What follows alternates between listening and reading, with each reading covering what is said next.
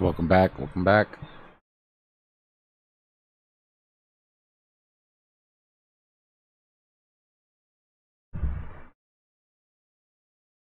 Nice, Yuski.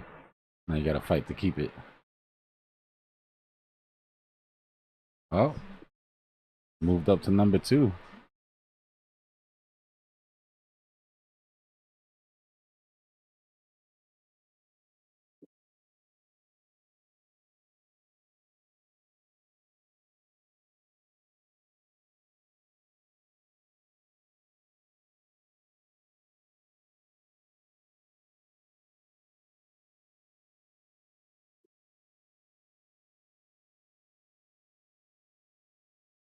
Boom. Got stomped out the short, but it's all good. I took 50% profit. Okay. Uh-oh, bears are getting wrecked. Mm-hmm. Uh-oh. Yep. Guys, look at the 5-minute. Look at the 13 EMA. Right. Even with all this price action underneath the 50, we've not confirmed bearish momentum here.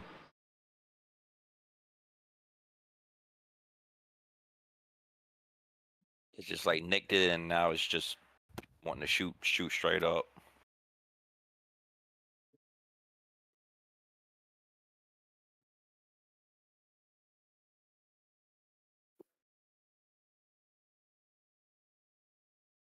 We'll see if Papa Joe can keep us down. Nah, man. A little quick sniff never hurt anybody. Bitcoin just didn't know how to react, you know? It's like one of those moments where you're like, okay, that just happened. Yeah. Gotta process it, you know? Joe said you can't keep a good man down.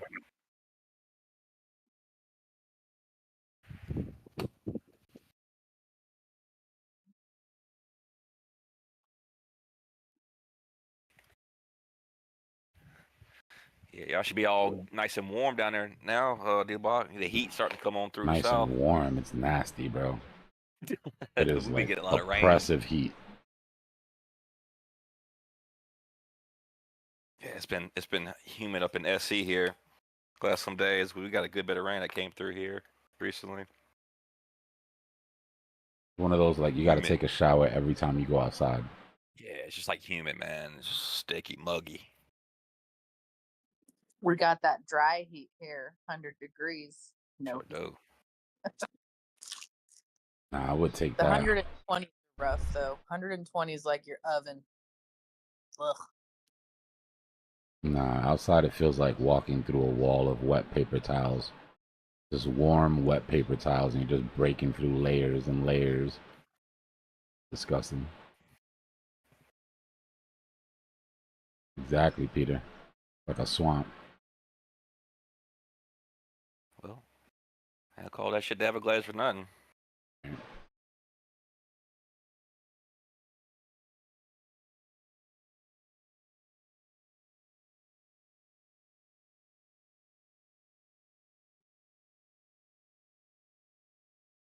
Summertime is upon us again.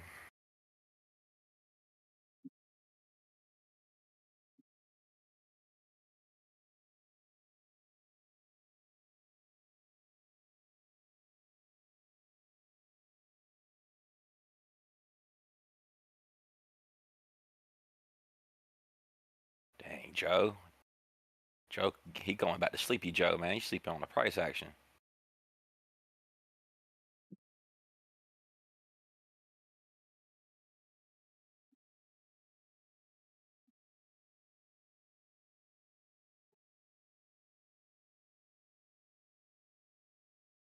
Let me get this call. Be right back.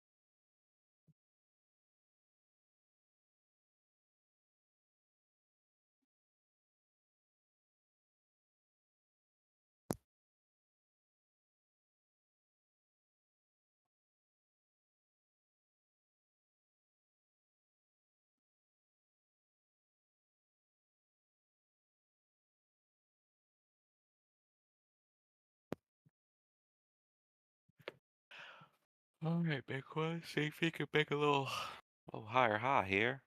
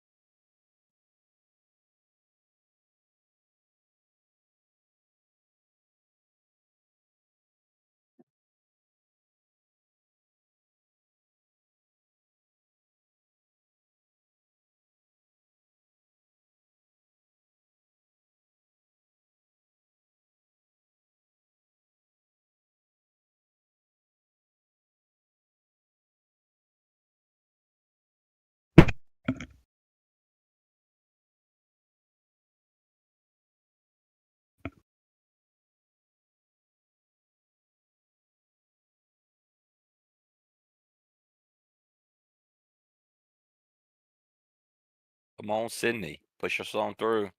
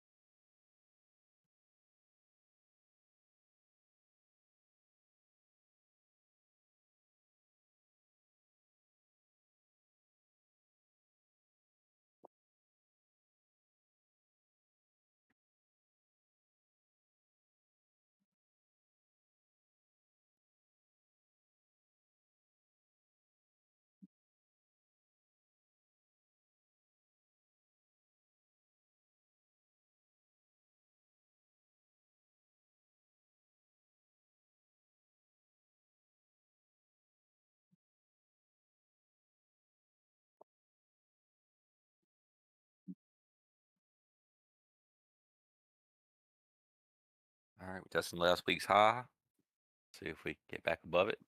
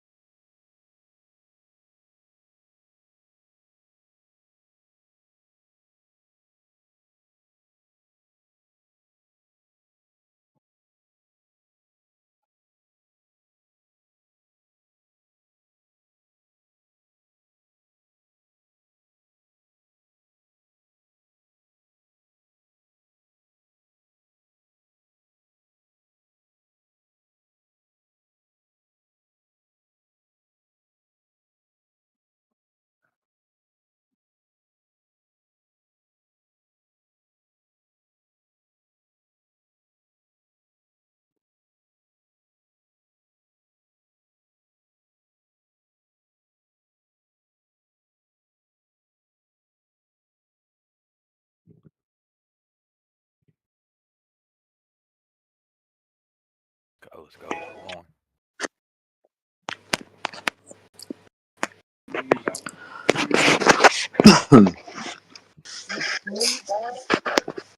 Pause. Wait, can we get some love to some halts though, bro? Halts. It'll happen.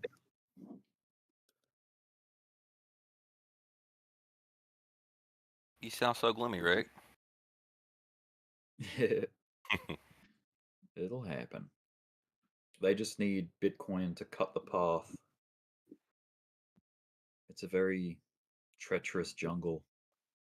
Bitcoin has the machete, and it needs to cut a path through the vines and all the overgrowth. All the little alts follow in line behind Bitcoin. Oh. Man, look at Joe sniffing candles again. Hey, man, he getting sleepy, man. He ain't pushing the price down no more. Well, if he keeps sniffing, he will.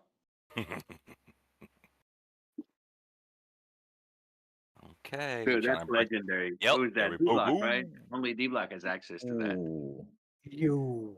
Taking then this vector. man, Get into this thing. the aggregator's singing right now.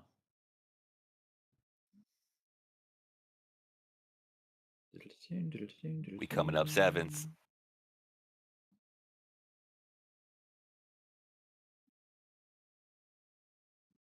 Dude, if these people want Bitcoin that bad, I might have to sell it to them. Bye, These bye. bear liquidations.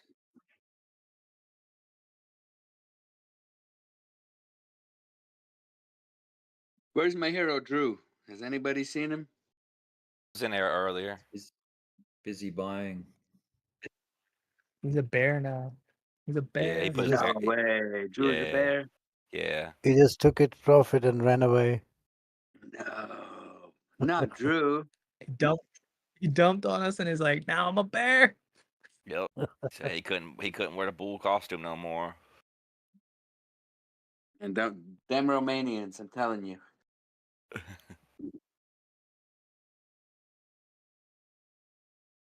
He did sell like right at the top of that candle, I think, too.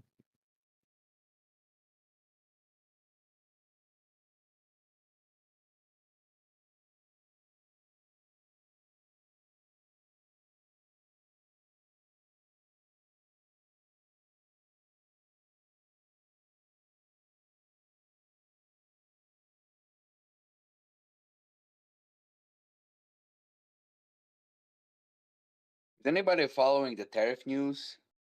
I just heard an article. Well, I read the article about how Canada just dropped all the tariffs. I think it was yesterday.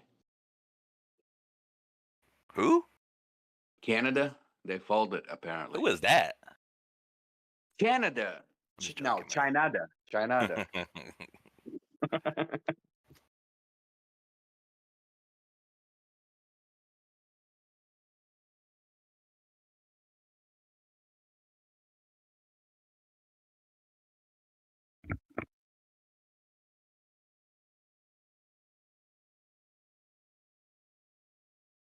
We break it.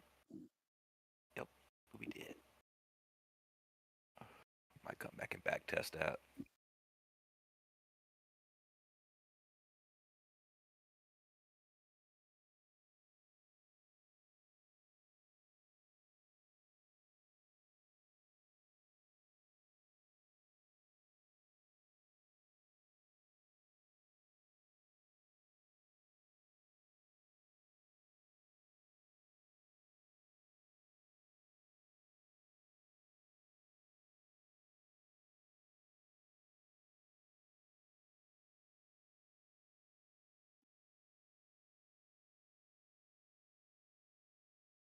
Let's see, Peanut came back to the.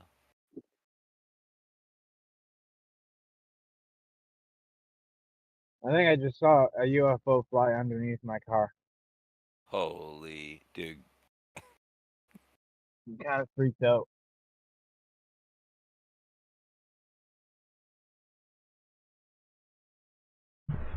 Alright, order my food. Oh, Bitcoin's getting spicy. We ordered some tacos. Nah, I got some Taco Tuesday, some block. soul food. Good home cookings. Chicken and some rice. Will we ever get a Trump dancing picture? Yeah, hopefully. If we hit 150, huh? Hopefully.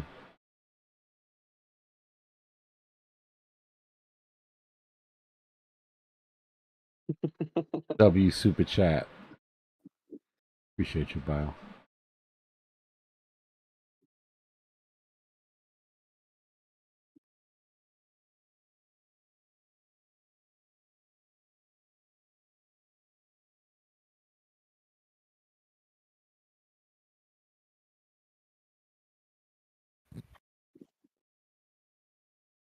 I don't know. Biden sniffing candles looks pretty bearish to me.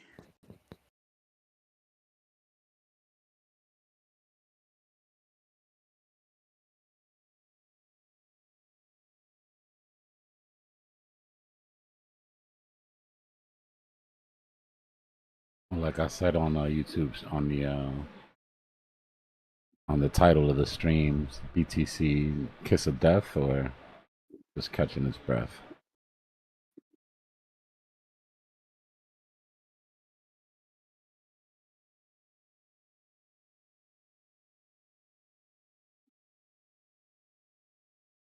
What's so special about Botswana? Why is Drew going to Botswana? Vacation or something, probably. I heard about that place. What is it? Is it like islands? Is it in South America or is it somewhere in Africa?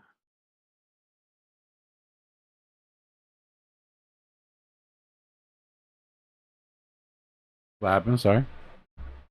Botswana. Where is that at? Is that South Southern America or Africa. is it Africa? Oh wow. They got a lot of game reserves and shit down there. They got what? A lot of game reserves.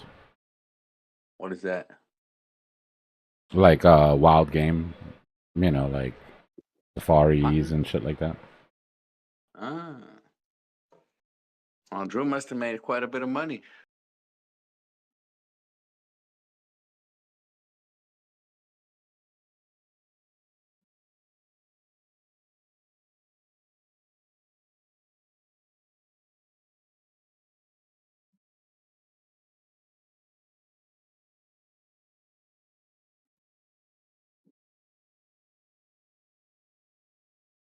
Yeah, chances I don't are if even he's know.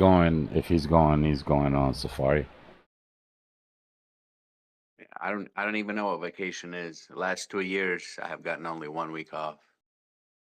Sometimes you gotta lock in, bro.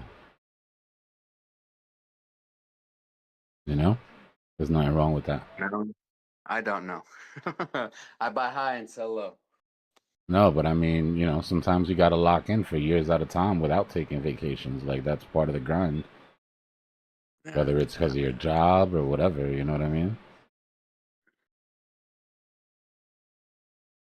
Trust me, there's any number of things that I would rather be doing right now.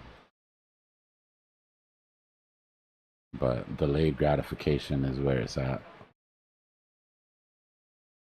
I don't know. I feel like I'm just damned for the rest of my life from that 6 to 5. Nah, that's why we're here, bro. Yeah. My goal is to make sure that that job becomes optional for you, bro. Yep. Keep it if you love it. But, yeah. Going to work when you don't need it's a whole different. You got a whole different pep in your step, bro. Mm-hmm. You're not taking too That much sounds shit like a from the dream. boss. You're not taking too much shit from the boss. You know what I mean? Like they're not just gonna talk to you Well, any that's sort of all I way. do. I'll take it. All I do is take it and tell her that I love him. Yeah, And see. he's pretty. Yep.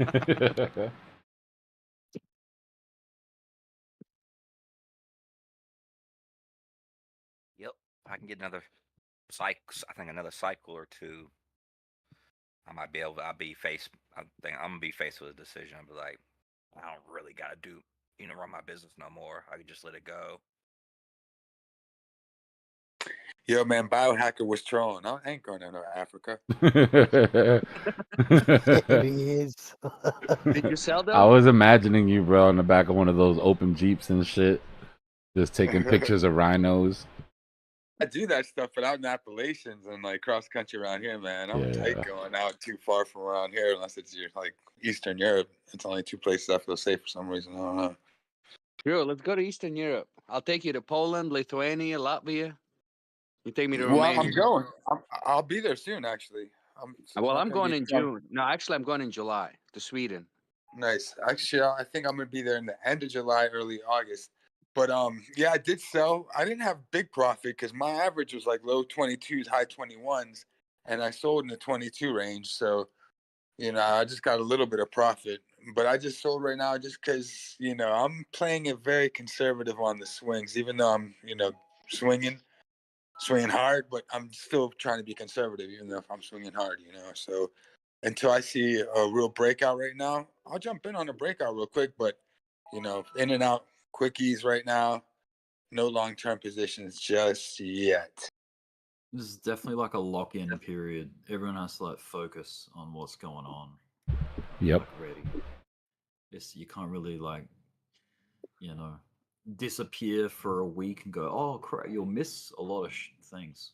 I told you, my boys called me the other weekend and we're like, F1 parties, we got it lined up. We're on VIP for blah, blah, blah. I'm like, nope. Have a good time, gentlemen. Have a good time, gentlemen. I am busy.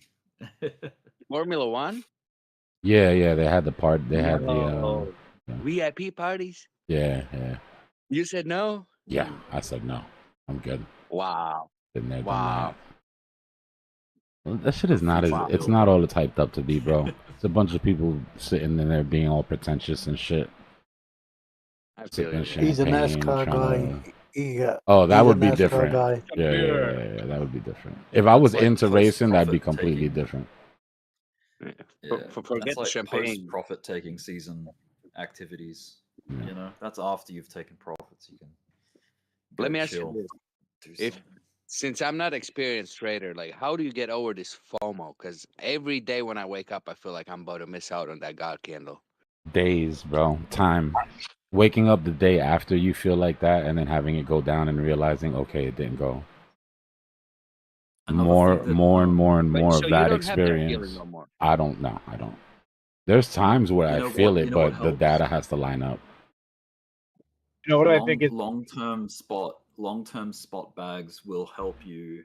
Hey, I'm in it. I am in it. It's cool. but Yeah, if but you I always growing, end up it's going down like 20%, and then I always start I don't know, because of the FOMO, I always somehow end up being at least 20 to 25% down, and then the candle starts. You can always handcuff yourself to the Yeah. chair.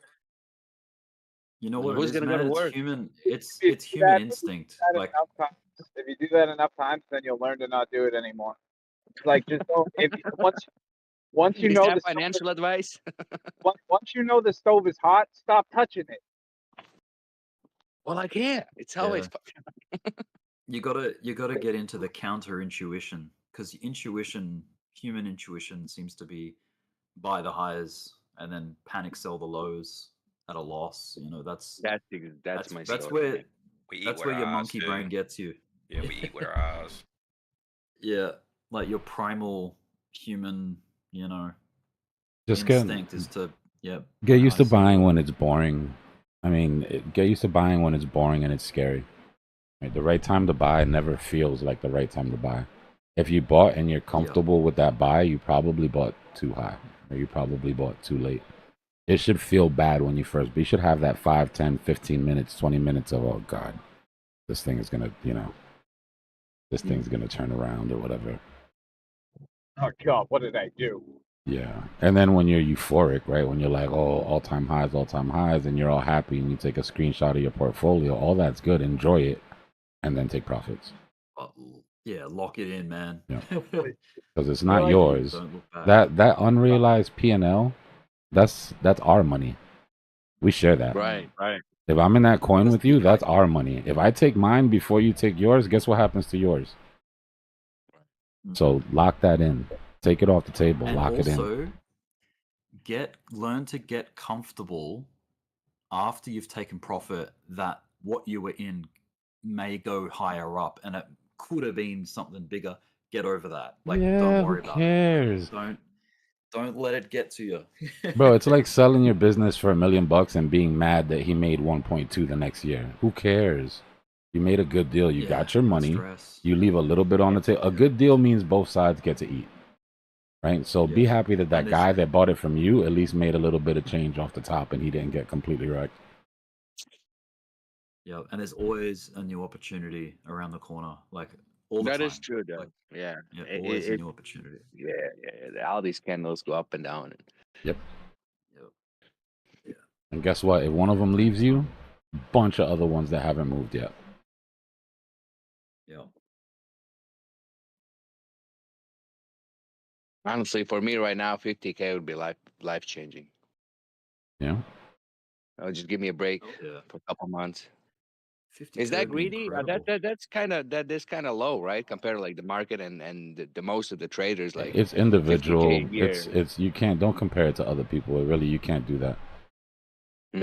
It's your life, what you need, you know what I mean? Your bills. Yeah. What's a lot of money to Everyone's you. in a different lane. Yeah. Yeah. Everyone's in their own lane. You got to figure out. Don't force it though. You force it, it's gonna bite you in the ass bad. You just That is true, man. Like you gotta sit on your hands. Like you got to be. That's like just be patient. Just gotta be patient. Yeah, even If you're $1,000 could be life changing money for some people, even less. Yeah. True. Yeah. If you're like an average income earner, even below average income earner per year, Couple K, at a 5K, got a job. It's great for 50K is massive, dude. Oh, 50K is huge. Yeah, you ain't lying. Yeah, but then I listen to you guys, and I feel like I'm just, I don't know. Nah, bro. No. Don't do that. Listen, that's why I don't like to talk about money in here. That's why you'll never hear me say, "Oh, I just pulled 150K off of this position," or it's percentages. Right. Because I don't want that throwing anybody off thinking that, bro, I don't care if you only had $2. If you tripled that, you did way better than somebody who pulled 15% off of a. Right. Like you made a better trade. If you can get in the habit of doing that, you're gonna pass everybody that you think is in front of you right now. Go to I don't know if you've read it yet, but go into the Discord and scroll down to education and go to the profit per hour channel that I made and just read through that. Okay. Because 50,000 a year is a good target, but I think if you get used to breaking your days down per hour and just at first just shoot for making more money than you make it work. And then shoot for each sort of salary up. I say it all the time, but the amount of people that won't take $20 in profits that they made in 15 minutes, but get out of bed and kiss the wife and go in the snow and the rain to go work for $20 an hour, it just doesn't make any sense to me. You just made $20 and you just made it's on no, it's education. It says profit per hour. If you can't find it, just scroll up all the way up to the top to where it says browse channels, and then look for the profit per hour channel in there. When you go to browse channels, it shows you the menu basically of like all the channels. It's that psychology right there, Dbloc. Like that's it. You get that down, like this stuff becomes very much easier. That's that psychology. Like, dude, like you said, when someone who's making $20-$30 an hour, and we're over here, you can make this thing in 5, 10, 15 minutes like that. Like you said, it drives me. Take profit on it. It drives me crazy because there's people that I know that get up and go to work, and then I hear them say things like, "Well, if I get liquidated, it's only $50," and I'm like, "Bro, like that's $50 is $50." If you grow your account up to a nice sizable, and this is relatively speaking to whoever you are, but if you get it sizable and it's like a lot of money to you, don't let that change how you value $100, or $50. Like, as your account grows, you should value, protect what you have even more, be more, because I think there'd be a misconception of people that look to rich people, right, and go, oh, they're just wasteful. They must be wasteful with their money because they got so much of it. They can afford to splash it around. It's like, I think it's better for them to be the opposite and actually be very like conservative and protective of their capital, you know? Yeah, you go into Like wealth still protection mode. $100. There's wealth Yeah, it's like accumulation, and then 100. there's wealth protection, and that switches Yeah. at some point. Yeah. I'm sure there are probably like really wealthy people that don't have a sense of value anymore. New money. Like what $100 can do for you. Well, I mean, it happens to all of us. It happened to you. It happened to me. You remember the first $5 you lost in crypto? How that felt like something, right? Yeah, and then after that, you needed to lose 100 to feel that pain, and then 1,000, and then now it's like, okay, if I'm 10K down, I'm starting to feel a little something, you know. Yeah. So you can imagine a billionaire might lose 100, 200K and sneeze at it. Yeah. Yep. Yeah, most billionaires are masochists anyways. New money's the dangerous one, right? The quick money, right? The person that's not used to the money and they have an obscene amount of it. Yeah, it's very like foreign. It's like I've never done this before, you know. Might as well just give it all back. This in my hands. Might as well just give it all back. Yeah, becoming defensive when you make big gains like that you haven't made before, like you got to defend that, protect it, you know. One of those defensive measures is backing off of the leverage. Yeah, that's one of the first things you do when you get into wealth protection mode is you back off of the leverage. Yep. If you're like, and this is relatively speaking again, but let's say your account is relatively speaking to you like kind of small, like it's nothing life changing, right? That's where leverage is a good tool. If you got to, and of course you got to know what you're doing. Don't just mess with leverage on your first, in your first year. You got to, but yeah, leverage is a tool. Get it to get you off the ground, right? But when you're off the ground and you're like, you're getting somewhere, you've got the luxury now of switching to spot, like where you don't need leverage. I've got enough money to get the ball rolling, like, and that puts you in such a more comfortable position to try and at least reduce the emotions tied to what leverage does, because leverage amplifies everything.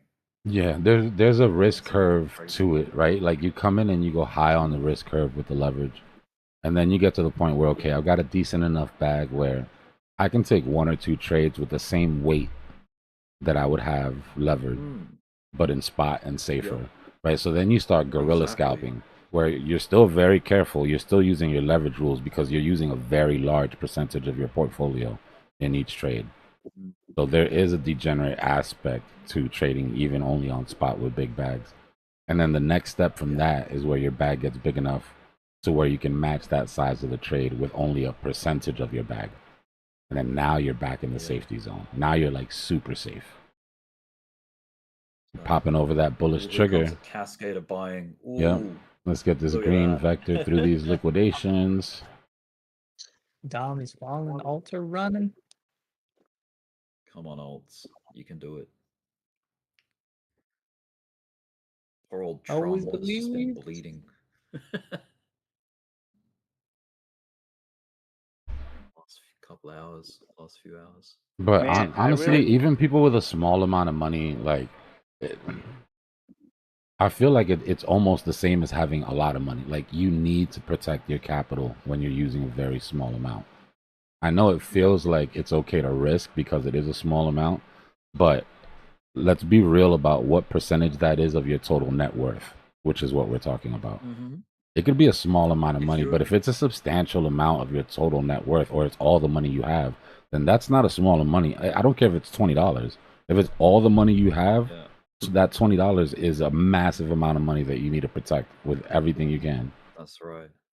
And before you start bringing in thousands of dollars, prove to yourself that you can defend $100, and if not, grow off the top of that.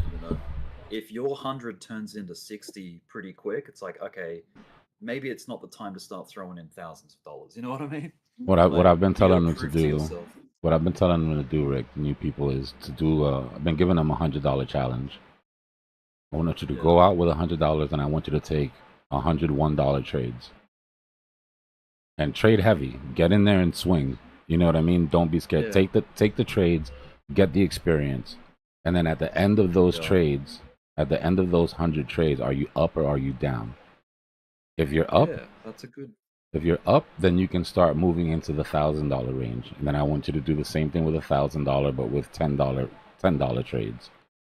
And if you can get to the end of those 1,000 trades, now you have 1,100 trades under your belt, and you haven't lost any money. Now you can start to trade. Always training. Yeah, exactly. Now you can start to trade. A lot of training under that. And thank you, Sensei. Because it's like the the paper trading shit. It just doesn't sting. And people think that the dollar a trade doesn't sting either, and it probably won't. But if you fail that test once, twice, that dollar is gonna start to feel like now it's an ego thing, right? Now you need to pass this test. You're respecting every single dollar the way you should respect every single dollar. Yeah, that's it. And you don't gotta share the results with anybody. You know what I mean? Like this, you can do this on your own. And just be real with yourself. Like, you know what I mean? Okay, that was not a good run. And the one thing that I've noticed that helps a lot too, and I'm talking before any sort of real training, any sort of TA, somebody that comes in fresh and says, I want to learn how to trade. Okay, get your $100, follow along with us, take some trades. Right? When they come back after those $100, Rick, their questions are so much better. After they've taken 100 trades, their questions are so experience-based. Yeah. You know, why did this happen when this happened? What happened when this happened? And then you start to fill in those gaps, and they start to get it. Definitely. Yep. How many guys here blew their account the first time they started trading within their first 100 trades? I'm raising my hand. If you guys can't see me, I'm raising. Bro, I lost a lot. Yeah. I'm raising my hand. When I first started trading. I mean, I never did leverage. You can't really blow your account if you're not doing leverage, right? I did serious damage within the first 100 trades, bro. I lost thousands. $12.7 million buy on Bybit for Bitcoin. Wow, that's a big buy. But big yeah, man, buy. Me too. I 9.6 million again, Bybit.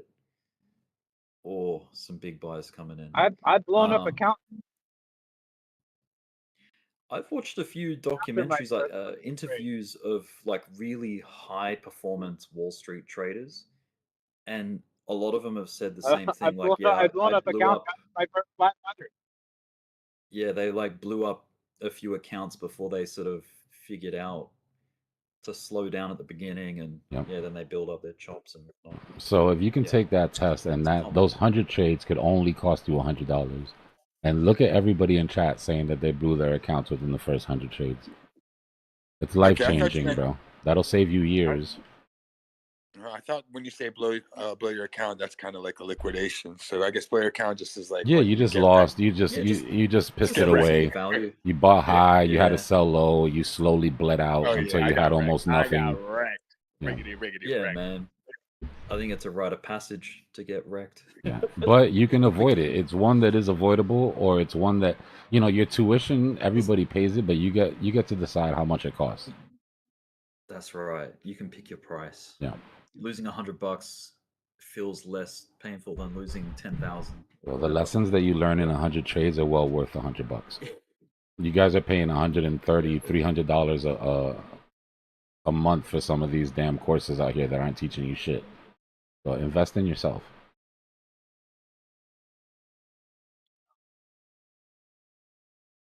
There's some simple things for complete beginners. It's like, okay, oscillators are kind of cool for scalping. Like if you're doing stuff intraday, like inside of a day, there's enough movement and volatility in crypto to be able to do things off the 1 minute and the 5 minute chart. Use oscillators, and as a rule, as a good starting point, never buy when your RSI is above 70, for example, or like your stochastics. If everything's hot on the oscillation, you don't buy that. You don't buy. That's usually like what a big kind of RSI up, right? are you talking about? Like just weekly? Any of them, any oscillator. Oh, yeah. So 5 minute oscillators like RSI, stochastic RSI. So when things are oversold, when they're below 30 or even 20, that's like, okay, now you can start thinking about looking for entry into a long, right? That's a good starting point, like just as a, you know. I feel like if I can take Obviously- somebody brand new and get them on vectors, liquidity, and momentum tracking with EMAs, they would be light years ahead of everybody that needs to unlearn a lot of the bullshit they've been taught. Yeah. Like, I like dealing with brand new people. You don't have to get any of that, like, I don't even want to get specific because I don't want to offend anybody. But, you know, there's a lot of analysis paralysis that goes on when you learn things little by little from a bunch of different people. And now you've got a toolbox with 3,000 tools in it. Yeah. And every job takes forever. You know what I mean? Because you don't know what sort of works.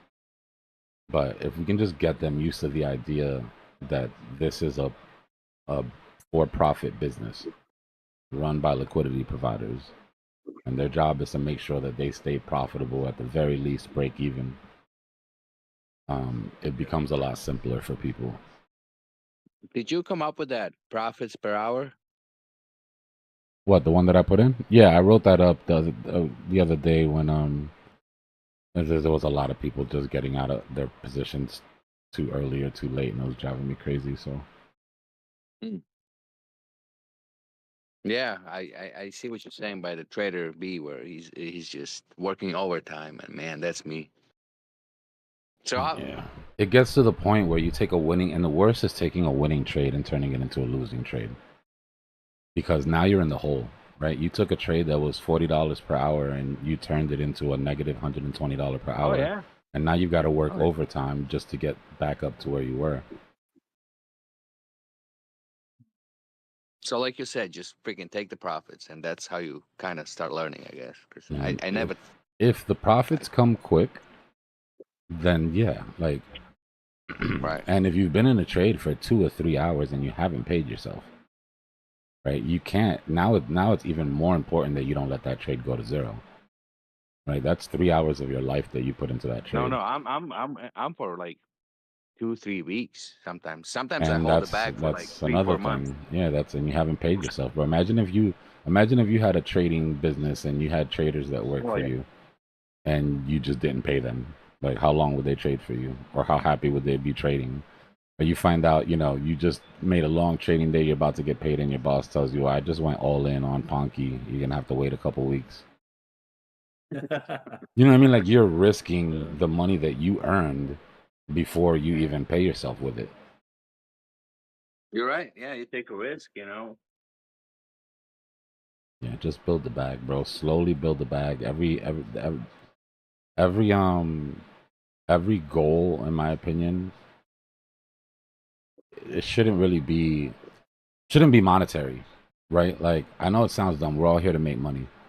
But if you just focus on your win percentage, the money is a side effect of that, right? The money comes as a side effect of a good win percentage.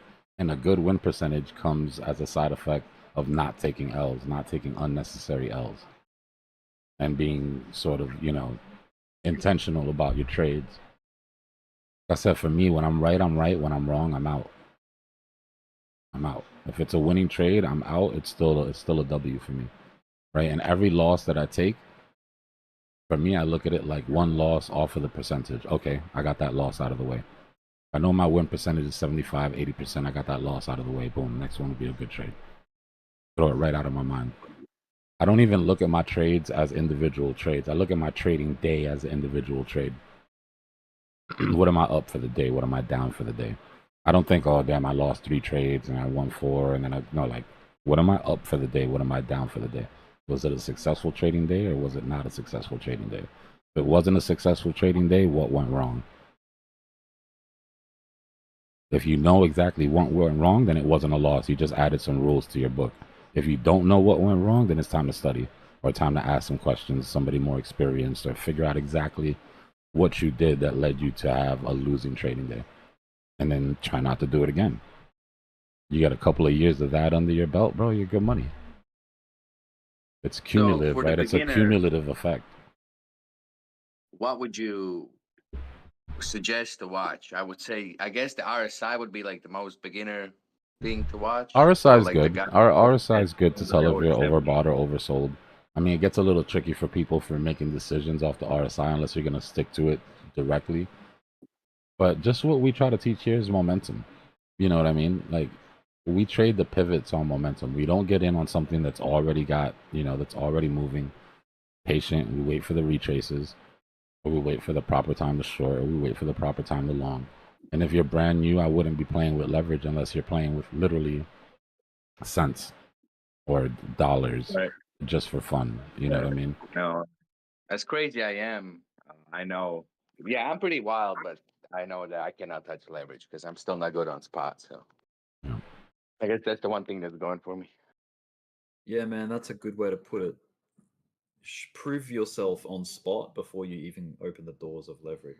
I mean, it's the same thing. It's like aggressive spot. If you can't buy support and sell resistance on spot, good luck doing it on leverage. Leverage ain't for you yet. Yeah. It's like you're trying to do high school before you've done prep, or Yeah, and there's nothing wrong with that either. Like, I don't want people feeling like, oh, I'm not a good trader because I'm not good at leverage. That's bullshit. You just haven't had the experience you need to get good at something. Yeah. You don't go to a job and just expect to be employee of the week on the first month. You know what I mean? You get in there, you don't understand what anybody's talking about. It sounds like everybody's talking Chinese. And in 2 weeks, you picked up the lingo. You sound like everybody. You know what I mean? Like, that's how it works. Yeah. Try to learn the lessons from people that have done it already. Like, try to learn your bad lessons from somebody else instead of having to live them. If you can do that, if you can learn the lesson without touching the stove, then you're going to be ahead of the game. If you're like me, you're going to have to touch the stove a couple times. I was hard-headed. I was told plenty of times to be careful, but I had to touch the stove. Sorry. I'm stubborn. And the dangerous, what can be dangerous in leverage or even just trading is winning. Winning is dangerous because it encourages you. You think you've got the silver bullet, you think you've got the answer to the market, and then you start getting riskier and putting more on the line, and then before you know it, you come unstuck, and then that's like the cycle. That cycle that I always talk about. It's being bad at leverage it's bad, but you're gonna get wrecked immediately. So whatever, you're just gonna get wrecked and you'll be out. Being successful at leverage is where the danger really comes in. Yeah, that's right. Because you develop your rules. I know how it feels. You're looking at it now and you're like, bro, there's an easy set of rules here. If I just follow these rules, I can't get wrecked. And you're right. But the problem is that as you get confident and as you get more successful, you start to slack off on those rules. Not all at once, right? But I know some of y'all are tired. Some of y'all are tired of hearing this story already. But like, you're gonna wake up one morning and you're gonna see a perfect trade. Like, you're gonna see a trade that looks like it was given to you by God Himself, with every metric that you've ever looked at, every go signal you've ever looked at, and you're gonna get that inclination in your head that if I just go all in here, this could be the trade to end it all, right? This could be the one that does it. But you're not going to do it because you're not stupid. You learned your lessons, you follow your rules, and then you don't, you take a regular trade, and then it does what you thought it was going to do. And you start doing the math in your head. And if I would have just listened to myself. Yeah. Right. And then that happens 2 or 3 more times, and you ignore it 2 or 3 more times, and it plays out 2 or 3 more. Bro, on the 4th time, you're going to go all in. Your confidence level is going to be through the roof. You're going to mortgage the house. You're going to go all in, and you're going to wipe yourself. Yeah, one of them's a trap. Remember, because they make the environment look inviting. That's how they do it. That's how they get you in. They're like, "Oh, yeah, we just got him to go in, with half his It's similar to meme coin trading a little bit, right? Like, early success is very dangerous in meme coins. Yeah. If you get in and you make a couple $1 million off of some shit you found on TikTok, like, you are going to trade shit coins until you're broke. Nobody's going to convince you that you should get into Bitcoin or ETH or any. You're going to keep following and chasing that buzz until you give it all back. That is true, yeah. I've seen it happen so many times, bro. Yeah, I got that bug for a little bit. I remember reading the first horror story. I'll just put it in general chat. There's a horror story. Is there a group where you guys here share like a day trades or something like that? No, like this is not ideas. a signals group. But if you're here, you'll hear what we're trading. But no, nobody puts Okay. out Put this in. signals. When you find the time, read this story. I'll put it in general chat. It's just like a screenshot of a dude's experience. So the signals trade, you don't do it because it's most of the time it's not right, or you just don't want to get into all that. Nah, I don't do it because it's a hustle, bro. Those signals trading groups are huge hustles. There's always 3 levels of those groups. You get into the first group, you get some signals that the guy in the group before you that paid a little bit more than you did got before you. And then the inner circle group takes profit on everybody. Okay, And so it's not kinda only like a that, but pyramid. it doesn't teach you anything about trading. I can give you signals for the next year, make you a ton of money. If I disappear, guess what? Yeah. You haven't learned shit. Exactly.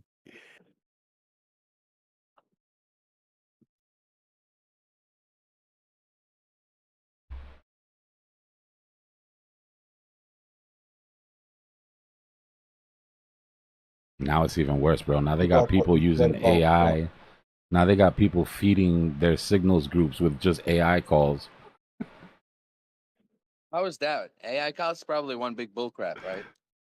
I mean, AI can read a chart and tell you where support resistance is and shit like that, but it has no intuition when it comes to sentiment or, you know what I mean? Like it's just not.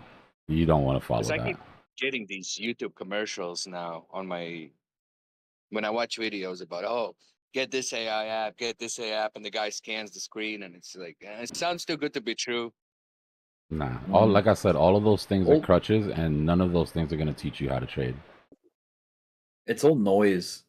Yep. Yeah. Learn to filter out all just this noise of people trying to offer little shortcuts and this will make things easier, this, that, whatever. Are you guys getting these AI the commercials where they do these AI books where this guy scraped his ass was bleeding, some kind of stupid stories? Nah, Like I AI think we books? got a different algorithm, bro. I don't know why I'm getting this, man. Hey, we are all responsible for our own algorithms. As disturbing as that is, That's why I was whenever wondering, you why am see I something getting all this disturbing on crap? social, just know that you're responsible for I your don't own even have algorithm. social media. That's the worst part. Like, I don't get it. Why am I getting these weird AI like stories? He had a girlfriend. His girlfriend got banged by this guy, and I'm just like, what the hell? Yeah, I don't know what you've been looking at, bro. I don't know either, man. Yo, Dbloc, hey man. What's going on? Fly. Yo, yeah, not much, brother. You good? Aussie bloke. Rick, hey mate. What's up, crypto fly? Yeah, fly crypto rather. just chilling, eating my wheat bix and yogurt.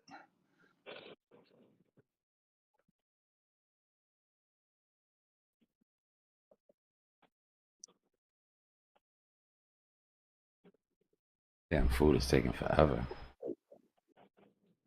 It's crazy. Like, you're never really hungry until you order, and then the second you order, you feel like you're starving.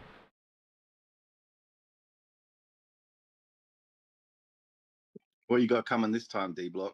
More Wagyu beef? Chicken in and rice and just good home cooked stuff. Nice, man. Yeah. I cooked for myself yesterday, man. I did chicken stir fry. Nice. I'll throw down in the kitchen, man. I'm all right. I can hold it. I can hold it down. I keep myself alive man. if I had to. It's a good skill. How you feel about this turning into an M? Could possibly, yeah. Yeah. Lower high. Will take us close to the ranges that we're looking at least the beginning of it. Once we break this uptrend, we should see some faster movement. But, like I said, we still have bullish momentum. Right? We have not crossed our 13 with our 50. So all of this means absolutely nothing.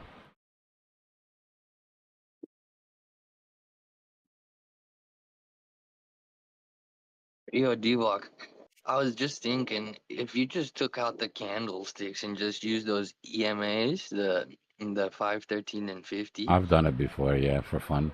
I can trade without the candles. You So it literally would just be trade the profitable. EMAs. Yeah, you'd still be profitable. You're missing a lot Yes, of. sir. You're missing better exits. But if you just wanted to, if you were forced to do it, you could do it and still be profitable. Yeah. Yeah, the Yeah. exits are they're tricky. The targets on them. You lose your precision. Yeah. Yeah, it's because I mean, honestly, you don't even really have to because. Hold on, let's go. Let's do it. All right. So your triggers would still be the same, right? You're still getting in when your 13 crosses. But you have to pay more attention to taking profits on the separation of the EMAs. Right? A more advanced sort of play on this strategy is taking percentages of profits whenever your EMAs get really overextended from each other. Right? Here, here. Another way to also play it is take a little bit of profits whenever your 13 EMA crosses your 5. And then your last profit or your runner would be as your 13 crosses the 50. So there's different ways to lock in. But mostly the strategy is meant to keep you from missing a move and to keep you from getting out of the move before it's over. You might not get the very top, but you're not going to get out before it's over, right? Here, if we turn the lights back on, you hear me? If we turn the candles back on,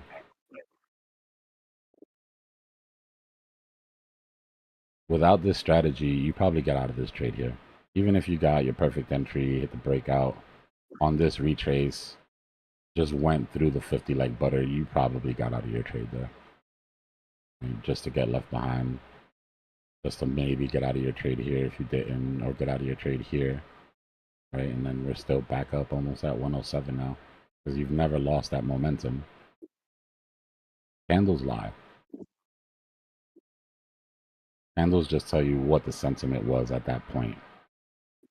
But your averages will tell you what price is doing for the most part.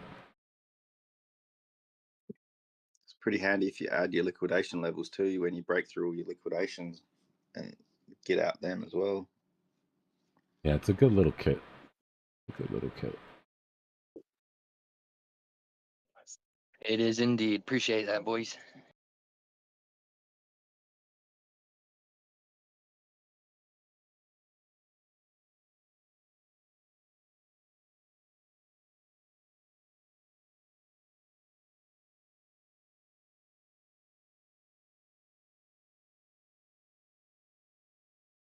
Michael, the strategy is pretty simple. It's on the 5-minute. You're using your 13 and your 50 EMA. Right, as your 13 EMA crosses your 50, that's what gives us our confirmation that momentum has shifted. Right, you've gone from bearish momentum into bullish momentum. The goal is to stay in the trade until you see bearish momentum again, which means as long as this 13 EMA is above the 50, you're riding your trade. Right, we had a fake out here that you would have stayed in because of it. You had a fake out here that you would have stayed in because of it. It's based around not trying to predict the future movement and just reacting to the shift of momentum when it happens, waiting for that confirmation. The reason that I like it for new traders is because it allows you to get in on trades before your toolbox is completely filled. Right? Nobody wants to sit here and have to learn for 3 months before they can start taking some trades and shit. Dbloc, do you have any other EMAs you use for different time frames? Because I use pretty much the same EMAs, but on all the time frames. No, I use them on all the time frames, and it works on every time frame. The reason that I say the 5-minute is because the 5-minute has the best balance of getting you in early, but leaving enough confirmation to make sure. Right? The 1-minute gets you in earlier, but you're going to get a lot of false signals. Yeah, I use the 6, the 12, and the 20 because that's what MEXC has, and it does pretty much similar. As long as you have 3 EMAs, you're still tracking momentum. Yeah, your entrance or exit might be slightly different. Yeah. But yeah. The reason that I use the ones I use is because I've kind of like back tested everything and try to find what has the least amount of fake outs. where you could Yeah, just no, sort of blindly follow it. I get that, but once I start getting a feel for the multiple time frames, I can kind of see it playing out in some confluence, like on the 4 hour. I can see the room and the RSI, and I can kind of picture where it's heading. On like it's really handy, man. Like you just get a real quick feel for the market using it. Mike, what happens? It's the same in reverse too, right? When your price loses, when your 13 loses the 50, that would be short entry, or take profit depending on the style of trading that you do, right? And you would have been in this short all the way from 105.9 to 104.7.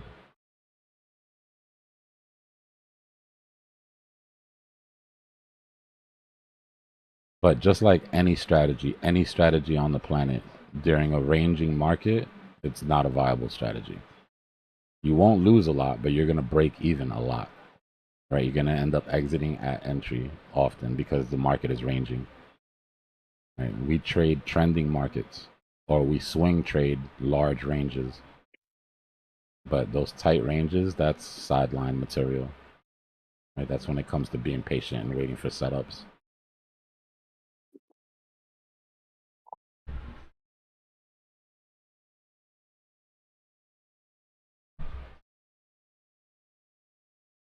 Yeah, don't forget to slap the like button, guys. It's a new stream. We got 62 likes and 220 viewers.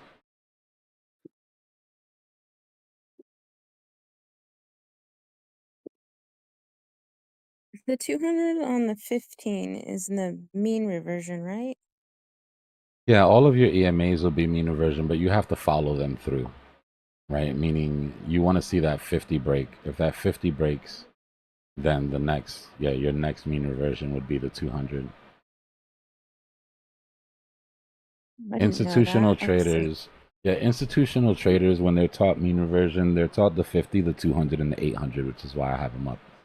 And it's because the 200 is the 50 on another time frame, the 800 is the 200 on another time. You know, it's just a way to track where the 50 is on different time frames. Yeah. And the 15-minute, what is the 50? Or if you go to the 15-minute,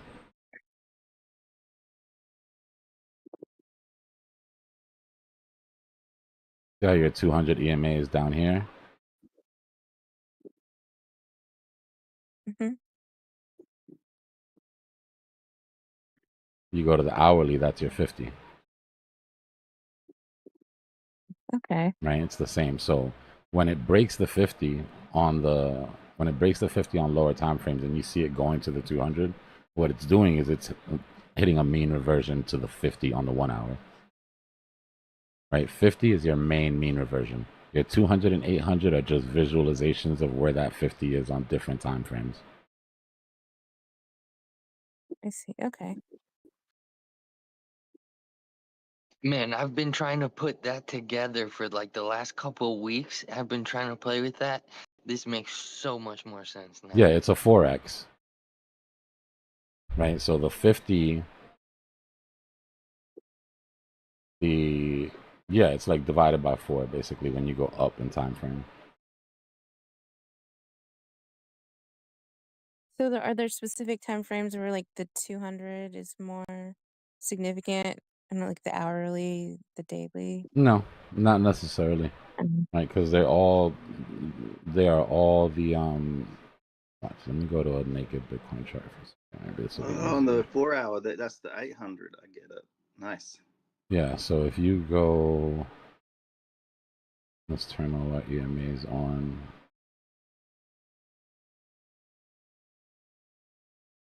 So if you go to the 1 hour,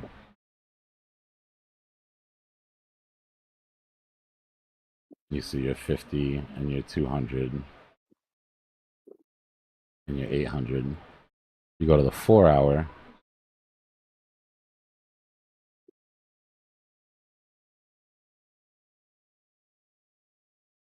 see how now it's the 2?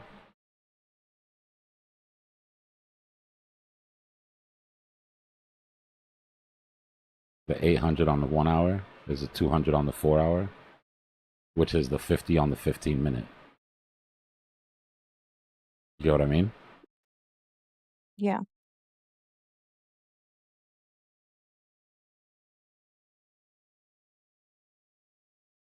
And sometimes I flip through the time frames and try to like match up, like see if some of them are in the same place. Mhm. But I wasn't sure if like there was.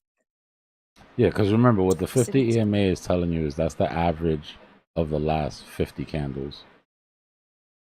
Right, so as you go up in price, they change positions. More simply, like the 1 minute.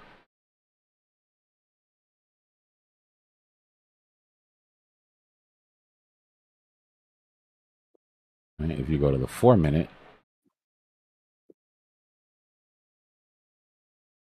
see? It just switch spots. This is basically just telling you the last 800 candles. This is the average of the last 800 candles price. This is the average of the last 200 candles price on whatever time frame you're on.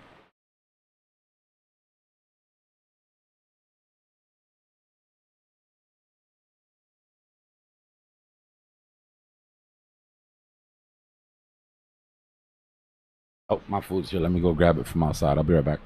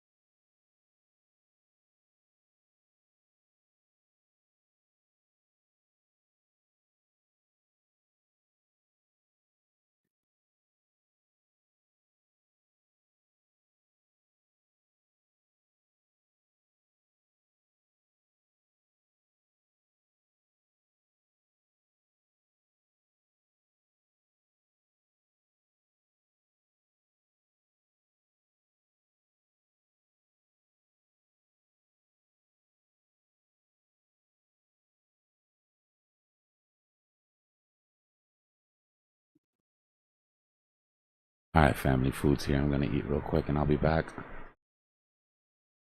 Trade safe. If you're bearish, you're looking to break this uptrend. Remember, we're trying to drag that 13 underneath the 50. So until we see that, we don't have any bearish momentum here. Don't let any red candles or any vector candles freak you out as long as that 13 doesn't cross. And I will be back once I get some food in my belly. Get in my belly. In my belly.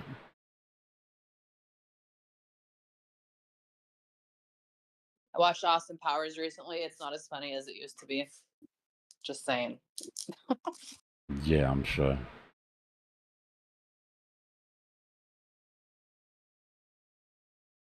All right, y'all. Trade safe. I'll be back.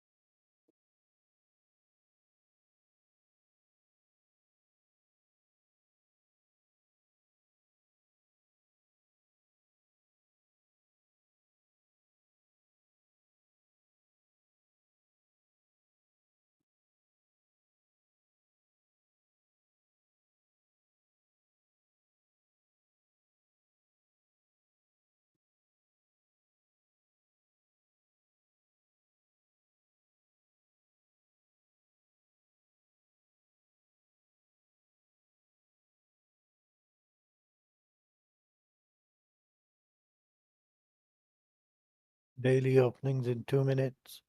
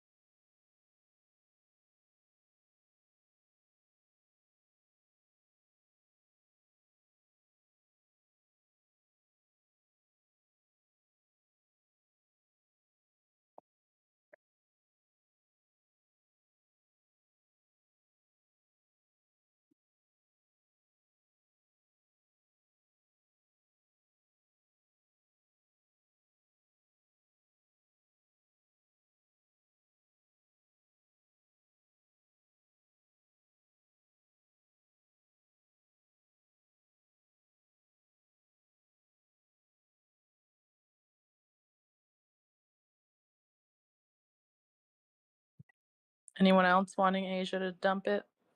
I am.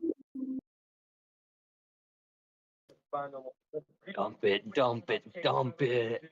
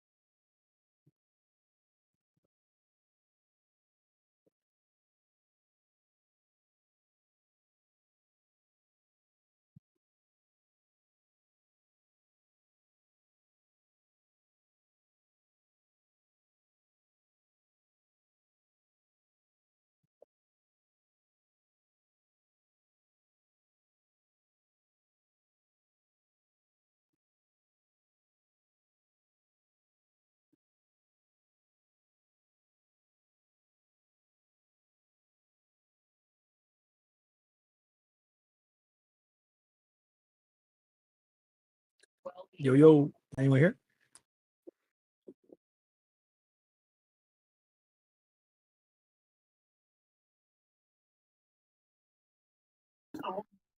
Yep.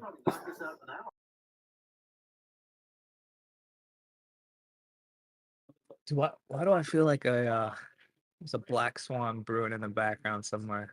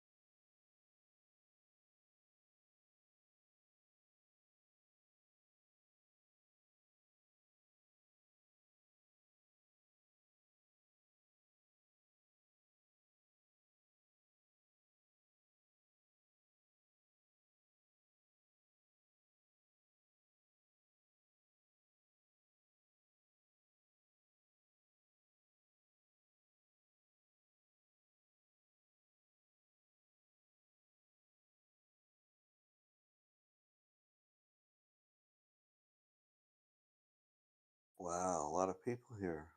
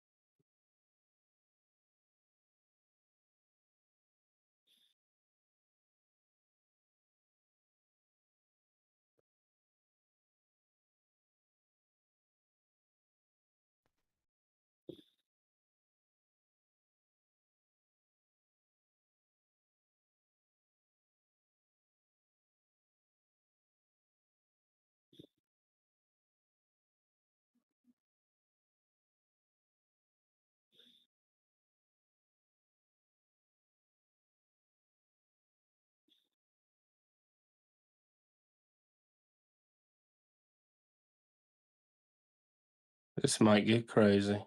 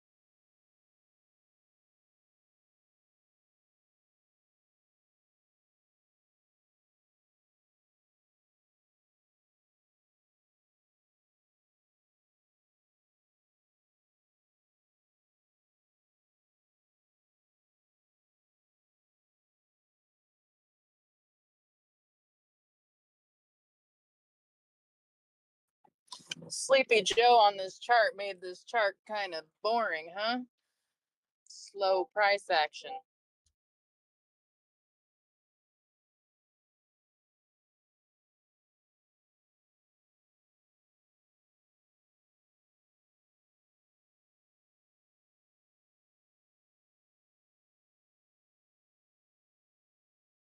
It's ready to give you a surprise.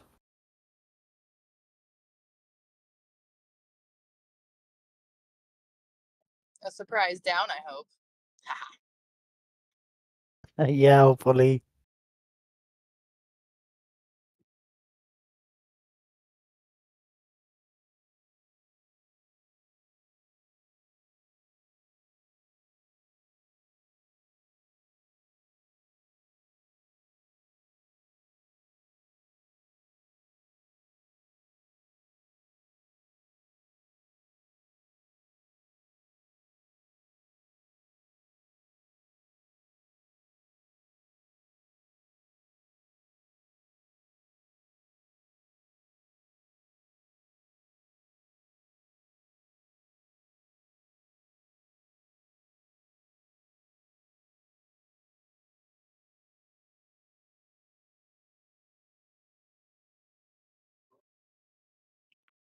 To anyone watching my screen share, I'll put it back up in a minute. I just have to restart my browser.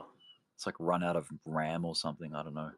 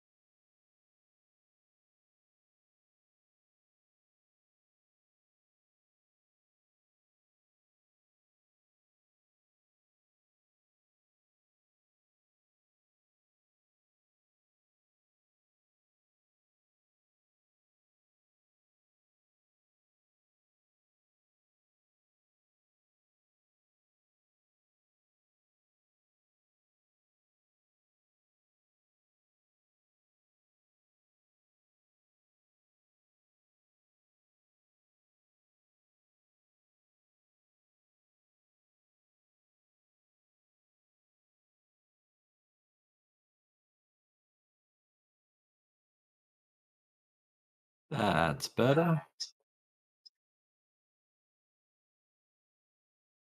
Whoa. Echo.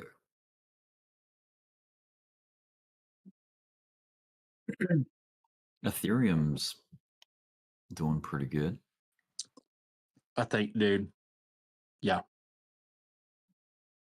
Yeah, it's like it's up there. Tron is doing terrible at the moment compared to the other like top 8, you know.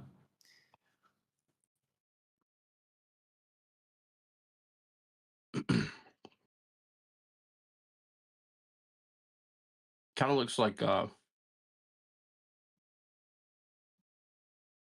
bunch of fun stuff's about to happen.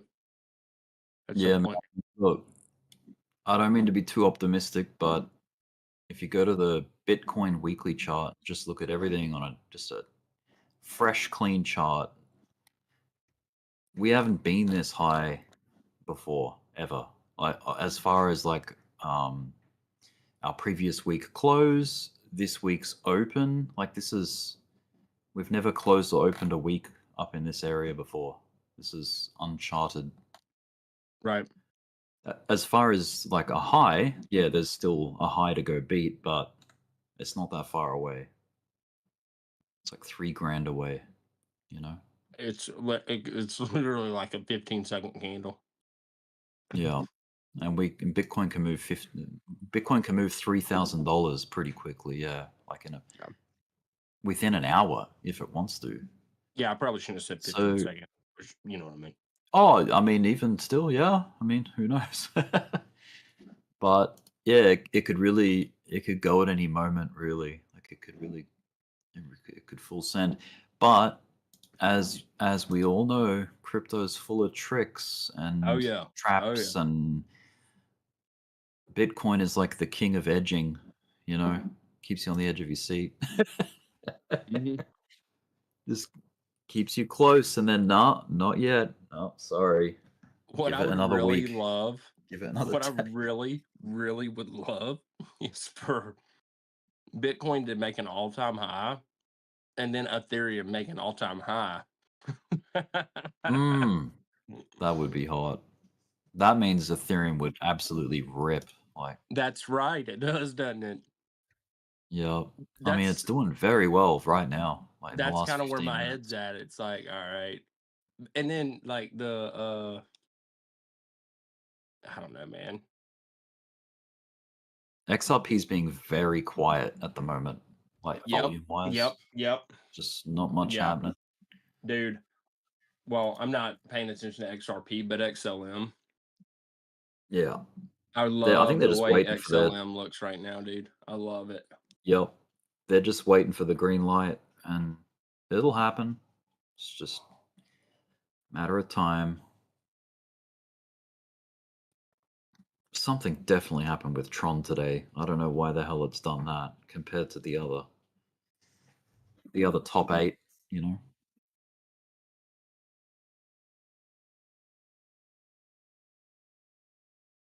This is the top 10 with the stable coins taken out of the picture, basically. Oh, okay. Yeah. Take out USDC, take out Tether, because they're in the top 10.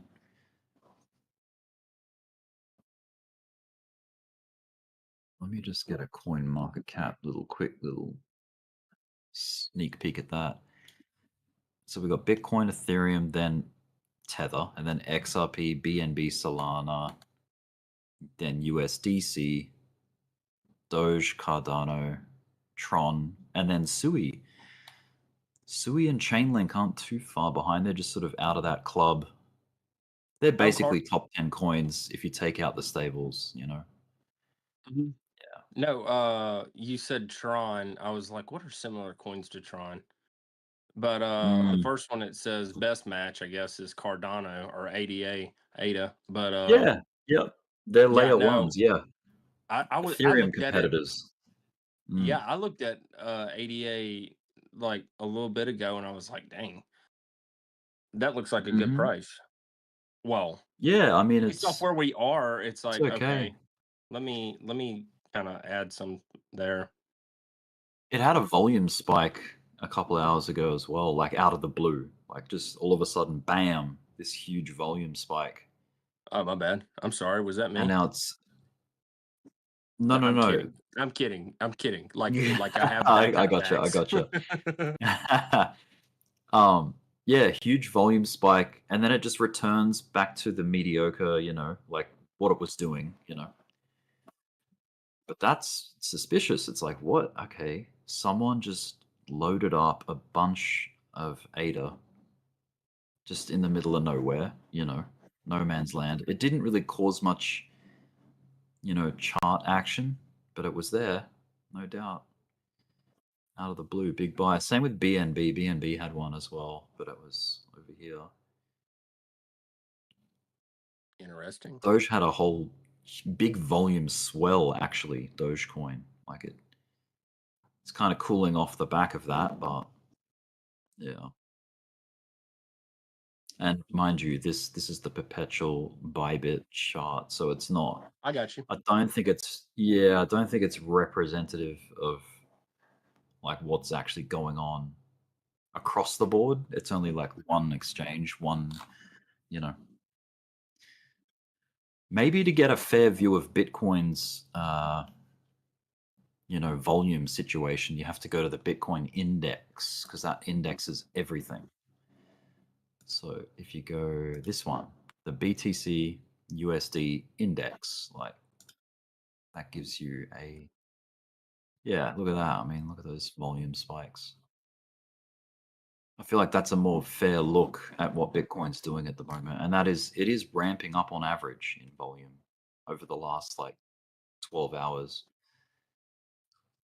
Do you have that? Which is what you want to see. Have that in what? I was going to ask if you had that ADA volume just right in front of you. Yeah, I want to see if there's an ADA index. Okay. No, you're good. I'll look at it. Yeah, I mean, ADA USD, this is like the trading view. I don't think it's an index. Don't think it has one. Probably not. But yeah, I can get an ADA chart up. I mean, an exchange that's pulling probably big volume is Binance. Just the spot Binance chart for ADA. And it's, look, you can see it's just, business as usual. Nothing crazy's happening on the daily. Nice. So it's just, nothing too out of the ordinary. It's only like when you sort of put it under the microscope, it's like, oh yeah, there's big spike there on the 15-minute. You can probably see it on the hourly as well. There's like a bit of a spike there. But other than that, status quo, nothing too abnormal to report, I think. But ETH is doing so good right now. I'm going to jump on an ETH. I'm going to see if there's an ETH index. I mean, it's worthy, right? Here we go. Ethereum all-time history index by TradingView. Daily. So it's been volatile with volume over the last, 12 months, really. It's definitely picked up. Like, I'm going to jump onto a higher time frame, maybe the weekly. Yeah. So on average, like volume is picking back up into Ethereum this year, which is good. Monthly. Yeah. But that is brutal to see that 1, 2, 3, 4, 5 months in a row of just red. Like, volume leaving.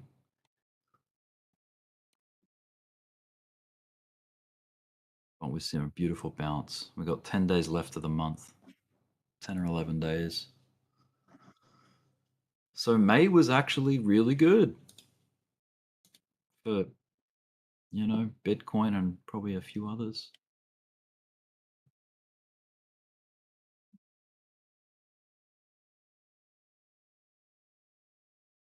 Now you can say that the sell in May walk away thing is, you know, it's very vague and it's rubbish sometimes, you know. Look how strong the last 2 months were for Bitcoin. April and May. Incredible. Really nice. Hey, you So know far, how so good. you know how last week we were like so close to closing the weekly at an all-time high? Yes. Dude, bro. Okay, if you go to the monthly, I was just looking at if you go to the monthly, bro, what would be nasty? Oh, Nasty is if we just went crazy and then the monthly, literally it was like sell in May and walk away, and they sell on like May 31st and walk away to like oh, and it oh, becomes dude. like the biggest wick in history. That would be Dude. devastating. Well, If, as it if the stands right now,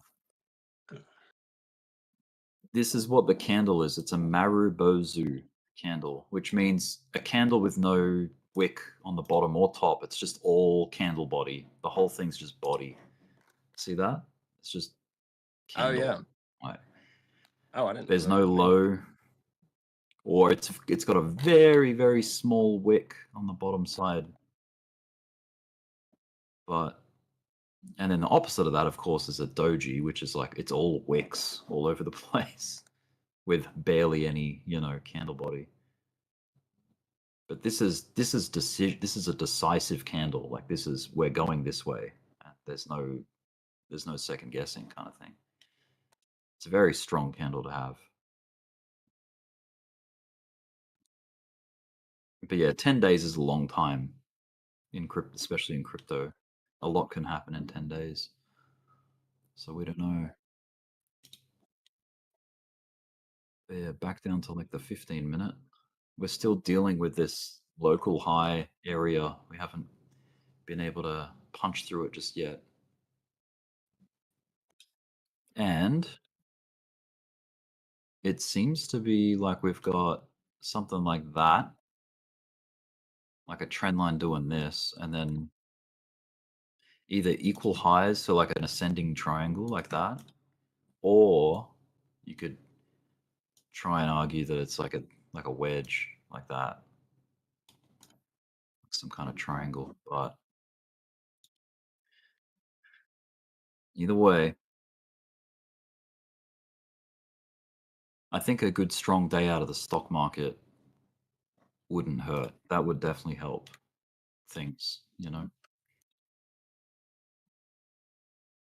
Tron is actually in an interesting buy zone, I think. Look at that W that it's just had. TRX Can you show me the potential. button you clicked to get like the 8 screens like that? It's okay, so I'm in full screen mode at the moment, but when I take it off full screen, you'll see this all up the top. But yeah, Yeah. it's just that, the layout setup button, and you can pick like how you want to panel your trading view up. So I've got it 8, and they're sort of stacked vertically. Yeah, you have to have a paid version. It's not the free Yeah, version. Yeah. I do. What Yeah. about how Dbloc has the dominance on the side? Do you know how He's he does just got that? a whole new window. Like he's just Oh, used a for window real? and he just has it sitting there. Yeah. That's how I've got the Oh my aggregator gosh, just hanging dude! I've out. been I've spent so much time trying to figure that out. Yeah. That's all good. Yeah. That's just playing around with windows, man. I know I'm good with Windows. Yeah. You can have your dominance as like a separate pane within, above or below. But it can sometimes be a pain getting it to read correctly. A pain of a pain. Yeah. He might Yeah, have a man. separate though, but there should be a way to do it where you have like you can put them left and right, and then you can scooch one of the charts over, and like you can click and drag it over, so it's taking up more. Well, of the screen. you can definitely do this kind of thing, like where you panel it like this, and then you can do that or like that. You know, you can customize. Oh. Windows 11 has like, if you drag it up into here, it lets you select how you want it to be broken up. Right, right. Yeah, but yeah, you just have to go to the do. Microsoft store for that. Yeah. Well, just I like like how if you're laughing, like you understood what I meant. No, I know what you mean. dual pane, try to go. Yeah. If you open a new tab, try to do it just like in dual pane, and then like I think you can click and drag over. Like you know what I mean? Like you just have one chart on the left, one chart on the right, and then I think you can click one and drag it over. Yeah. He did. Yeah. Yeah, I've just got mine overlapping. I just because you get it right, you're able to crop it that way. Or well, I thought he did. I figured that part out too, Qui-Gon. I appreciate it. Yeah.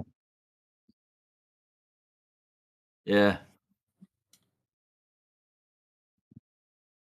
There's a lot of little tips and tricks you can do with TradingView if you've got like premium or any kind of paid version, just to make the whole process like more, what do you call it? Efficient, I guess you like could say. User friendly kind of thing. Yeah, it's like efficiency things. Like I'll show you full screen my one here. I've got all of these shortcuts up the top. See all these little symbols and things? These are just shortcuts to different panels and whatever. So these are my indicator shortcuts. Like that wave there is my oscillator shortcut. So if I click that, click of a button, I get my MACD, RSI, and stochastic all in the click of a button. If I want to clear them out, I just hit the X, the red X, to clear indicators. Just a naked chart. I've got Fu Manchu as the scary mask guy down the bottom there. I've got Ishimoku Cloud, the cloud symbol there. I've got volume. I've got the Death Cross, Golden Cross with the swords. What's this one? This is just a test one. Yeah.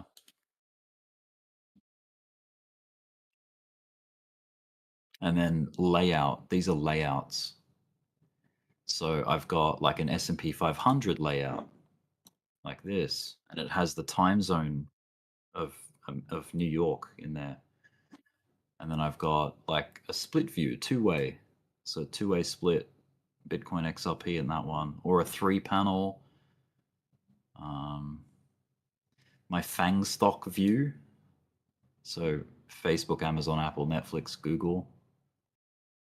I've got my index, my indices, Dow Jones, NASDAQ, S&P, Russell. Yeah, there's so many things you can do. Top 5.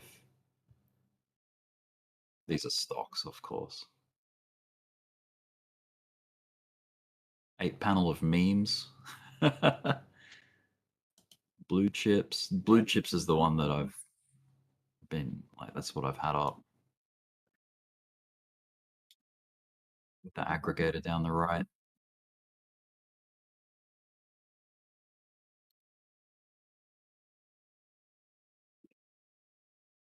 Yeah, Do you have any Tron's picking up recommendations now. for computers? For what? Computers, like a rig, instead of Oh, like a laptop. okay. You know? Yeah, well, mine's just a computer that I built in 2020. Just, it's just a Windows computer, Intel processor. Nothing special then. There's No, it's nothing too special, yeah. I mean, I can play games on it, so it's got like a pretty beastie GPU in there, graphics card. But gotcha.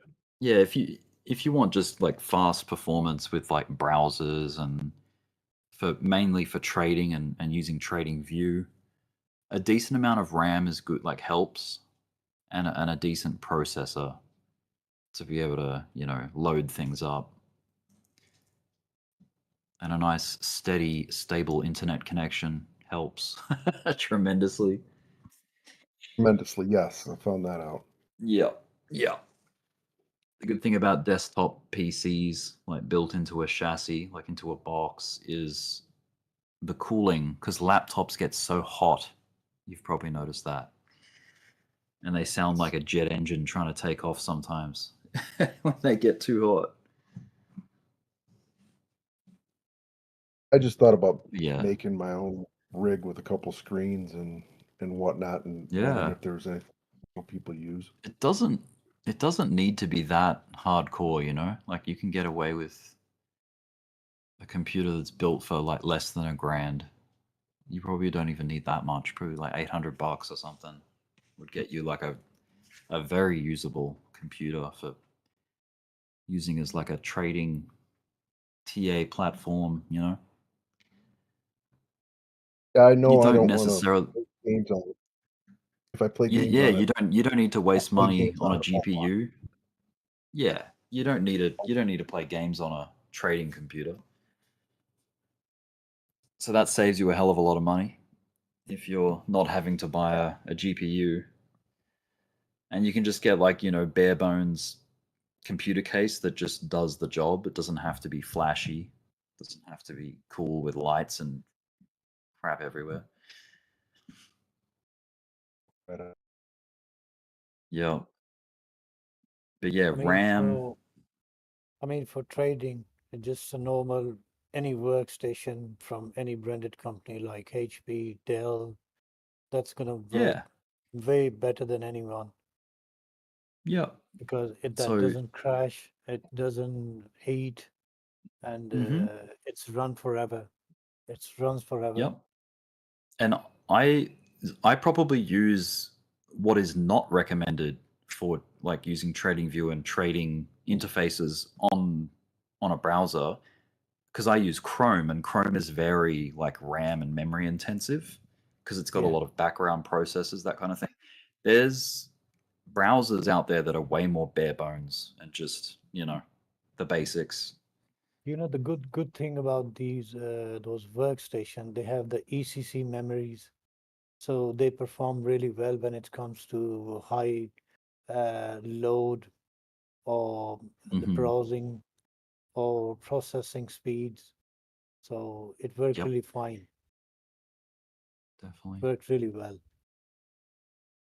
Yep. And a processor that, I mean, most of them, or if not all of them, have multitasking for like multiple tabs, that Yeah. kind of thing. Multi-core processor, yeah. Yeah. Hyper-threading. Yeah. Yeah. Because All of the modern ones have that. yeah. Mm. Because you know the workstation mostly they have dual Xeon processors. Most of the Yeah. workstations, and Mhm. they are really cheap. They're not that expensive. Yeah. And you don't even need an i7 processor. You could probably use an i5. You can get like a Yeah. decently priced i5 and it'll do the job fine. No, the mostly the workstation they don't use i7 or i5 or i9 processor. They use the Xeon processors. Okay. Yep. Yeah, they are very work oriented, and they Mhm. perform really well. They're multi-threaded, Nice. multi-PCIe lanes, and they don't crash. Most of all, they don't crash. They don't hang. So you don't need to That's good. worry about that because if you want to run that PC, let's say for 2 months, it's gonna run smoothly for straight for 2 months without any issue. Yeah. Definitely. Yeah, I kind of wonder how an i3 would go. I know you said the Xeon ones, but Yeah. if even an i3 would be sufficient for like, you know, using TradingView and Yeah. Normally, yeah. Any standard yeah. PC with the low specs can perform really well. If you are just doing browsing and trading stuff like that. Yeah. Which means that's really helpful to your budget if you don't want to spend heaps on a computer. Exactly. I mean, just Um, at the cost of a GPU, you can have a whole computer. yeah, exactly. Yeah. Yeah, I would invest the most into a setup, into some nice monitors, Yeah. like decent size, like 27 inches or something. Like two I've two got I've Actually, got twenty-sevens it's funny next to you two each say other. that. I've got I two just bought. monitors. One is a super ultra wide 49-inch curved monitor, Whoa. and I've got another 55-inch Dell Alienware monitor. So I've got the dual Wow. monitor setup. It's really nice. Yep. I think that's overkill, were sir. you, Yeah, were you because gonna? I What did you do say you were gonna? gaming as well. Yeah. What I What do did you buy? The other gaming. guy chimed in and said he just bought something. Oh, so I go to this auction site that I see, and they a lot of times have new stuffs in boxes, and I found two 27-inch curved monitors, Dell monitors. They're pretty high Okay. end.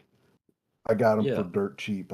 I just decided, well, I'll just start with the monitors and go from there. I'm in no Nice. hurry to Yeah. do it, but I got them really cheap, so and they're brand new in It's a good. box. So Perfect.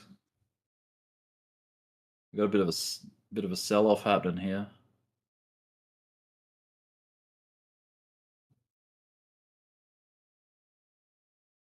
It's kind of already happened. Let's see how many buyers it stimulates. How many people pick it up?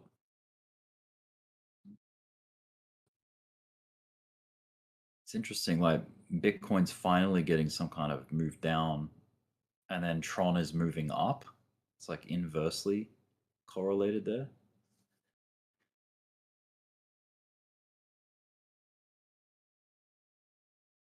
There's the hour. Fresh hour is upon us. It is midday here in Australia. Midday. 12 p.m. What is it? 9 p.m. in East Coast? Or 10 p.m. 10 p.m. where I'm at. I'm going to bed. I got to get up early. You guys have a good night. Have a good night, man. Good night, man.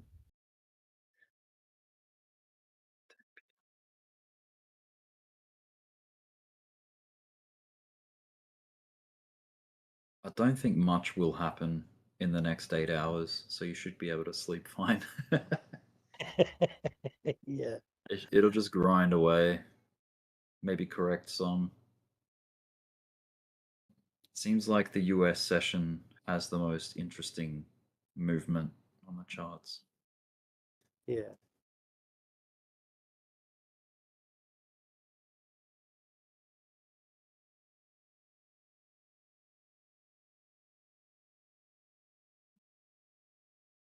It is a very strange time, though. Like, we're so close to all-time highs, and things seem kind of calm. Like, they don't seem too crazy.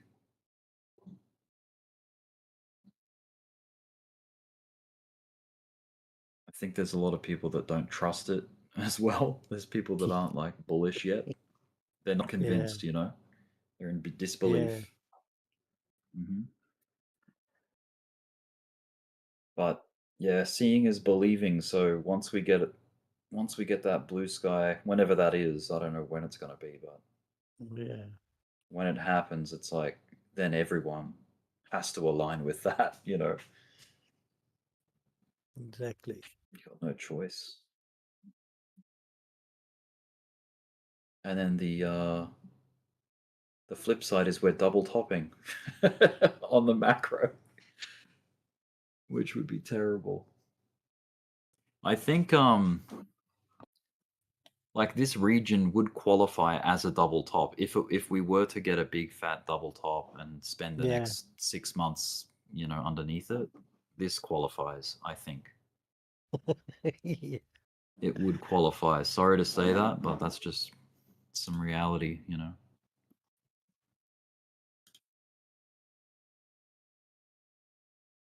And I think that's why we're not really launching yet. We're sort of waiting to see if we pass the test or not, you know? Yeah. It's like, who wants to pull the trigger? Like, it's like everyone's just waiting for the other guy to do it, you know? Like, who's gonna flip the switch?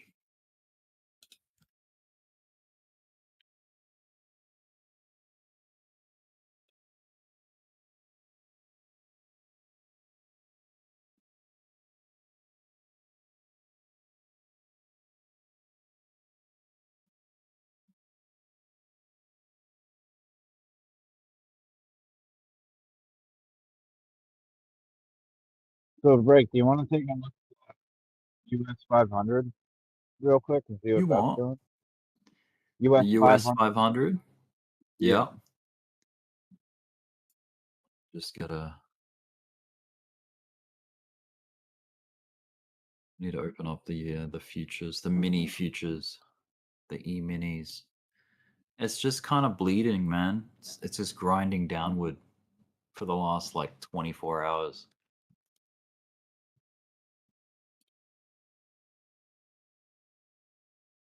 Nothing too exciting. It's just all corrective kind of thing. However, it's not trend killer movement. You know what I mean? Like we're still on trend. It's just we're grinding downward. Because you can see like the trend is still doing that. Higher lows, higher highs gradually, you know. If this was to go down here and beat that low there, that's when it's like, oh, that's toppy, like that's ugly. Don't want that. You want to maintain the higher low rhythm. Get another good solid day out of the stock market of growth, you know, new highs. Take us back up to all-time high or something. Would be cool. But we'll see.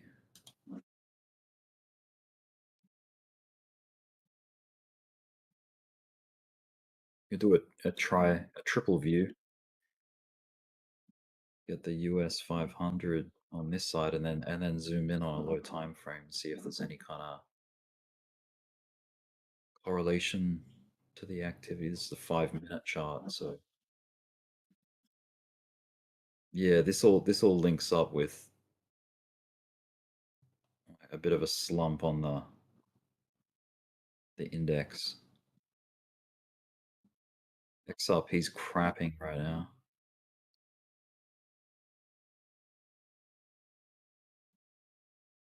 Zoom out to the 1-hour chart. Yeah, it's been bleeding all day. S&P 500.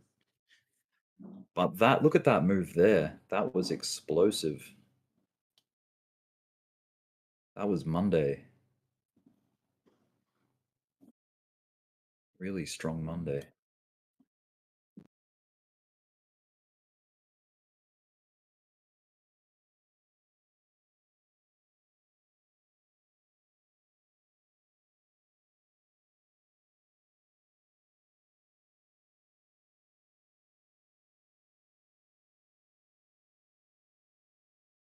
Well, if anyone was looking for an entry long into, you know, crypto, it's probably coming up, you know.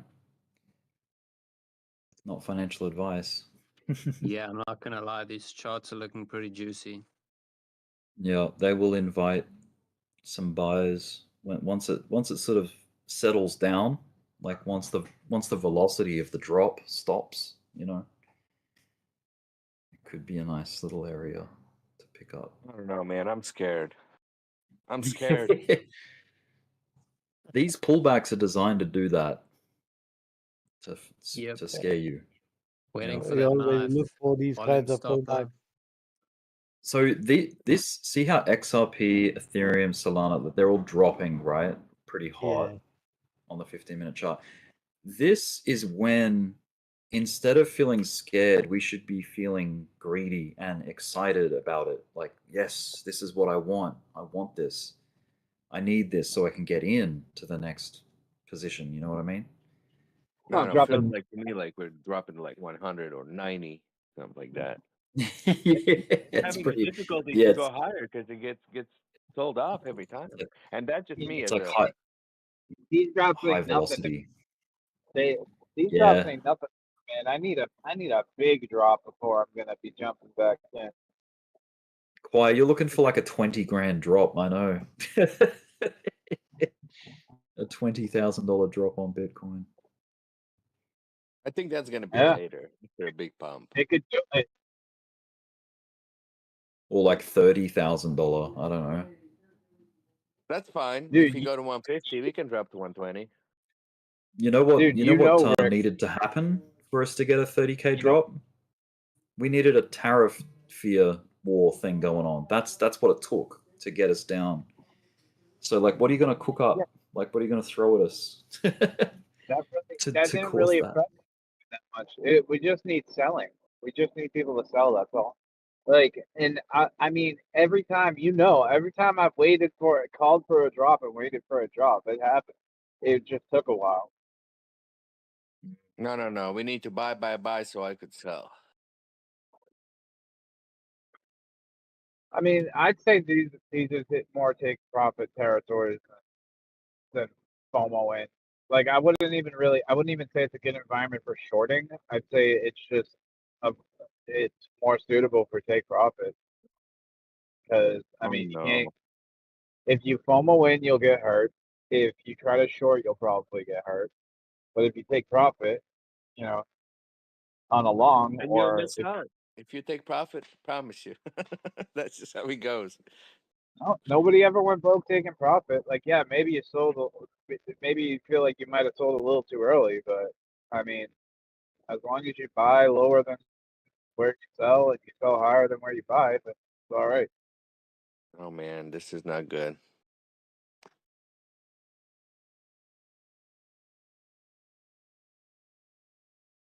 I just like I've gotten in the habit, like I buy really heavy on days that are super fearful. You know, like when there's a lot of fear and FUD and like really bad red candles, like that's when I've gotten in the habit of comfortably buying. If it's green days, then yeah, I'm probably not. You won't catch me buying on green days anymore.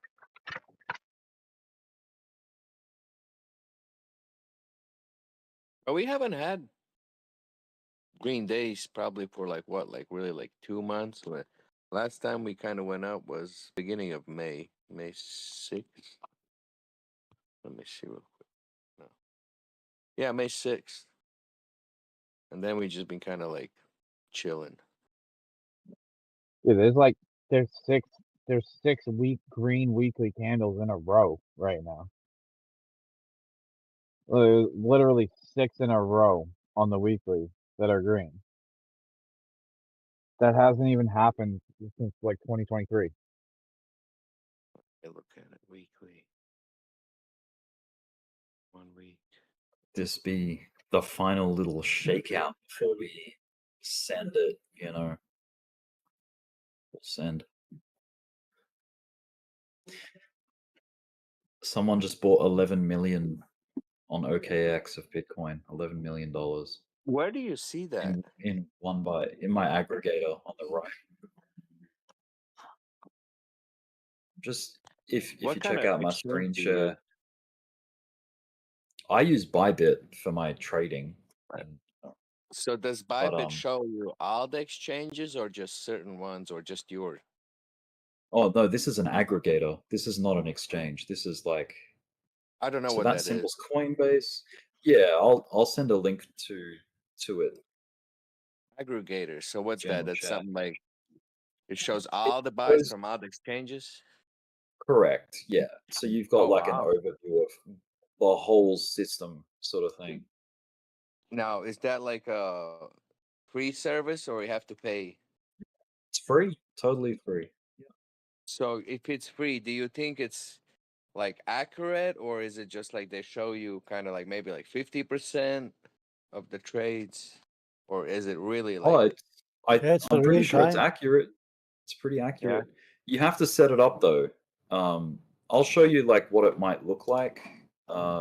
Default, it'll probably look something like this on the 1 second, you know, like this, where it's like ticking by 1 second at a time. Why can't I see your screen?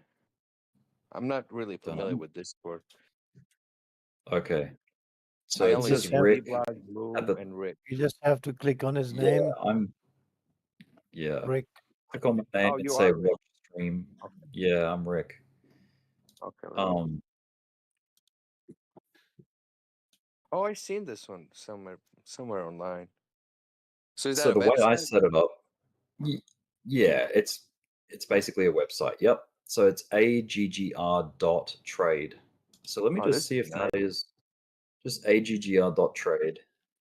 and it opens up this. This is like the default, right?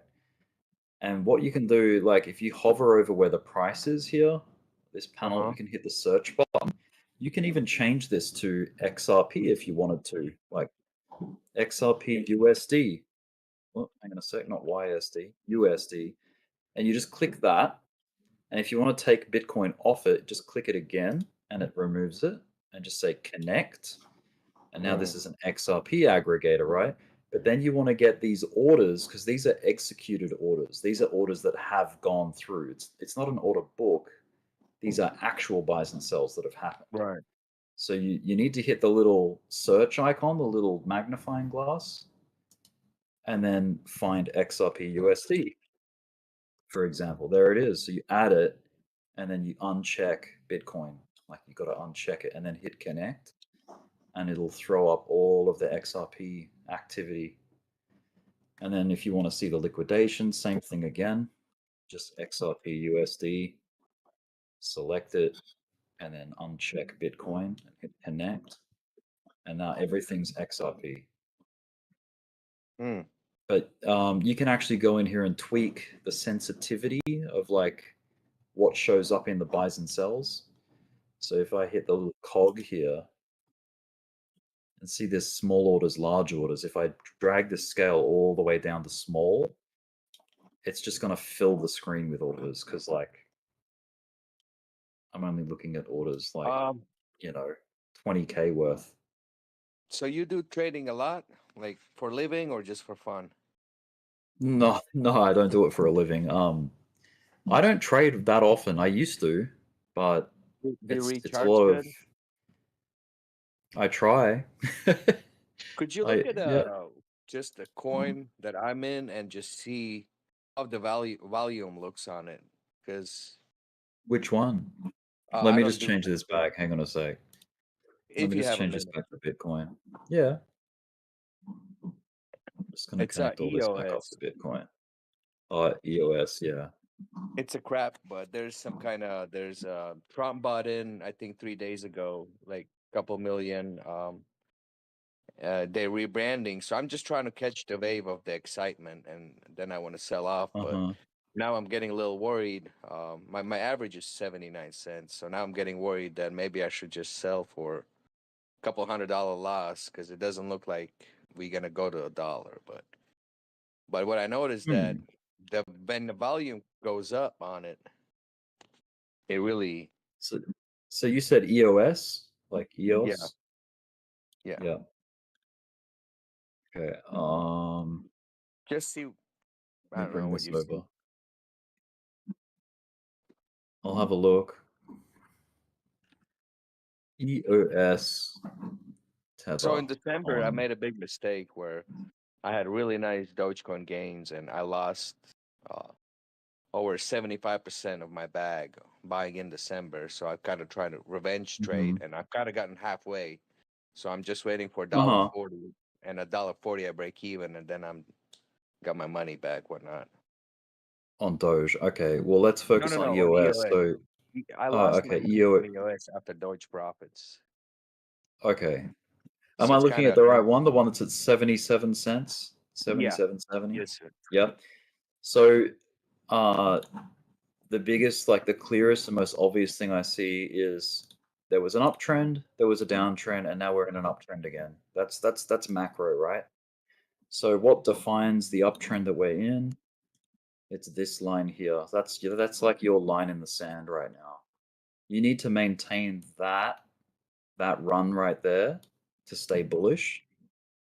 Now if you look left, you can see like the major pivots that are causing resistance. So this pivot over here that happened in January is probably why it ran into some, like resistance and had to pull back here.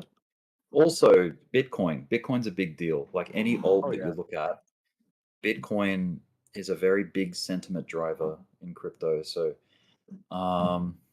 let's see, the race back to the high here from the most extreme low, you see it's got a rejection off the 0.5 fib level. So that's, these are like hurdles. You can see these as like hurdles on the way up. So that was passed. That was passed. It caused resistance. See the reaction off the 382 there. Then you've got a reaction off the 0.5. Yeah. And then look, in the future, you may have a reaction off the golden pocket. So you might want to see a lot of, a lot of people use these levels. A lot of people use these levels as take profits because it's like, you know, you're about to get reactions off that level. And yes, the golden pocket is $1.14-ish, $1.14, I'd say. Which links up, by the way, with these highs over here. See, look, there's two reasons to take profit at $1.14, or at least see some kind of, you know, bounce off it at that time, you know. Okay. But damn, EOS is a shadow of its former self, like a lot of altcoins are. But look at that.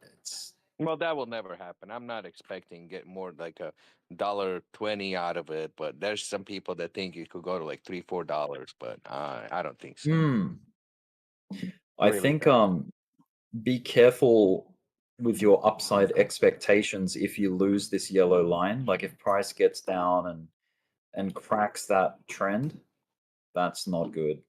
Because especially even if it bounces, like it could reject off it and then travel down.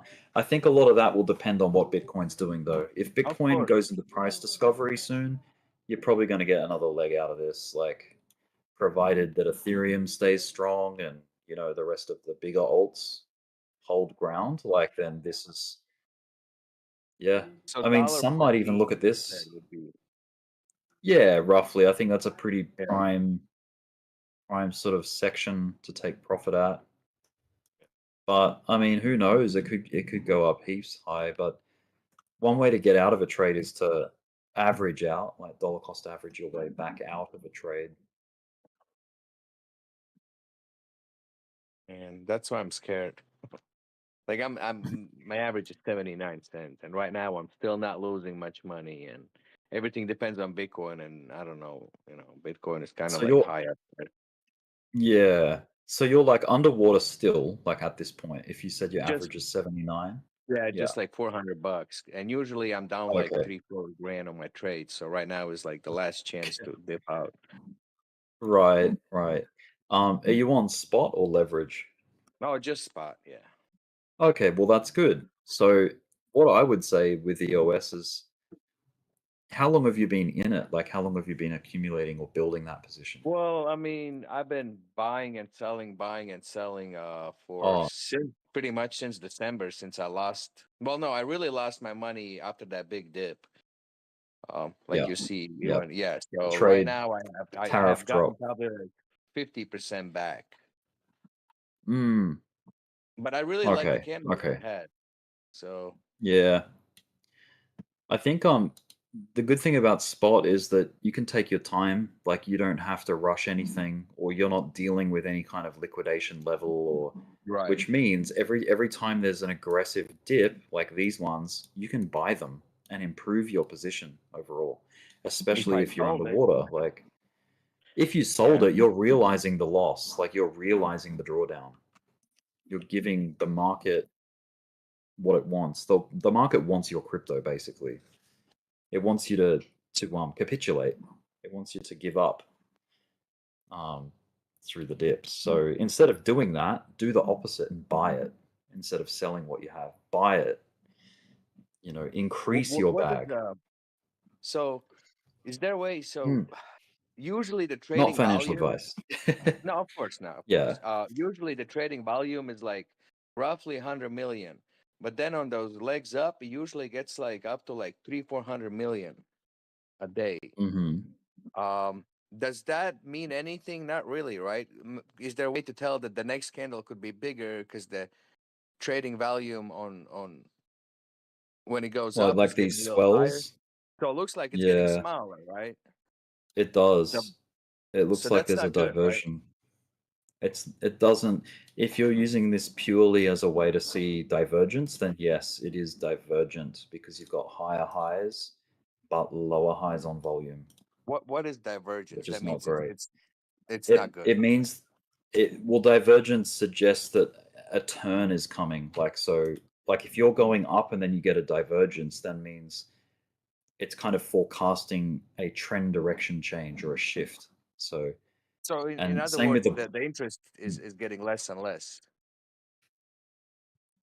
the danger's getting less and less. What do you mean? No, the interest for it, even though it's kind of getting higher, Oh, but the volume is getting less and less. So most likely it's not gonna yeah. Well, it could or be the fact that the bulk of the book, like the book was very heavily stacked at this point in time. Like in this window here, there was a lot more activity, relatively speaking, to over here.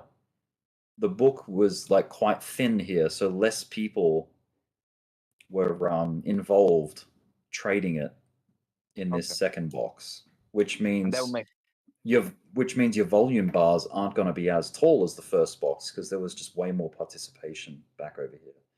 It doesn't always have to mean that you're going to get a massive drop and that no one's coming back. oh, Because so it doesn't. you know what? But it would make It sense if doesn't. it No, it did, doesn't. right? I mean, yeah, like it's too vague. It's not enough of an indication. Otherwise, everyone would be looking at that every day. You know what I mean? Okay. Like, yeah, I don't know. I'm not much of a volume analyst. Like, I don't like when there's a big, huge rip. Of course, the volume's going to be climbing.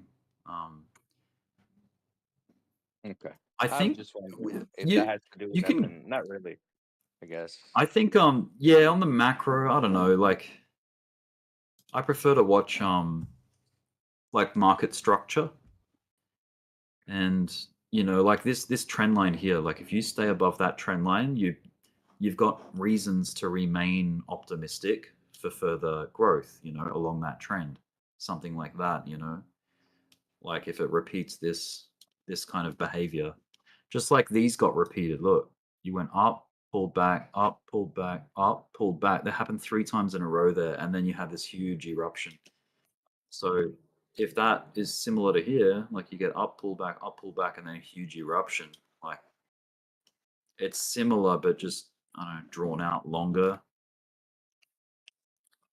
The Yeah. history that like the recent history on EOS is that it gets these huge pumps and then it gives it all back. Like it goes up and then Yeah. gives it all back and then some on that one. Huge pump gives it all back. Huge pump gives it all back. So the next time, if this does a decent push up, the chances of it giving it all back are pretty high, just because of the past performance there. That's the way I see it. Like this And is a that's very not pump and dump type that is coin. not a healthy coin, right? If No, when it's doing that, it's not growing over time. Like, look, this is back in 2018. This is the 2021 bull run, and it just hasn't really done much since then. So yeah, this so is it's an old layer 1 project, EOS. You know that's that fine. EOS is actually changing. They're rebranding to something else now. EOS. Yeah, Volta. Yeah. So that could stir up a little bit of excitement And that's in what I'm it. saying. There's got to be some Yeah. kind of buzz or something, and that's Catalyst. Yeah, it needs a catalyst to but stir all up they're volume talking and about, interest. oh, Web3 banking, and what does Mm. that mean? I don't know. Nobody knows. Sounds There's a good. lot of buzzwords out there, but it's But there's a that's lot what of sells. buzzwords. Yep. The thing that just causes I mean, this is so obvious, but like the thing that causes the best rallies is just everyone seeing it and in agreement with it, like the virality of it. Like, is something going viral? Like I don't know, a couple of weeks ago was Mudeng, that meme coin. For some reason or other, it was performing really well, and that probably encouraged people to join in. You know what I mean? Just because it's doing well, simply because of that. Yeah. Same with all the memes. The memes do that. It's just they just become viral, and they pull a crowd, and it's got nothing to do with its fundamentals. It's got nothing to do with because it's saving the world. It's just trait. It's just moving good. It's performing. Plain and simple. But the ones that stick around like cycle to cycle, those are the ones with solid fundamentals and they're actually building and trying to produce some kind of system that is adopted in the world, into the future. So like Ethereum, Solana, XRP, Bitcoin. I mean, Bitcoin's just Bitcoin, right? Like it's just like the gold. It's not trying to. Its core mission is already kind of like laid out in front of it, and it's just executing the mission,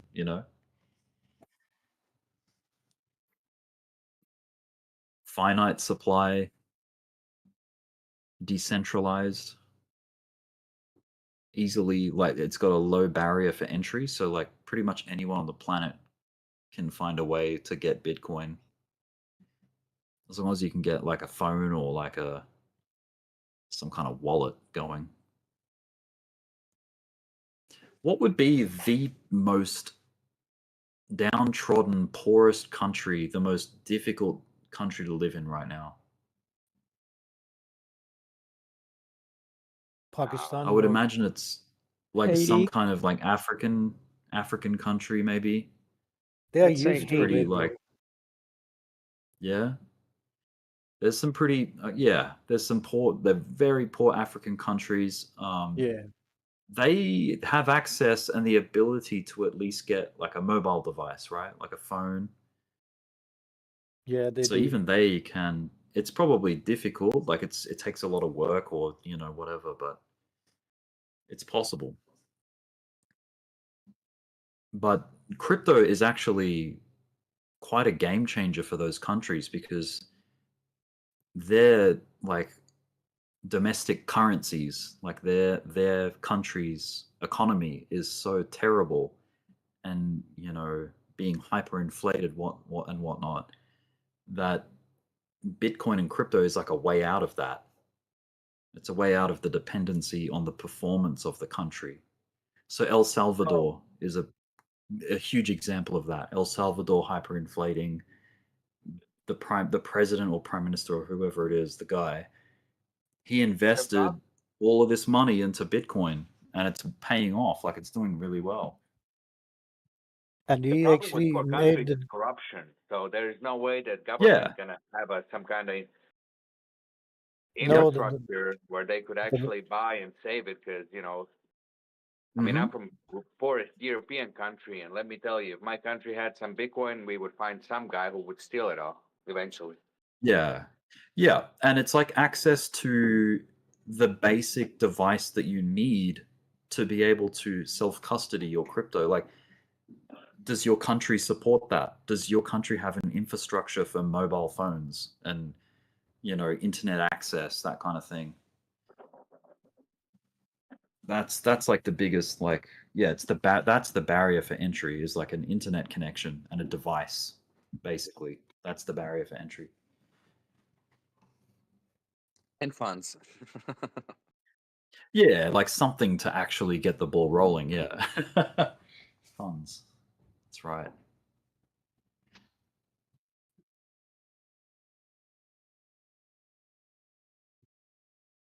But there's like stuff you can do to like collect, even if it's just dust, like crypto, small amounts of crypto over time. There's airdrops, there's, you can mine things. Like Pi Network was one. You would be able to like download that app and press a button and collect Pi over time. That was one way. Yeah, there's Wasn't things there you can one do. where you Yeah. could let them follow you, like turn your location on, and for every step they would pay you, something like that? There Is is that stuff like that. Yeah. GMT or something? What was it called? But is it still a Don't thing, know. or they just scammed No. everybody? I'm not sure. I didn't. There There was was a thing. also like Voxies. I mean, not Voxy, Axie Infinity, and people were playing it and made money. Like a lot of guys in Philippines were. When the price exploded, those, everything they made during playing the game, so I paid think I off. heard that before, where they had like bunch of like almost like people getting together and putting bunch of computers and playing the games and making it like a full-time job. That was one of the cryptos where, yeah, I heard that you can do play games. Just a quick little analysis. Doge is leading the charge here on picking back up again. Look at that. If you look at the 8 split screen there, Doge is back to its like local highs. Bitcoin's not quite. It looks like it's done like a little pivot. But look at Doge. Doge's been my luckiest coin since I got in crypto around 2019. I remember I had over a couple million Doges. Man. A couple of million. Wow. But that was like, that it would was have been like great. 0.00 something. That was 5 years ago, Look at something all like the. that. Yeah. I had yeah. Robinhood back then, and that was back then when the Robinhood just came out, and it was That Bitcoin aggregator is starting to fire up. It was silly. Look at the excited. Got all that excited buying, that feverish buying coming in. That's what you want to see. When it happens rapid like that, it's like, oh, look at that reaccumulation, you know, after a dip. People get their confidence back and they're like, yeah, I'm going to buy that. That looks great.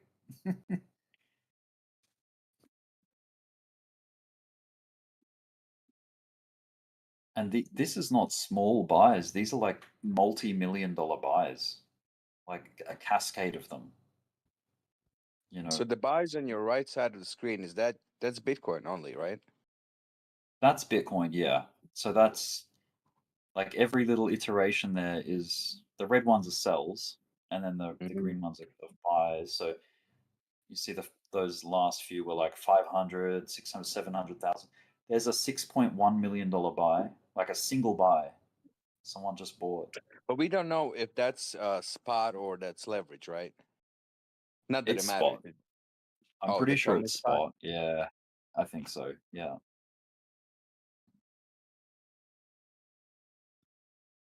But as far as like the sizes go, you're getting way more sizable buys than sells at this point in time. So the all at once activity seems to be buying. Like we're not seeing $6 million sells or like $8 million, $11 million sells, but we're seeing buys of that size. The sells seem to be bleed outs, like slow, gradual, you know, so as not to cause slippage, I suppose. But yeah, there's some. I mean, there's a $2.6 million sell, but it hasn't caused, you know, this candle to fail, and that's probably thanks to the fact that the book, like 109,750 or something, just under 110. Yeah, not too far off 110K is the all-time high. And that was last year, right? So we're not. No, it was this year. It was on Inauguration Day, Donald Trump. Hmm. And ever since that point, Bitcoin fell. Bitcoin corrected. But now we're recovering and we're close, not too far away. I just the big question. Go ahead. Oh, I was just going to say the big question is: do we double top it or do we break through and price discover once again? Oh, I love that you say price discover. Oh, hell yeah. Yeah. Because I just went to Google Trends and typed in price discovery, and we had a spike. Okay. No, hold on. I was pausing because I had to figure out the time period. Okay. The top was December 27th to January 2nd, 2020 to 2021, like that 5-day whatever span. Then there was another. Then the second high was April 10th, April 16th in 2022, and we need to make another. We need to make another high in Google's searches for price discovery. That's all I'm saying. Yeah, I mean, that'd be cool. Yeah. Is this my Georgia buddy? Yeah, Dragonfly. Going on, Wait, you said Georgia Buddy. Is that Dragonfly? No, I thought it wasn't you? Oh, Drew. Okay. No. Oh. Where are you from, Maticio? Georgia? Oh, yeah, that's right. What's your name again, dude? You got that Chinese. I can't read that stuff. What Chinese? What are you talking about? Talking about me? Oh, okay. Holidays? Oh, yeah, that's right. Nice. Anyway.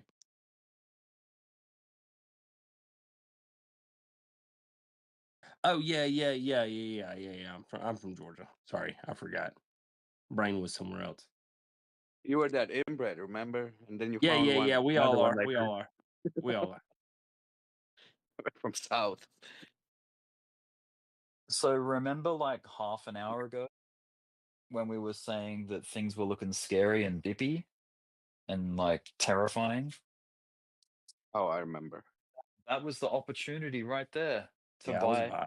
I was buying. That's what you want. You want that because Yeah, look but what that makes you feel like it's gonna dip even lower, though. it does. That's the risk you take though. Yeah. You're never gonna get away from the risk of it going lower. Like you never, because you'll never get in that. If you use that I see logic, what you'll you're never saying. find an entry. You know what I mean? Yeah. Yo, Rick. Yeah. Yo. Look back at you remember March of 2023, like so from March to September of 2023. Look back at that time frame. Does this not give you the same type of vibes? March to September of 2023. Okay, let me hang on. Let me get a chart. March to September. A Bitcoin view. On the daily? Yeah. So before the ETF, between 25 and 30K. You see that? Okay. So right there. March See to how like September. Okay, this range here, yeah. after so it's like in middle March we went up, made a high. So between and these two then posts, kind of thing. yeah, I mean late September maybe, but yeah, and Okay. like maybe a little bit of mid October? I mean all of that part hasn't The whole happened section. yet, right? But let's say okay, so bring it back to like July. Okay. Yeah. Well, no, that's too far. Oh, like we're like sort of revisiting the high here? Yeah. Is that what you mean? Yeah, And then it yeah. So fades? look. Yeah. Yeah, so look, so see how you came up with a strong Swing move, failed. and Yeah. then it came down and consolidated for a while, and then there was this big fast move up, and it pressed up against that high at 30K, like 31K for a while, like for several days, like probably even a couple weeks. Yeah, it like stalled for like a Yeah. month, basically. And Yeah. and then it slowly started to drip down a little bit, and then there was Bleed that out. huge correction back to like the 20 Yes. daily EMA or the 20 daily SMA. Like I forget which one it was, but and then it started like after a little bit of consolidation down closer to 25K, that's when it started to pick up and we started to get rumors of the ETF. But anyway, this whole type of setup that's happening right now, it gives me the same vibes as that. Right? Okay. Except So that fade instead of it being at yeah, like instead of it being at like 30K resistance, it's more like price discovery resistance, I guess. Yeah. So you're it talking would about it being like, let me just like make it similar. yeah. You're gonna have to squish it a bit, but Do you mean like this? yeah, precisely. Like that big so that big quick strong move up and then it stalls out a bit at the previous high and then it sort of starts to drift down a little bit and then there's just like a big collapse, Eruption like up. capitulation event, and then it starts to build again. Like once it hits that double bottom. So I'm wondering if we get that same sort of vibe this year. That's what we are expecting right Do you now. know what catalyzed that drop I back in 2023? totally forget. I don't think it was anything, honestly. Was it the debt ceiling crisis, FUD, like all that? Oh, you know what? Wait, that was March. Wait, no. March of There was 23. Silicon Valley. There was Silicon Valley Bank going bankrupt. That was a scary moment. I don't know when. Let me Google it. I'm gonna look that up. I'm pretty sure it was March Silicon of 2023. Silicon Valley Bank collapse. Dude, I don't know what the hell happened Yeah, in September. On March 10th, 2023, Silicon Valley Bank Yeah. collapsed. So that was. Let's just go SVB for Silicon Valley Bank collapse. Let's just calm that font size down a bit. So 10th of March, right, of 2023. That was like in this little V crash. So 10th of March was Oh like yeah, right here, that was when it revisited like right there. 19K. Yeah, Yeah. okay. So that was the Silicon Valley Bank collapse. Now you had all the debt ceiling crisis crap in 2023 as well. That was a like FUD thing. Let me just find the date. On June the 3rd, 2023, the debt ceiling was suspended when US President Joe Biden signed the Fiscal Responsibility Act of 2023 into law. This ended the debt ceiling crisis that began on the 19th of January. Okay, so there was a crisis on the 19th of January. Bitcoin didn't care. But what the hell Declared happened on August 17th? Because August I forget. 17th. Yeah. Okay. I'll have a look. Because I totally forget. I don't even think possible anything happened. Why did Bitcoin crash on 17th August 2023? Crypto market crash on August 17, 2023 was a result of a combination of factors that affected the supply and demand of cryptocurrencies. Well, yeah, the rising US bond yields, regulatory uncertainty, and technical factors all contributed. That's kind The of like yield. an AI. That's like an AI It's answer. really because of It was the yield. The yields were breaking up. Yeah. yields and demand was really low because it was the summer months. Yeah, bond Remember yields and what happens usually regulatory. from July to September on every crypto year. So And that was the summer Binance- lull of that year. It was Right, that was a Binance says shakeout. the crypto market crash on August 17th was a result of combination of factors that affected the supply and demand of cryptocurrencies, rising US. Oh, this is what I read just before. You know what I think it really was though? I think that was BlackRock selling and repositioning one more time. Totally agree. Before they it was more released the important. ETF, because that rumor of the ETF came right after that, literally right after. Oh yeah. Do you remember the pump? Okay, it was like you have October to go right 16th. Like late August. Oh yeah, that was weird. Pump. Do you remember that? Because Just boom, and then it sold off. Never It was a hear bad companies tell them. FOMC meeting report. And then September 11th was the lowest low of that year. Now, well, not of that whole remember- year, but that was the Do lowest you- low that it's ever seen again. Yeah. Do you remember the events calendar indicator? The thing that draws out economic calendar events. So it basically highlights where CPI, Oh, man. FOMC. Yeah. So you had three big things happening over here. CPI, PPI, and then consumer sentiment index, like all in consecutive days. Let me just see if there's any like crash related data release. So right here, look at that. FOMC minutes, and then the following day, huge collapse. Oh yeah, they must have said something weird in the minutes. A We're supposed to get a CCI. rate cut, and they Yeah. Consumer confidence. Rate cut. The Consumer market just went confidence up. nuts. Yeah. So the funds rate decisions is the red lines. So you can see like they had a big deal when we They were back still in late hiking back then. 2020. Yeah, 2022 they used to cause a lot of shakeups. Dude, in 2022, CPI would crash it every single friggin' time. Like literally every single time CPI would crash. Like all you had to do was short at 8:29 a.m. and you'd make a killing. Every time. Yeah, look at that one. CPI and then correction. That was the final big correction of the bear market. Because then you just got nothing but higher lows, and then it ramped up.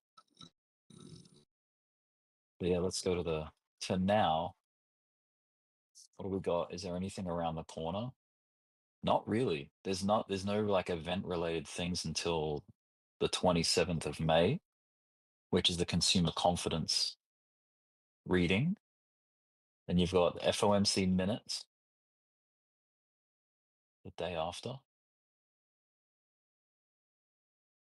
And then sentiment. That's interesting. You got a consumer confidence and then a consumer sentiment index. They both sort of sound like the same thing. We don't have a funds rate until the 18th of June. So it's like I think almost another sentiment's month kind of away. like what everyone's like almost feeling in a way. But confidence is like they're sure of what direction the market's heading. Mm-hmm. See. It's the risk on, risk off index. So consumer Right. confidence, if There you go. if Yeah. consumers are actually holding the risk assets that they're betting on. Yeah. Well, that's good. We get another CPI report before the funds rate decision comes in. So that might help them sway their decision a little further, like add confidence if we make progress on it. You know what I mean? If you go to I mean, a lot of people say this is kind of rubbish, but the truflation chart, ooh, this isn't good. Look, it's been climbing in May. Inflation's been climbing. June 9th is the second round of the roundtable Mm-hmm. with the SEC. Argentina's inflation is like crazy, 43%. Yikes! Oh my God.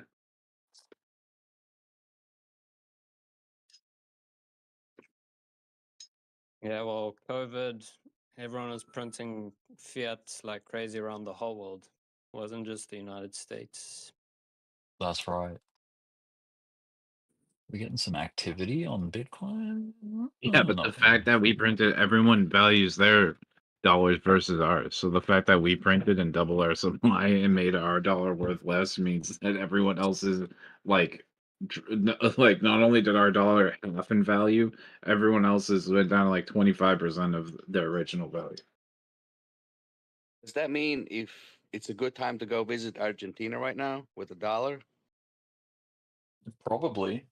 Your dollar Right? goes far, yeah, probably. Live like a king. Beautiful country though. I've never been. I have a friend that lives there, but man.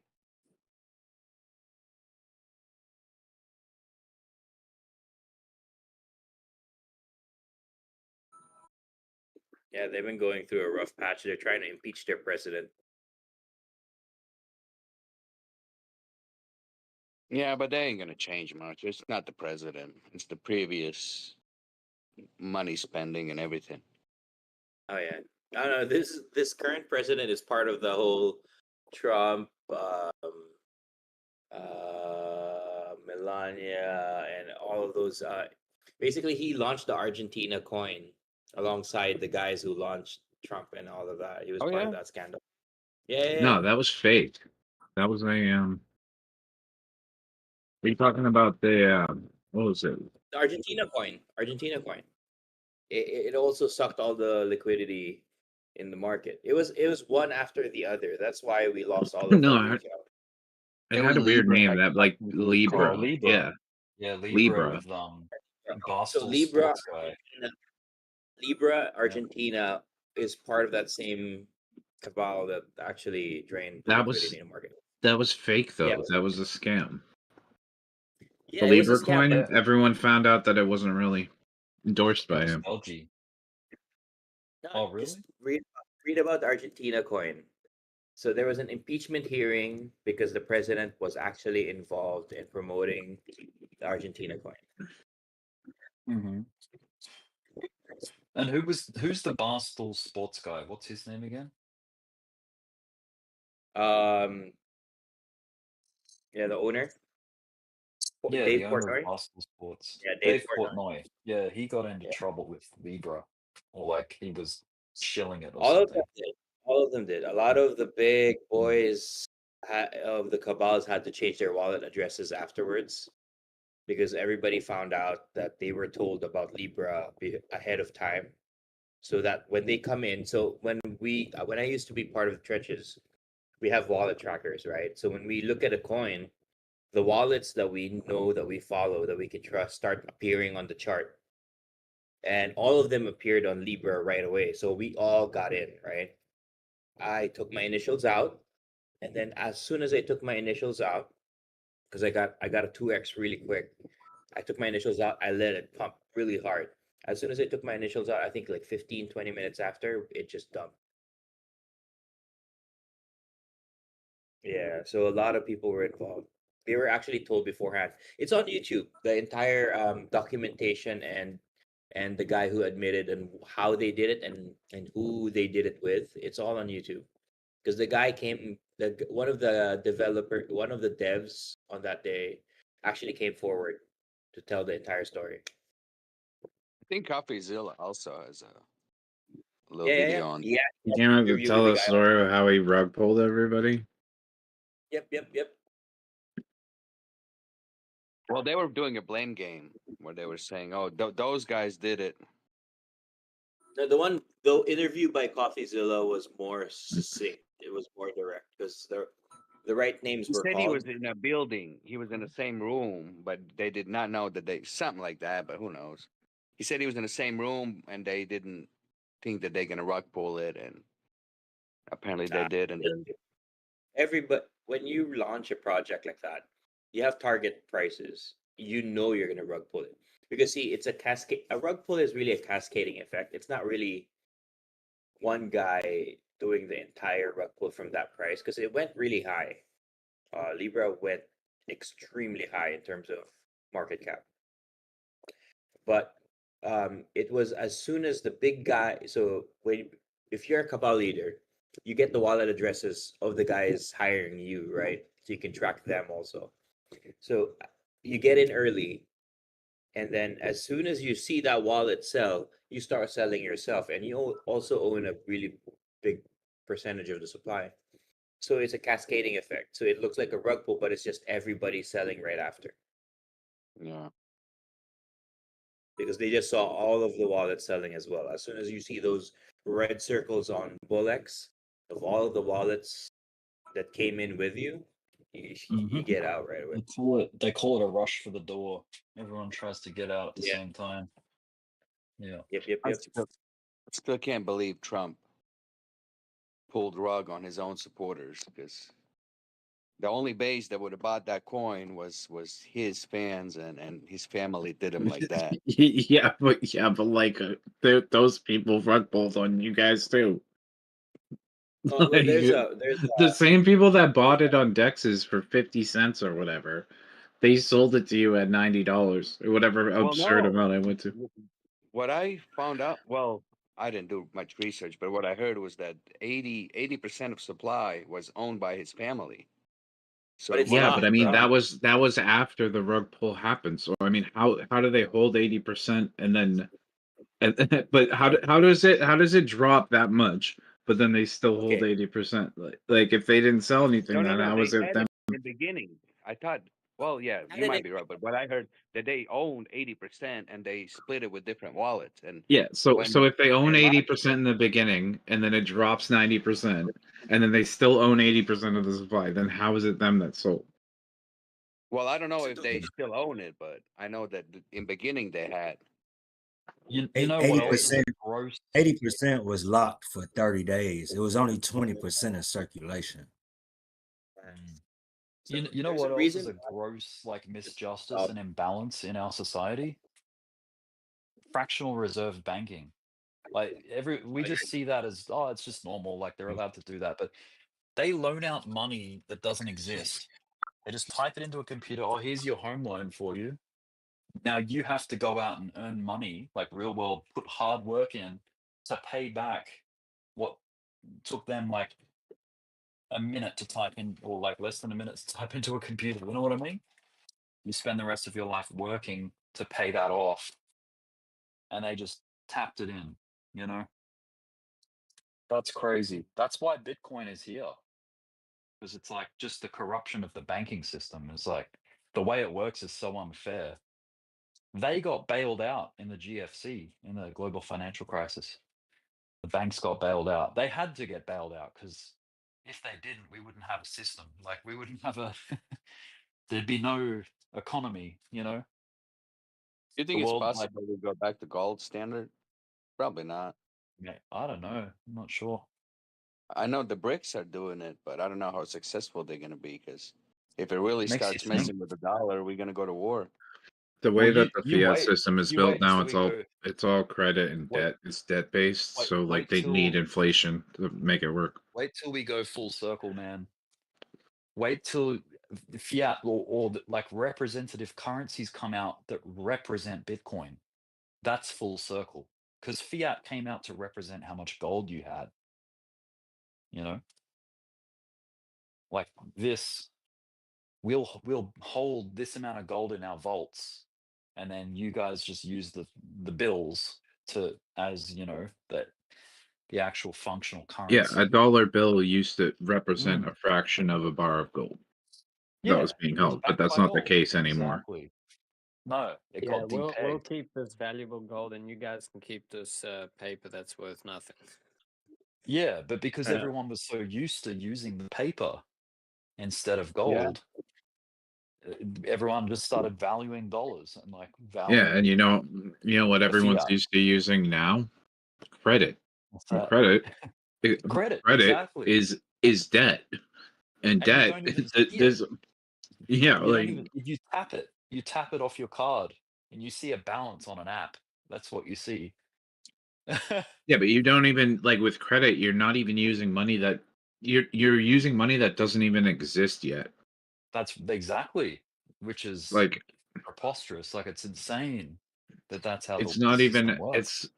it's not even It's like actually going tomorrow's to money. exist until somebody until like your kids or your grandkids work for it to pay into the system. Like when they pay tax, when your kids or grandkids grow up and they work, they get a job and they work and they pay taxes, that's when it actually becomes real money.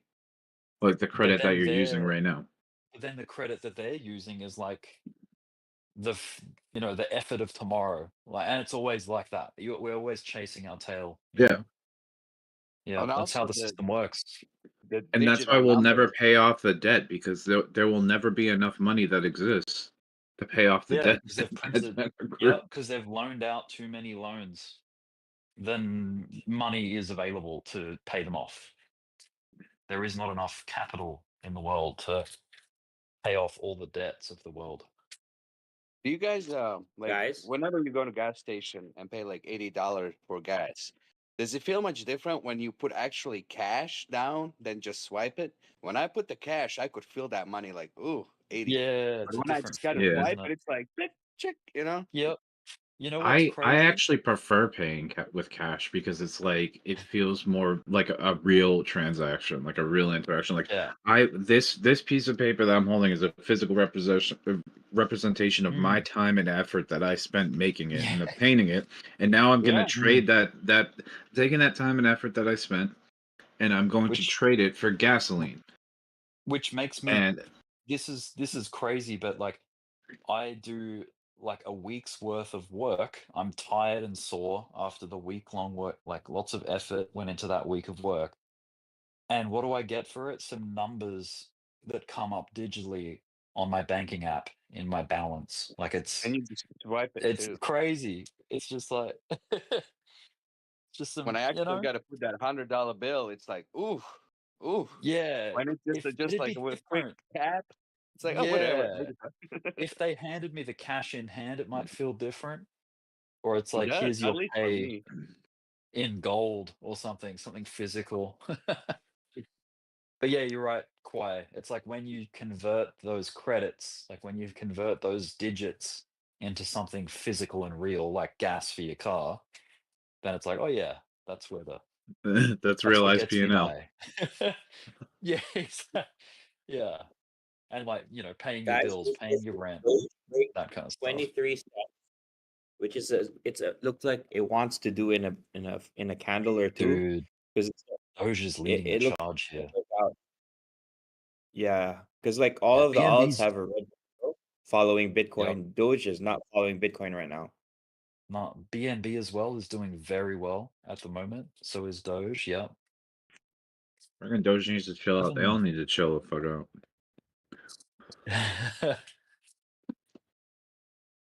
A great call on Doge. I XRP. came in as soon as you guys mentioned it, and I saw the candles. I was like, okay. I entered the Yeah, long, man. Doge is doing pretty good. Yeah. just a little more. It's about to break out. Yeah. Where's Drew? This is what he was It waiting for. definitely helps having these panels open so you can see, like, in comparison to other charts, like what is Oh yeah, doing better. without a doubt, man. Yeah. Having multiple charts in front of you and just seeing the difference Yeah. visually. And seeing, Yeah. okay, for like maybe a longer term trade, Tron would be the best value at the moment across the 8 because it got hot sold off heavy. The worry We would know who be, sold. okay, We know who I sold hope it it off a while recovers. ago. Yeah, it's Yeah. too obvious who sold it a while ago. Justin calling his buddies, guys. Let's chip Yeah, off the dump top. it all Guys, out. let's pump Bitcoin. Yeah. Maybe, yeah, they could just be like yinging and yanging it from, we'll escape not. Tron and jump Ah, into yeah. Bitcoin, and then we'll That's jump out always of the Bitcoin and go history back of into Tron. Tron. Like, Yeah, that's the yeah. history of Tron. They've always done this to Tron. Always. That's why whales in the know, they stay away from Tron like a hot mess because they know what happens Yeah, when it hits yeah. when it hits a It's high. It sus. Yeah.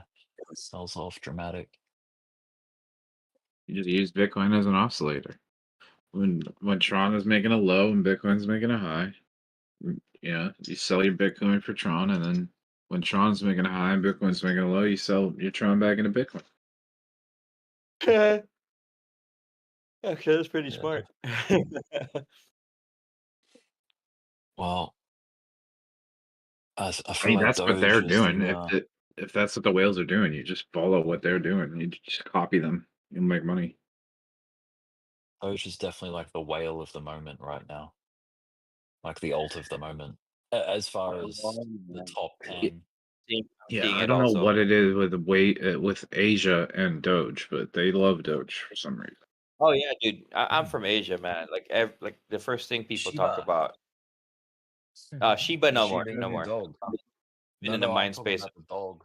The actual like It's Doge dog is a Shiba Inu. but like is a lot of even Bitcoin maxis here in my country, they love Doge. Mm. That's What their country are you in? Philippines. Philippines. There's a hell like when I played Dota 2, there was a huge fan base in the Philippines for Dota 2. Like everyone played Oh it. yeah, dude. Is that right? We play it competitively. A lot of Asian countries Yeah. do. That's why if you look at the international, which is the world championships for Dota 2, Dota. it's always Korea, that European team, Yep. us, and you might have Singapore or another Like a Asian US country. team. Oh yeah. Yeah. Would be the US boys. The US Yep. boys would always be in one team, and then you have like Team Optic Secret, from OG, others from the and Europe. Liquid. yeah. Liquid's OG. American, aren't they? Yeah, Team Liquid. Yeah. Alliance was American. Alliance. What Oh, was yeah. what was huge in the Philippines though? Like I hope it happens again. You remember Remember Axie, Navi? right? Oh, Navi. That's the European boys Navi. I was thinking about. That's the Yeah, the Oh, European one, European what's his right? name? Yeah. Dendi. Dendi Navi. Dendi. Narcissus. Yeah. Narcissus. Yeah. Oh man. Dude, those That are the brings back days Dendi. with Havost and who Yeah, else was it? Havos. Yeah. Kuroki. Havos, is that the name that looks like it's spelled Xbox? Xbox? Yeah, But his yeah. name's Havost? Yeah. Man, that was Yeah. like 2012, 2012 Yeah, or bro. 2011. Yeah, that's back in So the like day. with Axie, That's imagine, nostalgia. you had a daily income, right? And what happened in my country is like they found this game. All you had to do was do the dailies. It paid you 2 times more than your daily income. Whoa. So taxi drivers, that's what Axie did for the country. And it became Wow. this huge thing. What they forgot was that there's a cycle for cryptocurrency. And they And held. oh my, I feel so bad, man. I have a friend who invested almost $1 million. So there's something called an operator. So you own all the phones, So you have all of the wallet keys and everything for each of those phones, right? Then what you do is some of these guys would hire like taxi drivers, whoever, nurses, whoever wanted a sideline to earn a little more money. And you split the earnings 50-50. Now this guy had about like 250 accounts of Axies. Whoa. And you cut it in 50-50. But people forgot, like, yeah, the game's great. It pays you this, but they forgot one thing, that we're in Take profit. cryptocurrency. No, they took profits, but remember, you're in Oh. cryptocurrency. So there is a cycle. The game doesn't represent the entire market cap of cryptocurrency. So No. when we hit Bitcoin 65, 67K and that crashed, everything else just followed, man. Which is what I That's mean. Like they didn't convert into a stable or something to take profit. They just wrote no, it back because down. how could they? Because every day it was wrapped Ethereum, and then you buy more Axies, then Oh. wrapped Ethereum, buy more What? So Axies. you couldn't cash it out? You You couldn't could get cash it out, but $99. the mindset on the daily is you produce more wrapped Ethereum, so you can buy more Axies, create another account, because your other phones are Ah, producing so much money that you're right. basically you want to produce more accounts because it's just a snowball effect. Yeah. But people forgot that these people who are doing these operations, they forgot that they're not traders. They don't know what what happens after an all-time high in Bitcoin. Well, to be honest, we got cut off. Yeah. We all know 67K wasn't supposed to be our top. Everybody got surprised that was the top of the last cycle. Yeah. Well, this is It was looking it cool. was Look at crazy. BNB. Dogecoin's back to 23 Yeah, cents pretty right much. now, BNB looks macho right Yeah. now, but I'm staring at Doge right now Yeah. because it's just a few. Look at Solana. 2300. Here we go, boys. 2300. We just breached it. Yeah, 23 cents. Cardano, Let's Solana, go. both back to their local highs. BNB's already, cutting new highs for the day.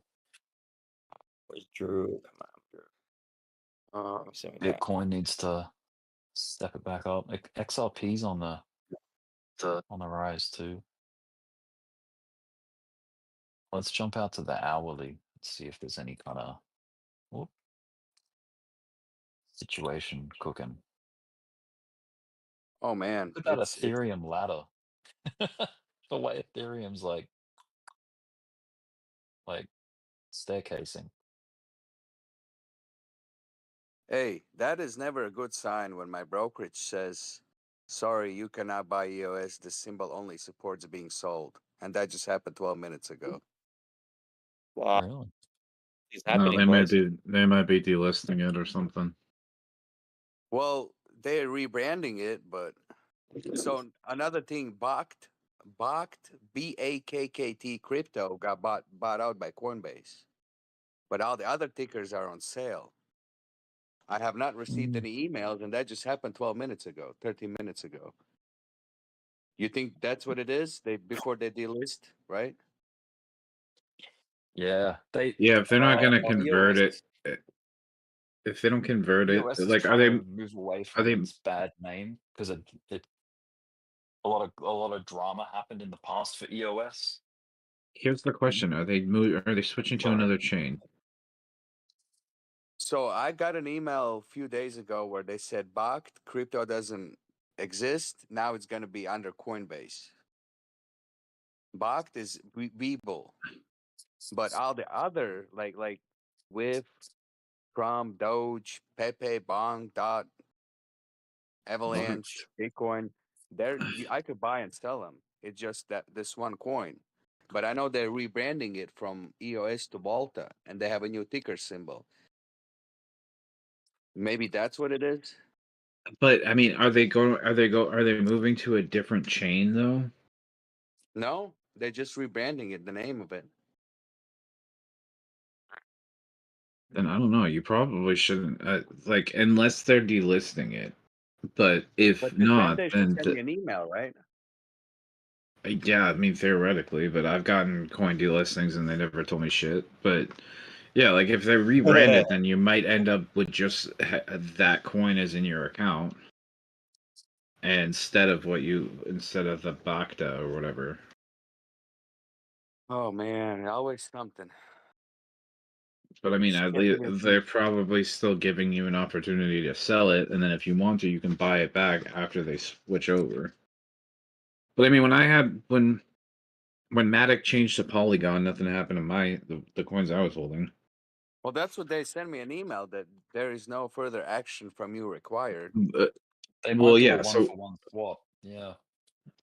yeah, they probably just take those out and then swap it with the other and it'll just have a different name, same amount of coins. But with so with Okay, I Render, hope that's when Render switched from one chain to the other, like Render was on Ethereum, but they switched over to the Solana chain. So when they did that merge or whatever, they swapped onto a completely different chain, completely different blockchain. So if like if you were holding coins on a like if you were holding an Ethereum based Render on an exchange that didn't support the swap, like if they didn't auto convert it, then and they would tell you like if they were supporting the what do they call it, the migration or whatever. If they supported the migration, they told you. If they didn't, they told you that they weren't going to support it. So basically I had to send my Render from the exchange that I had it on to a different exchange that was going to support the migration. But so like you basically had two choices. You could either do that, you could either send your Render from the exchange that didn't support it to the exchange that did support it, and they would take care of the migration for you, like they would swap it over for you like automatically, or you could just sell your Render and then buy it back on the exchange that was already had it listed on the Solana chain. But there was like a few days or a week in there where you couldn't trade Render at all. Like you couldn't buy it or sell it anywhere because they were in the middle of it. You could hold the buy coins or that you sell. had. I mean, I think you could still sell if it was on an exchange that didn't support the migration. But you couldn't buy the new Render until it was released. So like it basically say they couldn't have two tickers at the same time on the same Yeah, I never experienced rebranding, exchange. so I guess that's what it is. Cause Well, if they just as long as they're not switching to a different blockchain, then it should be okay. Because like I said, with the Polygon Matic, they just rebranded. All they did was change the name and the ticker. They didn't. Nothing really changed about the coin. So I still had the same amount of pull. I hate calling it that, but I had the same amount of pull that I did Matic beforehand. Like it used to be called Matic, but they just changed the ticker to pull.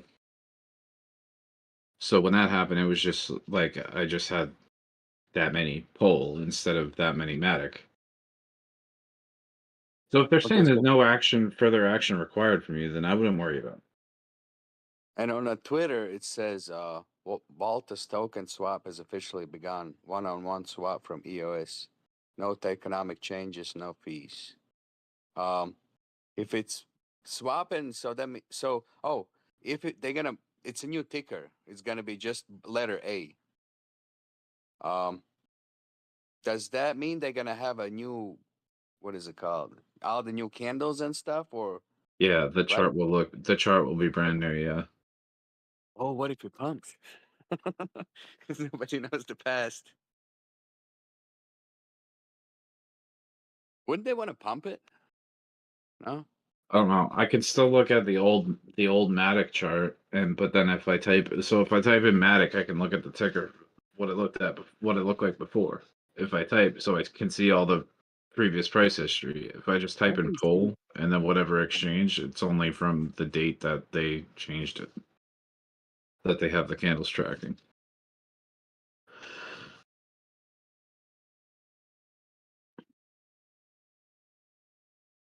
But yeah, if they say there's no further action required from you, they're probably just going to do the conversion automatically for you, and you don't have to worry about buying or selling it. I mean, I think they're giving you the option to sell it before that happens, but they won't let you buy it because it's not going to be that ticker anymore. It's not going to be called that. They'll probably, once they have the new ticker out, they'll probably, you probably will be able to buy it again. It's just we'll have a different name.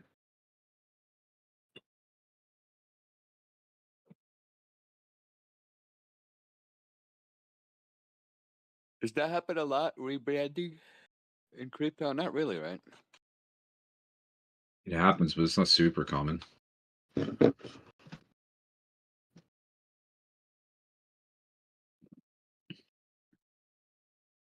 More often than not, what I've found is that they lose a bunch of hype. They don't, like, the coin doesn't really do well after that because all the name that they had built for themselves is gone, unless they had a bad name beforehand. But if everyone had, like Rick was just saying, they're trying to move away from their bad name or their bad history or whatever.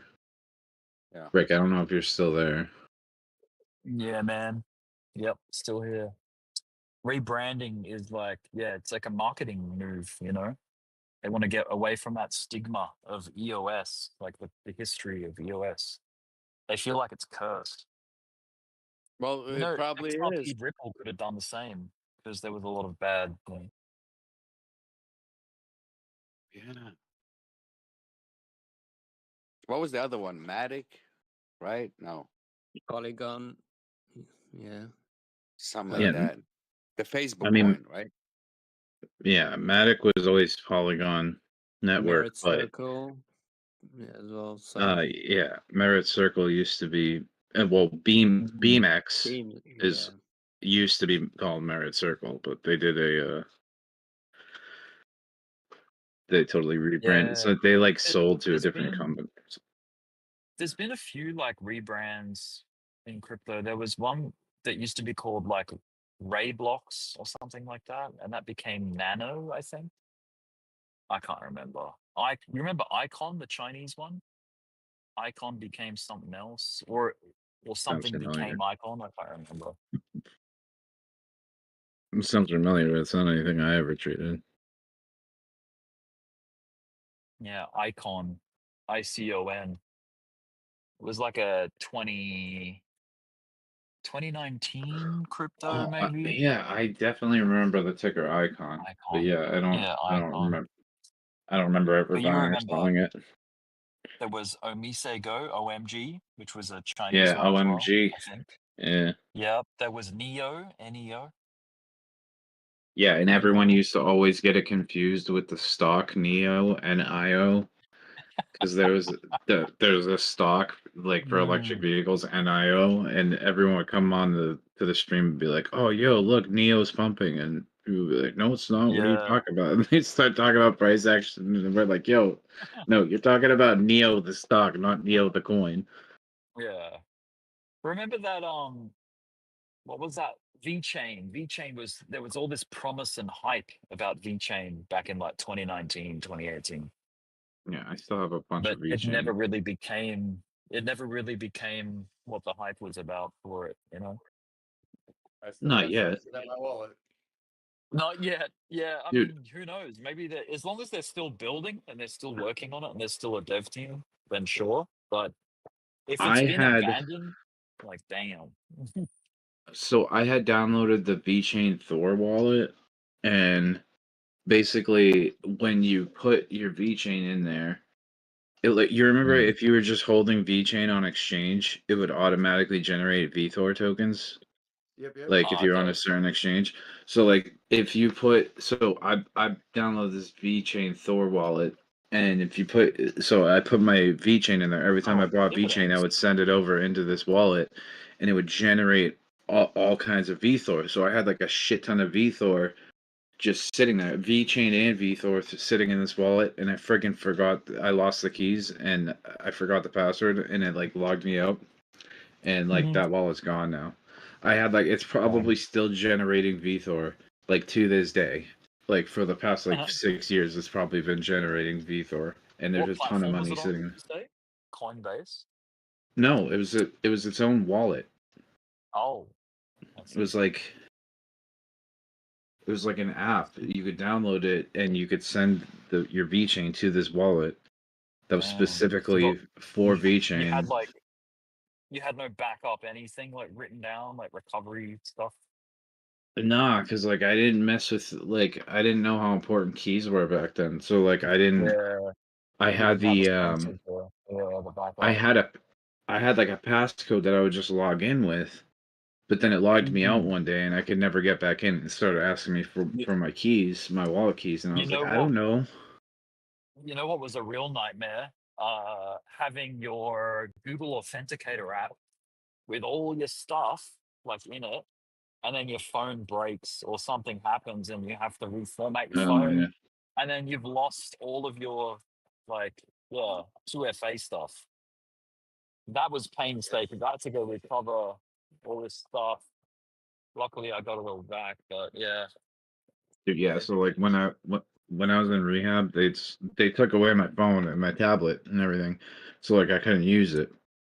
But so what I did was like they would bring us to like Walmart. So I bought like a phone and a tablet, even though I wasn't supposed to have it.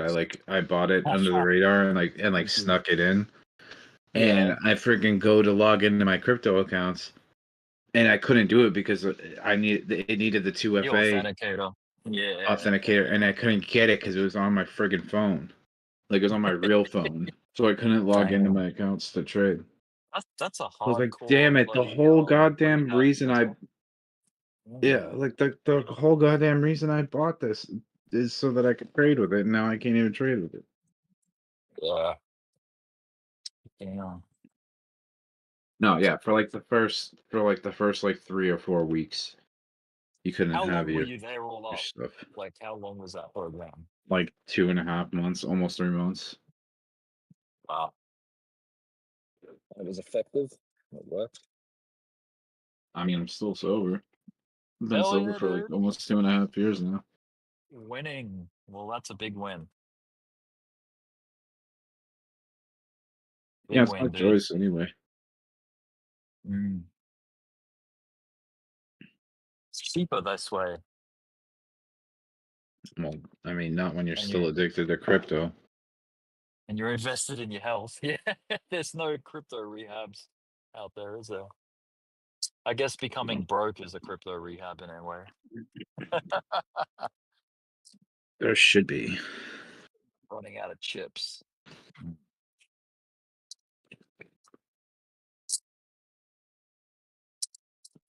All right.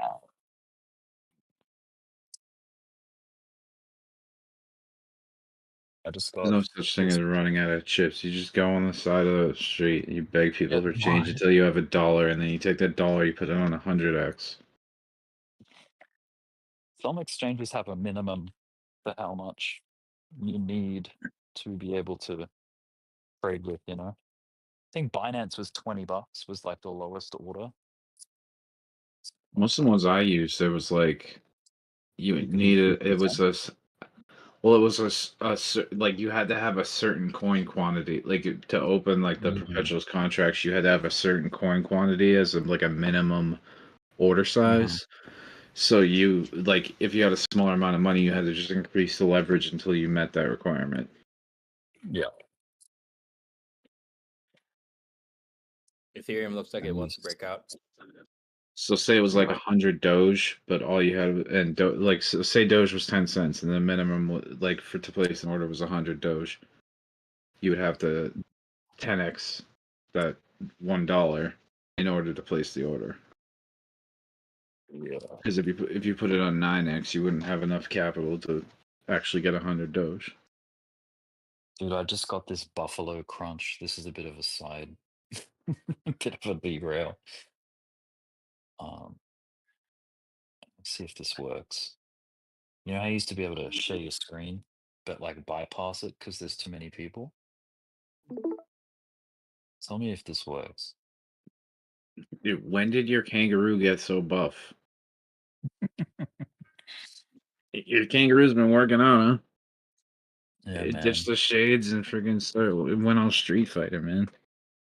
Can you see this? No, on the right stream. Hold on.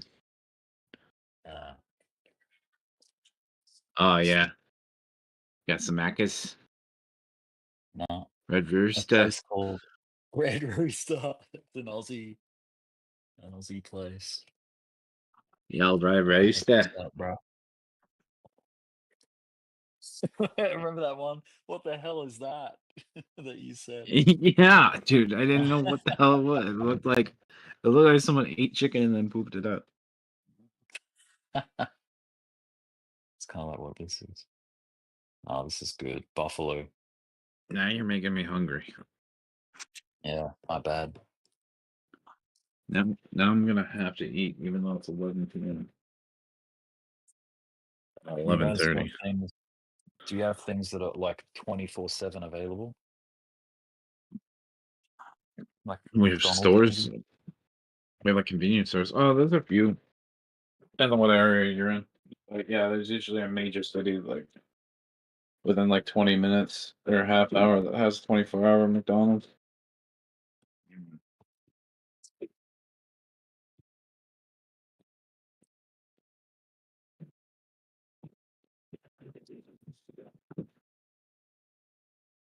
If you're out in the sticks, though, then it's hard to find a place that's open all night. But there's Yeah. there's a McDonald's I could drive to that's like 10, maybe 15 minutes away. Like that Oh, is open till like 1 a.m. And then there's one right down the street from me that's like 5-10 minutes that is open till midnight. But 1 a.m. is pretty much the latest that those fast food places stay open around here, and then almost So everything you else don't have closes any at 10. 24-hour McDonald's over there at your area? In my area, like no, but or like the closest one is probably at least 20 minutes away. But I mean not Here in in my Asia. town. Here in Asia, it's like McDonald's are open 24 hours.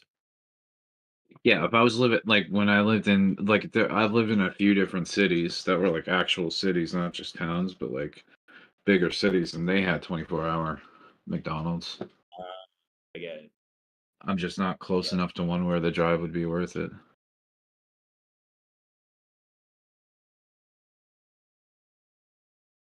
You got any good Chinese places in your area? Not really. Like not like real Chinese. That's Like the there's best. Like that's the best food at night. yeah, I Smoking mean tray. there are Chinese places, but they're not good. Chinese, man, you eat it late at night, you're kind of happy you're doing it because you know you're going to be hungry in 3 hours anyways. Yeah, or you're gonna have to wake up in the middle of the night to hit the toilet. Oh, that depends on where you eat. There's one good place that's called Asian Express that's a little down the street from me, and they're pretty good, but they're only open till 10.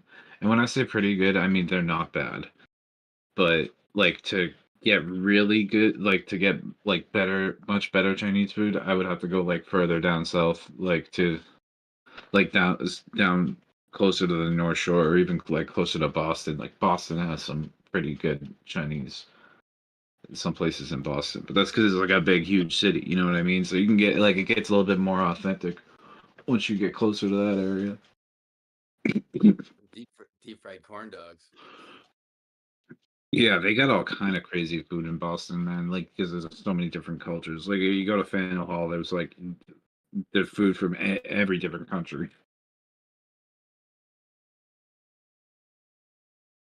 Yeah, I'm out here in Seattle. We've got a huge Asian community, so but still, it's hard to find good Asian food.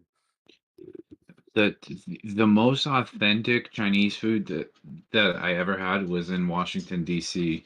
in Chinatown in Washington D.C. and it wasn't anything like American Chinese Where'd food. you go? But Did you go to Jackie's or did you go to a place across the street? I can't remember what it's called.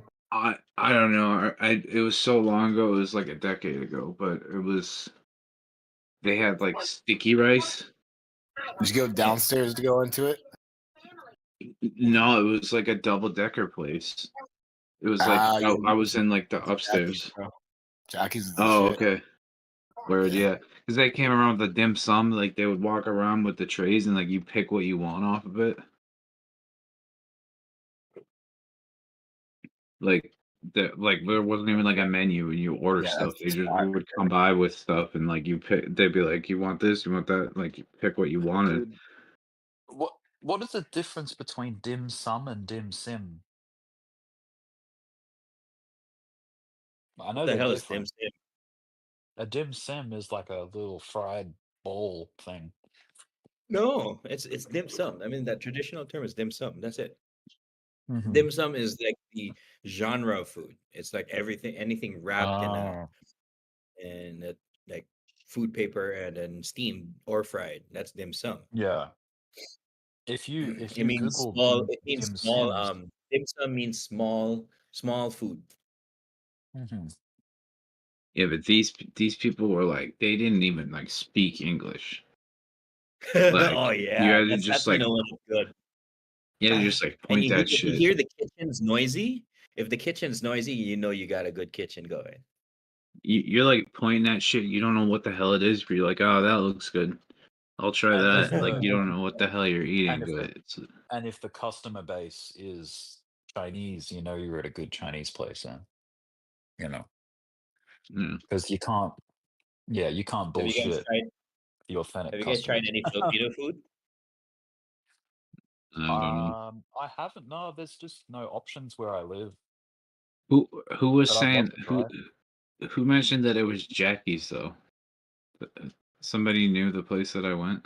Yeah, that's On the me. group. Who was that? I couldn't even see who was talking. That's Home D's. I go to Jackie's Oh, quite a bit. hold. Oh, what's up, dude? Oh, so wait, you live in DC? Nearby, but yeah, like I used to work in DC a lot, so well, I still do. Jackie's is open late too, which is great, and they've got the 2 tiers. Across the street is a really good place too. If you go across the street, there's a spot with the yellow. But the place is fire. You got the best. They got the best. That shit is like chef's kiss, perfect every time. Yeah, dude. The thing I remember most was like this sticky rice, and I'm like, what the hell is that? Like they call it. They're like, I like as I asked them, it was like rice, and they're like, oh, you want sticky rice? And I was like, yeah. So I was like, yeah, bring that. They bring it out, dude. It's in a bowl. They take the bowl and tip it upside down and whack it, and it falls out, and it's in the shape. The rice is just in the shape of the bowl on top of your plate. Yeah, that's Asian And food for you, man. I thought that's and just the way it came, man. No, it's stuck we shape our together. everything, man. We shape our food. How we serve our food is as important as the food itself. Yeah, no, it's And I'm it's like, crazy though, because like normally going out and getting rice, it always comes like that. That's weird that that's a different thing on the East Coast. Well, I don't know. That's when I realized like there was like the Chinese food that we get is like in most places around the U.S. that I've been to, it's not like authentic. It's like Americanized Chinese food. But that was the first time I ever had real Chinese food. Like that was like authentic Chinese. It's like totally different. Like we have Yeah, like there's like this weird dichotomy.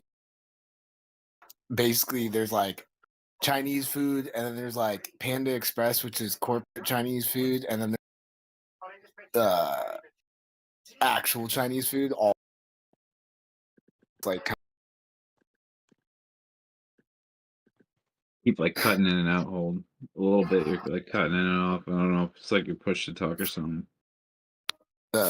same with Szechuan. Szechuan is like until you've had real Szechuan food.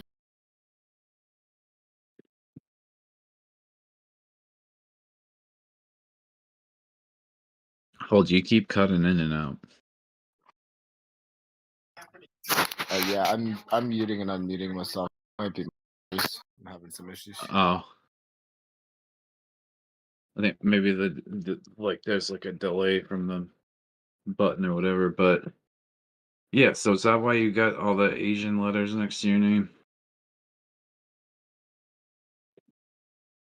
Nah, it's not all. But I do eat lots of dim sum. Yeah, it's just fire. We got Din Tai Fung. I hear it's fantastic.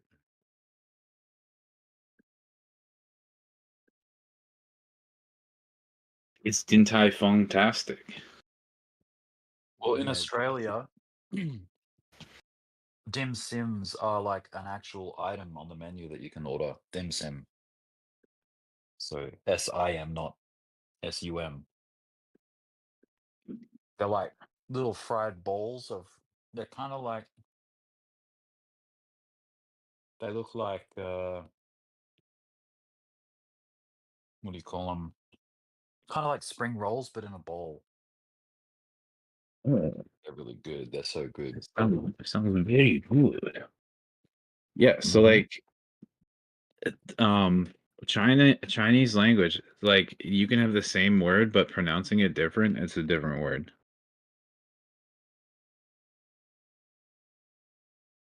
That's why it's like super hard for Americans to learn Chinese because they think they're saying something and they're saying like they're saying the word the way that it's spelled, but they're not pronouncing it the right way, like at the right pitch or whatever. Well, It's a that's like different in word. English with live and live, spelt the same, sounds different. Yeah. Yeah, exactly.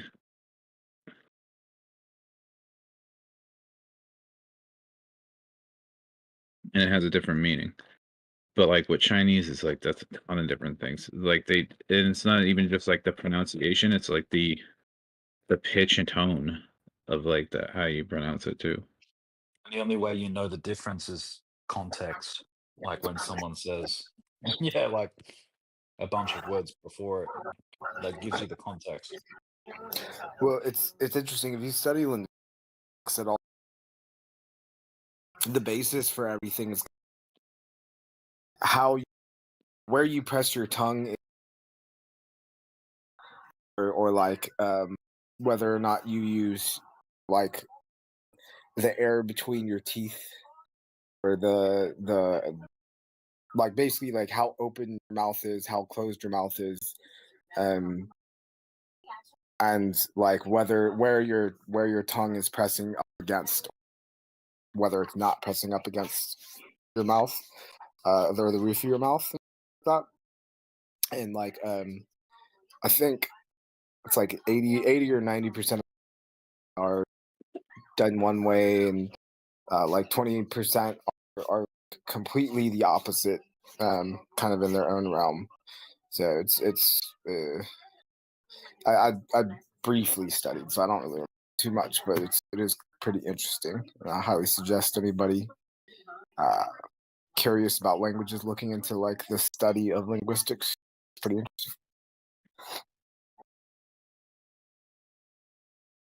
Food's all right, but Chinese massage is much better. If you get the happy ending. They got the strong hands. He must have went to one of the places with the feet in the window. I mean, here in Texas, it's almost any place you go. It's Asian massage. Me love you a long time. I'm like, okay.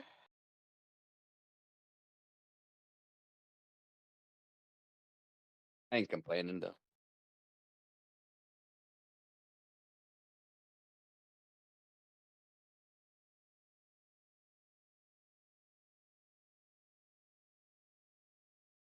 $40 make you holla. More than that. Well, I don't know if they start. I mean, probably with the tariffs. Like here, restaurants and stuff, and deporting everybody. So yeah, that may not last much longer.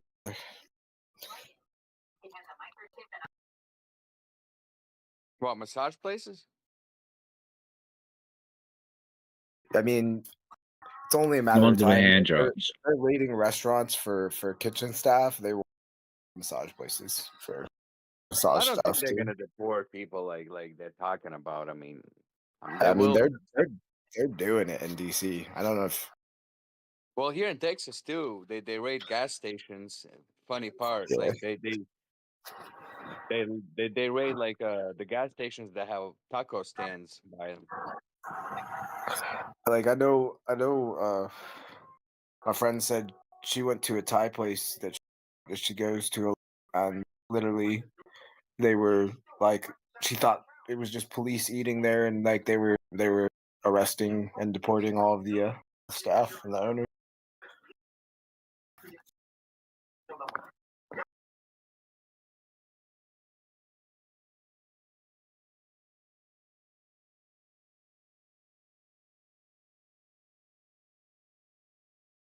I hope they did it after they ate. I hope they did. That would be the smart one. Smart thing to do. Nah, you got to get the Thai tea, brother. That's the stuff, right?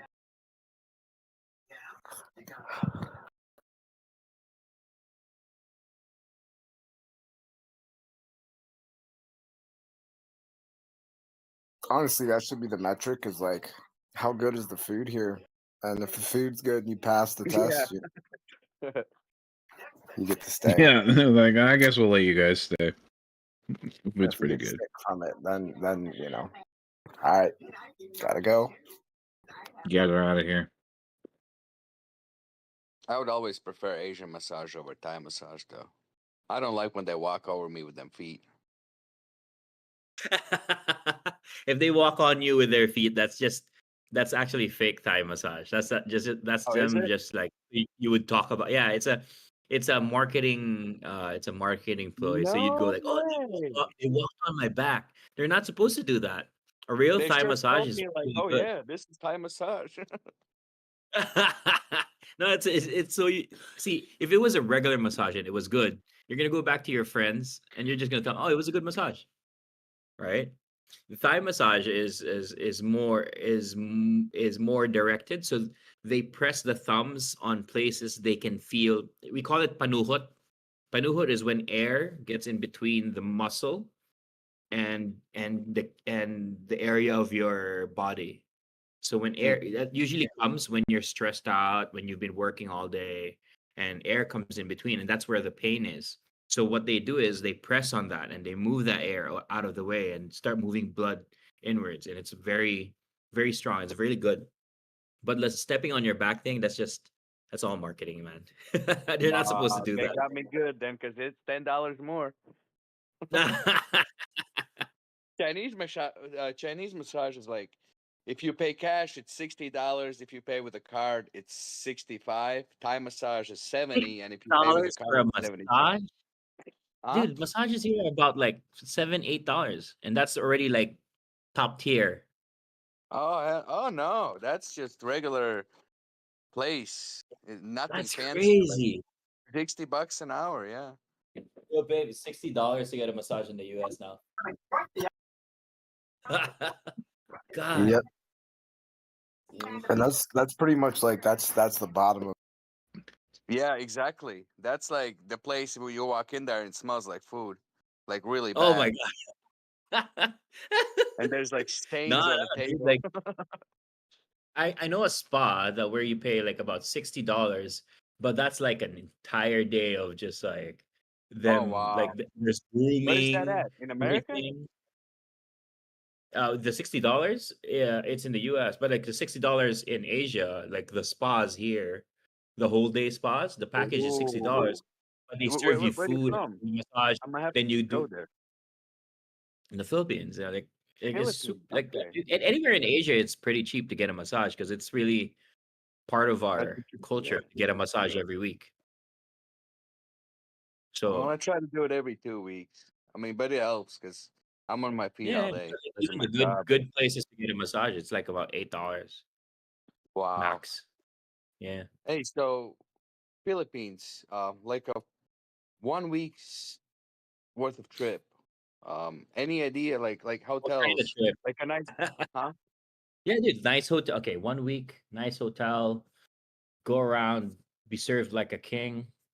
Spend like maybe $200-300 a day. That's like a suite. That's a really nice suite, and the hotel is about $100 a night, standard. And then food, drinks, night out, about $100-200. That's already pretty high. To be honest, even with like $50 a day, you'd be doing pretty well. About a year ago, I rented an Airbnb for a month over in the Philippines for about Yeah, you told. Yeah, $900. that's how we had our conversation. You said that. That was pretty nice. Yeah, you rented a villa, right? For how Yeah, much? dude, it was for $900 US dollars for a month. For a month. How much was the Yeah, tickets to Entire fly? villa. all utilities. Well, I was doing it. I flew from Indonesia, so I didn't fly from here, from the I wonder how U.S. much is it from America. That's probably gonna be the biggest expense. Probably, yeah. Because Yeah, I can go ahead. yeah. Go ahead. Go ahead. So for me, because I'm from Europe, for me to fly to like pretty much anywhere from Europe, I would fly to Sweden. But it would cost me if I buy it like 2 months ahead, I could probably get it for $900 from USA to Sweden, London, wherever. 900, and it would be probably take me like 16 hours total. But Philippines is probably a lot more expensive, and the flight's gonna be double. I'm sure. No. So I remember going to Switzerland. So that's pretty near Sweden, right? Like I remember Yeah. if you take Emirates, so you go via Dubai, you go Manila, Dubai, anywhere, any of the major cities in Europe. I remember I went to Dubai, Switzerland, then I went Dubai again to London. Um, my ticket was around if you buy it at the right time, I got mine around like $600. No way. Okay, so not Yeah, bad. yeah. It's not that expensive anymore. Ever since we had the Dubai route, it was expensive before because it had to be a direct flight to the European city, right? But once we had the Cathay route, which is via Hong Kong to the European cities, or via Dubai to the European cities, it's cheaper, way cheaper. And Philippines is pretty safe, right? No, it is. It is. Don't. It amongst most of the Asian countries, you're actually really safe here. Like we have a culture of hospitality. So when we see you and we've never seen you around, we'd ask you like, "How can I help you?" Like it's just the notion of our No, culture. the reason why I say it because I'm from Eastern Europe, and that's opposite. You don't want anyone to know you're a tourist. If people don't know you in your neighborhood, there's like suspicious and stuff. Oh yeah, they'll take your shoes. Yeah, no, we're totally the opposite. We see you and you look lost, and we've never seen you in the neighborhood. Like we'd feed you first before we get you along your way. You guys have a pretty good club scene. Like is there like Oh yeah, dude, dance club? Yeah, we do. Our nightlife scene is pretty fun. What about the women? Oh, I'm sure. Filipino women, bar none. Still the yeah. I have a Check Filipino them out. girlfriend for almost a year now. She's amazing. Oh yeah, dude. Yeah, Filipinas are fierce and they will protect you She with showed their me the lives. pictures of Philippines, like the coastline. There was a mountain and Yep. palm trees, and I was like, "Is this actually like real place?" Yeah, it's a real place. That's like where I am. I'm 30 minutes away from the beach, and I'm 30 minutes, maybe 45 minutes, right, babe? Like about 45 minutes away from all the villas in the mountains. You have So you could really rent good the internet. villas. Are you by Yeah. Siargao? No. Siargao is more of the surfing district. I go there during surf season. So when it's surf season, us locals, we go to Siargao. But if it's not surf season, I mean, why go there? Because if you're just going to the beach, there's a lot more better beaches in Palawan, and Palawan used to be the number one islands in the world, right? Palawan. It was awarded. Yeah. It's also one of the seven wonders in the world, like how the Yeah, islands were made. And we yeah, have it's white beautiful. beaches everywhere. But like Siargao is more of a surfing district. So like a lot of the Australians, a lot of the Japanese, a lot of the surfers around the world, South Africans, when it's surf season and Billabong, Quicksilver, they have their tournaments there during surf season Yeah. because Siargao faces the Pacific, like bare, like the island just like looks at the Pacific. So when it's surf season, all of us just heads on over there and spends like a week or two there. Really nice villas. It's almost like Phuket in terms of places you can stay. The food's really Yeah, that's good. where I I'm was. gonna, if I Yeah, make like food's ten really good million because like a dollars lot of off the crypto, foreigners, when they get there, fall in love. if I make like And a 10 lot of the million off foreigners are crypto, chefs. if I make like Huh? 10 million off if I make like 10 million off crypto, I'm just gonna move to the Philippines for the rest of my life. Oh, You just only you what probably you need do a with the 10 million. million, take the five, stake it, so you have like passive income and just live here, man. You're gonna be good. Man, that would be nice. How many people do live in Philippines? What's your population? 120 million? Wow. Wow. It's a rather big country if you look at it, but we have 7,000 islands. So what's the issue? I think you guys said earthquakes, no? Or what was it? No, or There's just volcano. regions. There's just regions that are near volcanoes, so you're gonna get like, 5 magnitude little tremors.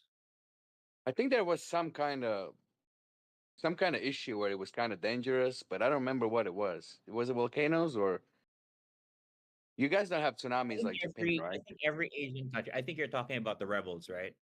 So every Asian country has their own form, like of rebels, communist rebels. You go No, to no, no, no. Vietnam, I they meant have. like natural, like natural. There was like Oh, Japan has tsunamis, no, because we're in the Ring of Fire, so we got volcanoes. Yeah, volcanoes. Okay, that's what it was. yeah, yeah, but not.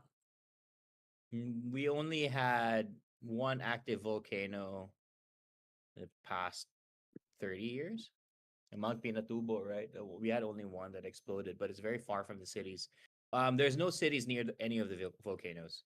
It's mostly towns and farmland because beside the volcano is the best place to grow any crop. You have the most fertile soil beside a volcano.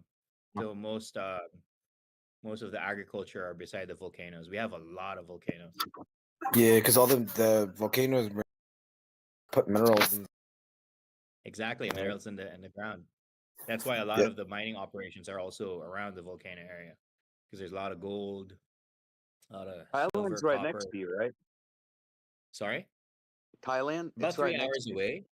Wow. 3 hours away. Thailand, Singapore, Malaysia. Is it It's all surrounding the Philippines. We're this like group of islands right in the middle of the sea. okay? So it's the same kind of country, economy-wise, right? Culture is very similar, or Uh, Very similar. not really. Culture is very similar. Different language. I was told that if I Food. ever go to Thailand, watch out for ladyboys because it actually is like a Oh, real problem dude. there. It's not a problem, but it's hard to distinguish. Well, that's a problem. They're so good. A lot of people in Asia, Go to the when ping they pong have show their in noses done, Thailand, in Bangkok. yeah, Ping pong Dude, choke. I would whoop that ass, Well, that's the man. If I problem. found out later that guy's got a fucking thing hanging there, boy, I don't They're play really those games. pretty, and they try to kiss Language. you, right? And you're so flattered why a really pretty girl wants to kiss you, but you gotta look at the throat. You gotta look for the Adam's apple.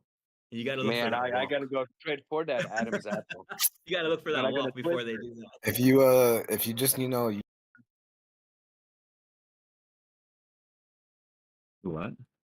What? yeah, the try, If you just you rub just their grab them, crotch, so are by you their again? stuff, then you'll know. You keep breaking up. What was that? I said if you grab them by their stuff, then you'll know. Well, sometimes it's Bro, too most late. of them don't have the stuff anymore. You can't just grab it right away. You know, you gotta wait a little bit. You gotta have a little foreplay. You gotta look for the obvious. You gotta look I've for the read Adam's the apple. You gotta look for that walk. the You know, if a But girl see, that is shouldn't be legal taller though. and buffer than you, then you're like, It should not be legal. Like if you're gonna play games like that, you should. Like I think if I ended up making out with a dude and he was dressed as a girl and it was a pretty girl, and I should be able to take him to court and put him in jail for that. Because I mean, yeah. or like at the same time though, like you did kind of make out with the dude, right? Like that's Yeah, sort you're of on gay. you, right? Yeah. Like you chose to make out with this person. It turns out this person's a dude. I mean, Oh, what's know, YouTube chat saying about this? I wish I had that up. you probably shouldn't have drank so much. no, but not if the dude is looking like a girl. That's just like no, don't. You know, that should not be like that. Like don't. That's I mean, we have entrapment. songs about this. The Right, song bro. my people That's say, like dude, deception, like man. looks It's like a lady, Decepticon. right? So Decepticon. Here's the culture for you guys. Like Ain't what you nothing do is lady you have about to, ding dong. what you yep. do. Okay, the secret to the Good. lady All boys. I'm saying, brother, is the be all acted and enough to make out with, whether or not you do it. Or So, I mean, so I'm not saying yeah, they should just be able to flat out lie to you, but like at the same time, like you gotta kind of face the facts there. now To a do dude. these Here's the lady here's the the lady secret to the boys lady in boys. Southeast Asia are they actually transgender, or is it just a They're job for them? Like they're Most of them are like I think transgender. it's more. I think it's more an they economic are trans. situation. I think it's that Yeah, they like can make more money they can make dressed as a money being woman than they can as a right. man. Okay, so they're not true. They're not real trans people. Then is what I Yeah. They would are. say. Like they're like Most of them are. Wait, just to end some the of them are. conversation. There's a Yeah, of rule in course, the some of them. culture. There's a rule in the culture that if you're actually polite and you just ask them like, are you trans? And they will actually tell you the truth. But if you don't ask, they will They proceed with won't whatever they volunteer. Yeah, Yeah, they won't because volunteer it. they're really looking. They're looking for the guys that are too drunk to know, because Mm. you don't care at that point. You got to pay, right? But if It's you ask like them politely, they will always tell you the truth. Always, yeah, always. yeah, because That's they're my not experience. trying to be subversive. Well, they are, but they're not trying to be like they're not trying to put themselves in danger. Deceptive. You Oh, know what I mean? Yeah. They're trying to yeah. deceive you, but not your entire life, you know. But hey, look, also at the same time, if you fell for a dude, you fell for a dude, my guy. Yeah, Like dude, exactly. that doesn't make It's them on you, wrong. man. It's on That's You, kind all of you gotta wrong. do. Well, You no, got to Funny. take some I ain't just accountability gonna for let it go yourself. though. I ain't gonna let it go. Like, Trust me, my friend fell for Wait, it. wait, All he wait, had to do wait. was ask. What Man. are you Asians don't not? have to lie. What are you not letting go? Because it's oh, I'm a dangerous. beat that. No, dude, that'll be bad. That's a fade right there, and I ain't stopping either. So you're not stopping and you're not letting go.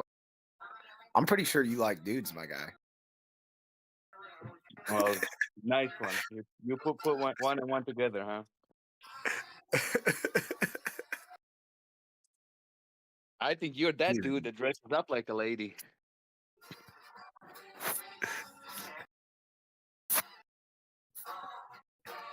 I'm just teasing, but you know,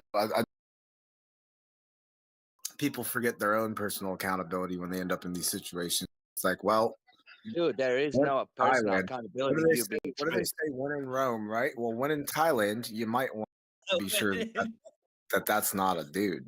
You know. Now, But trust if me, I'm not good most at it, guys. We done you with the know, lady what if I'm boy not good at it? TA, or does anybody else want to give their expertise on the subject? Nah, we got tons of experts. Apparently, I was surprised by the amount of experts. Listen, you want a safe rule? Don't put your dick out for strangers, and you don't have to worry about it. Yes, sir. Amen. What's going on, everybody? Yo. Doing good, doing good. How about yourself? Good, man. Just got back from the gym. Feel brand new. Bitcoin apparently waited for me to get back. It wasn't necessary. I didn't have to wait. I didn't ask it to wait. But I'm in a nice little Bitcoin short right now. Yeah, same. I was waiting for it. Too. I caught that right at 107,009. Nice. And I've got my stop loss at 106,777 Waiting too. for the body. hey, make I sure got you in at like have your noise cancellation off of me. Your TV's coming through the background. Oh, is it me? Yeah, Sorry. yeah, you're good. Oh, Strings, you weren't here for that. There we go. Yeah, you missed the fun. I didn't turn noise of the, cancellation on, but I turned yeah, my that TV should. down. My bad. Go Yeah, ahead. that's all good. Discord just turns it off sometimes.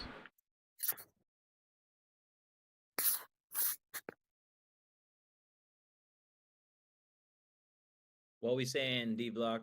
What we looking at? Looking at a bunch of 'Cause sideways. we keep getting rejected in this area, man. Looking at a And whole we got a bunch of triple. sideways. Yeah, we got a triple to vector, triple to vector.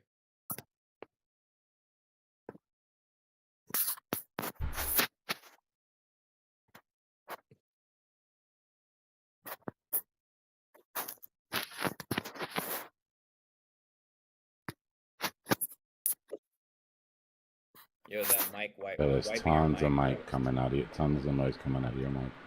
Someone's putting their mic in their mouth. Had the best.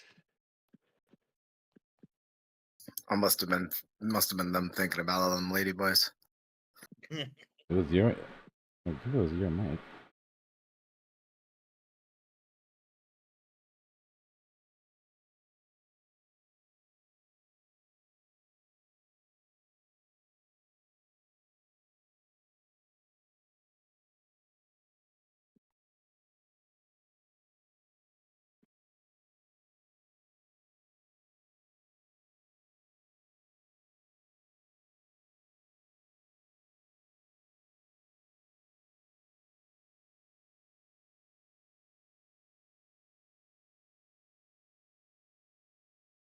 It's got to break at some point, right?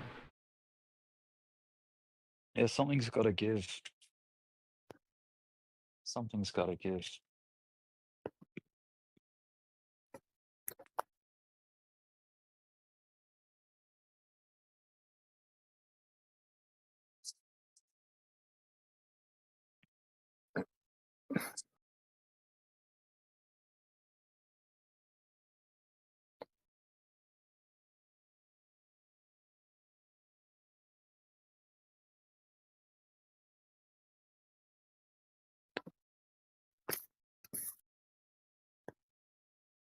If we if we do break into new all-time highs on Bitcoin, the next big question is like, will it be a bunch of games around the all-time high, or is it just gonna send it? You know what I mean?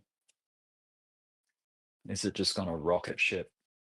My concern is Up we to don't like have what it 120. takes to break that all-time high without picking up some liquidity. I mean, I'm okay with testing it. I just don't have a lot of hope for it. Yeah. Oh man, have you seen BNB today? No, I didn't. Not bad. On the Hold on. 15-minute chart there. Yeah, in the last 15 minutes. It's got a candle straight up.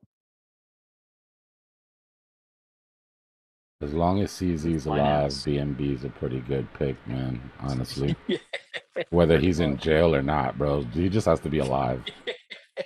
That's right.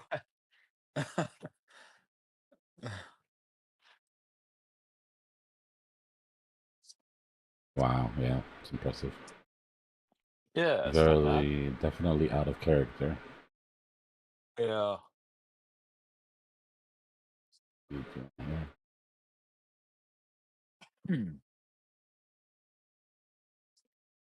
Breaking this bull flag.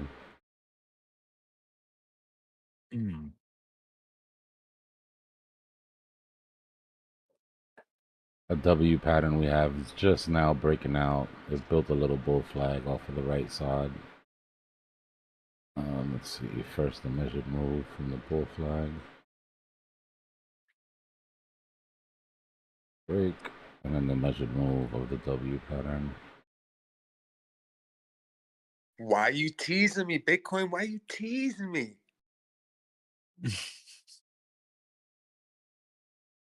Tease is Bitcoin's middle name, dude. I thought for sure at least we would be somewhere else by this point. I was literally at the gym thinking about, like, I was about to come home and I literally did one more set. I was like, you know what? Let me just give Bitcoin some time to cook. I'm in the Well, gotta house give and it look. props. It did close record highest daily close in history. That's pretty cool. So this, looking at the BNB chart, I didn't even realize I still had that CZ price manipulation line there. That's exactly what it is too. Dbloc, can you explain to me why you keep calling it the CZ price manipulation? What's your I get it. I get the context, but like it would be great if you actually had some facts. Like Well, if CZ it's because has some CZ for the past 2 years has not let price get underneath this line.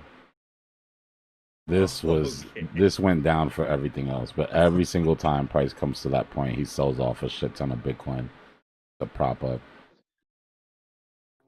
And the best part of the whole thing was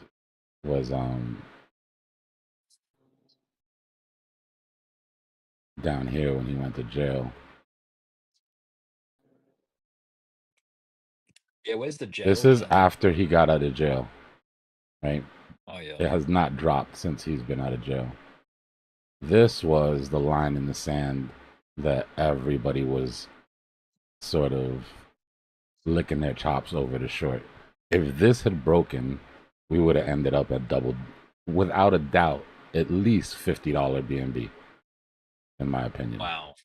At least. Wow. And we missed it. Held support, came down. We were consolidating, showing weakness at the bottom of it. And then CZ goes to jail. Dude, that looks Rocket like the ship. XRP chart right now. Rockets. I mean, the second he went to jail, price just recovered. Yeah, I remember that day.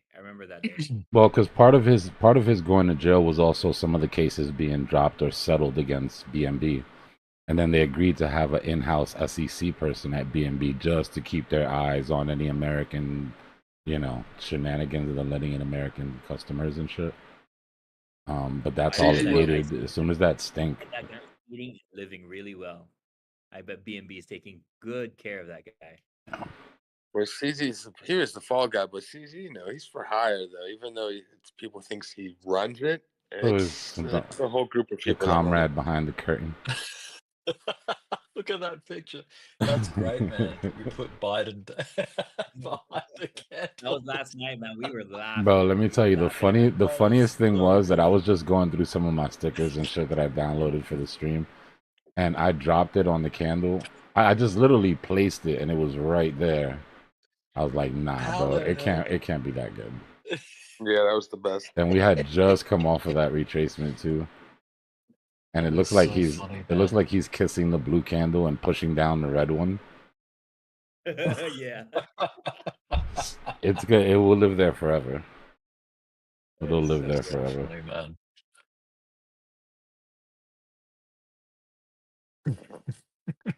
Saying this whole time that we thought Biden was sniffing hair, that he was actually sniffing candles. I mean, it's the biggest blue candle he's seen in a while, bro. That's home team too. You can't be mad at him.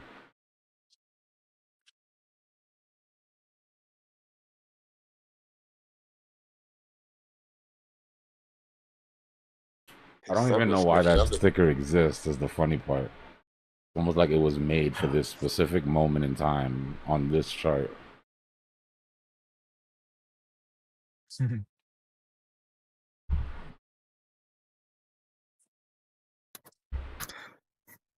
It's great until you zoom out, and now I can see the child that he's sniffing.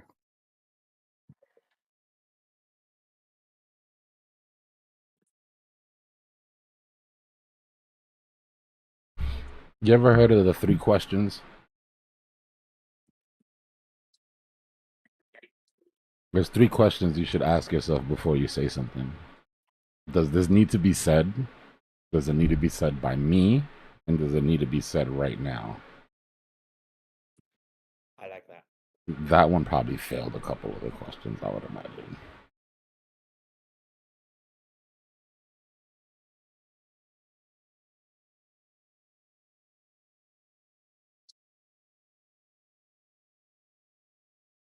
Sounds like a CIA operative training course.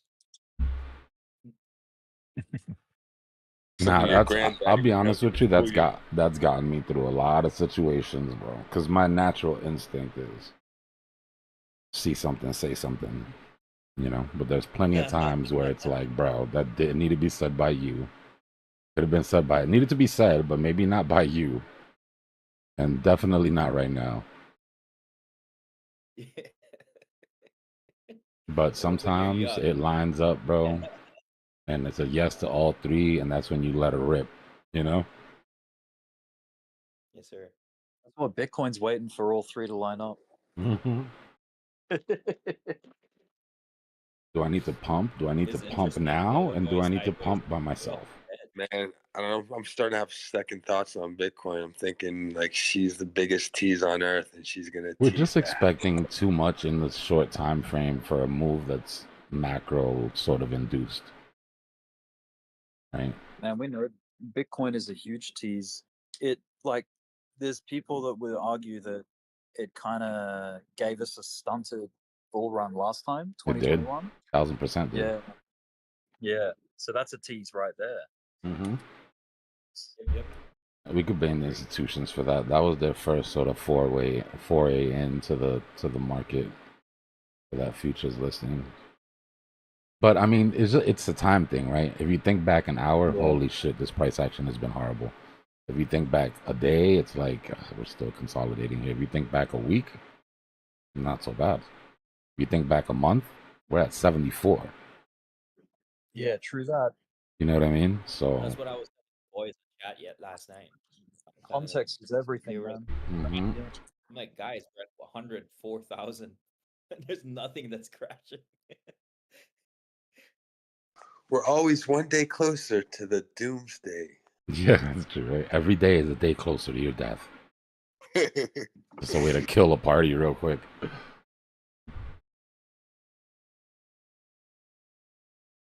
No, but we're you know, something's bound to happen. Maybe this cycle, maybe not next cycle. But I think everybody should always have a stash on deck for that scenario, for like a black swan event, because I think that's where the biggest money's made.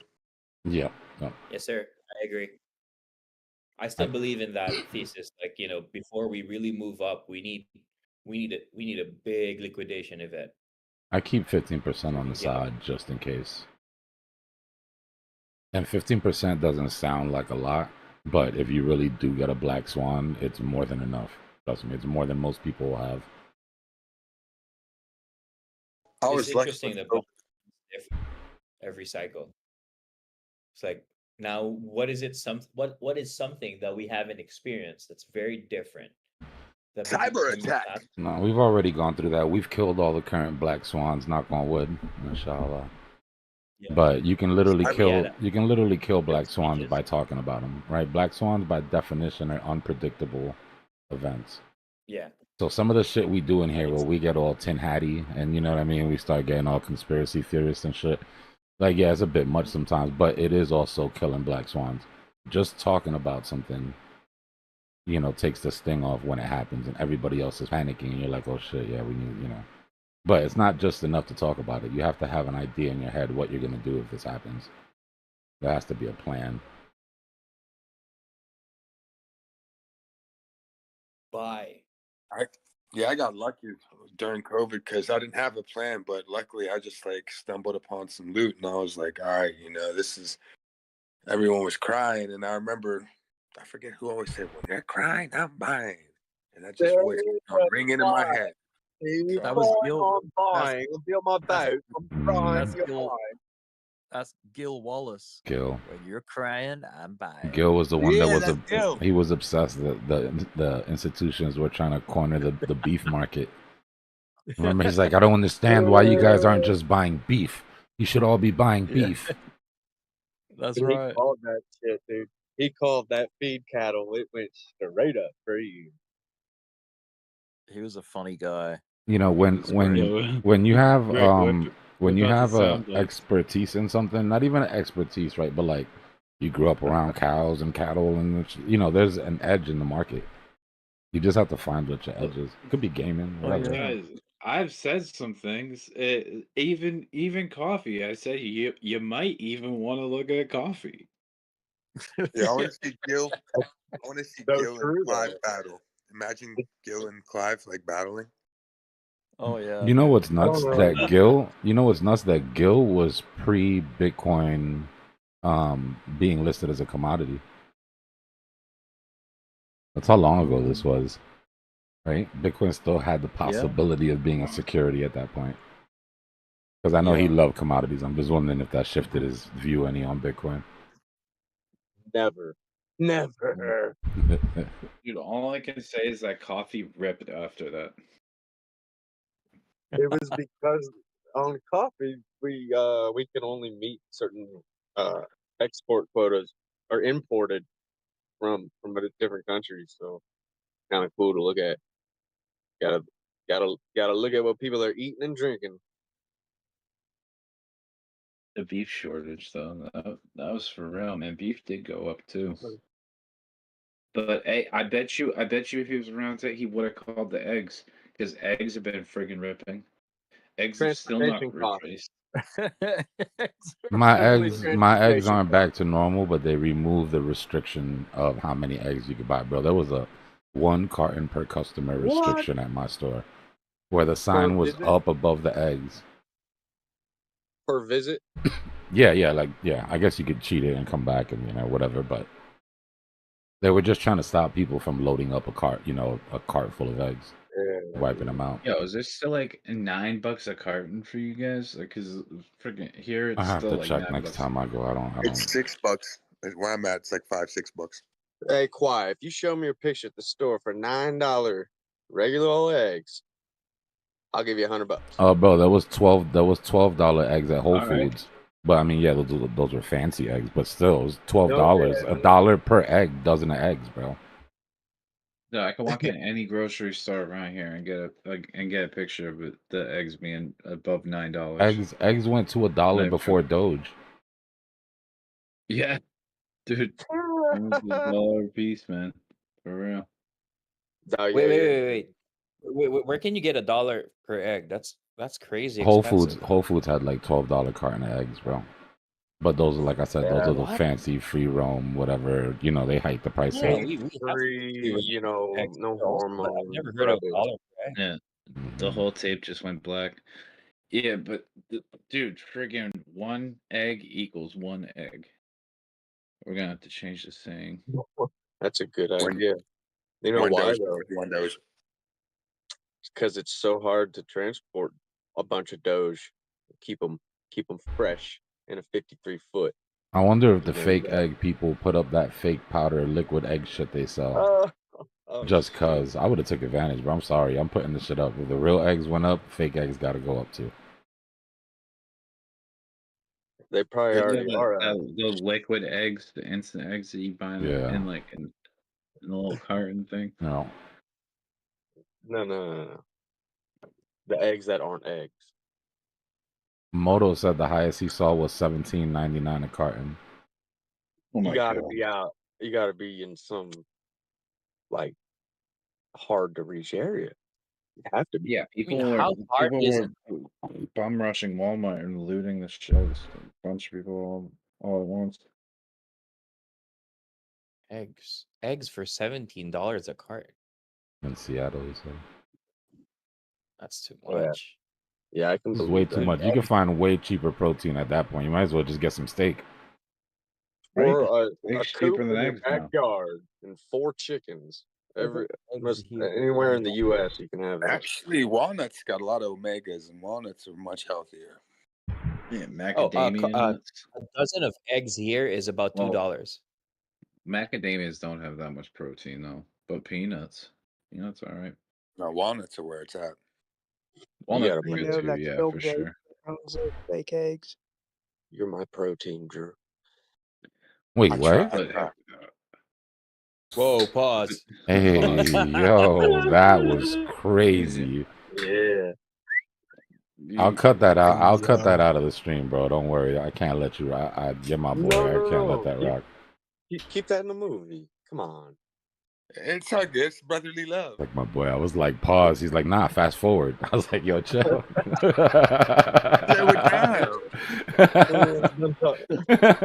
Like, yo, don't fast forward it. What are we doing? This is definitely Doja after Actually, dark territory. Chat, this is called DGen hours. You have to forgive our boys. Bitcoin is just going It's sideways, guys. Doja after dark. That's what happens when Bitcoin goes sideways. Doja for too after long. dark.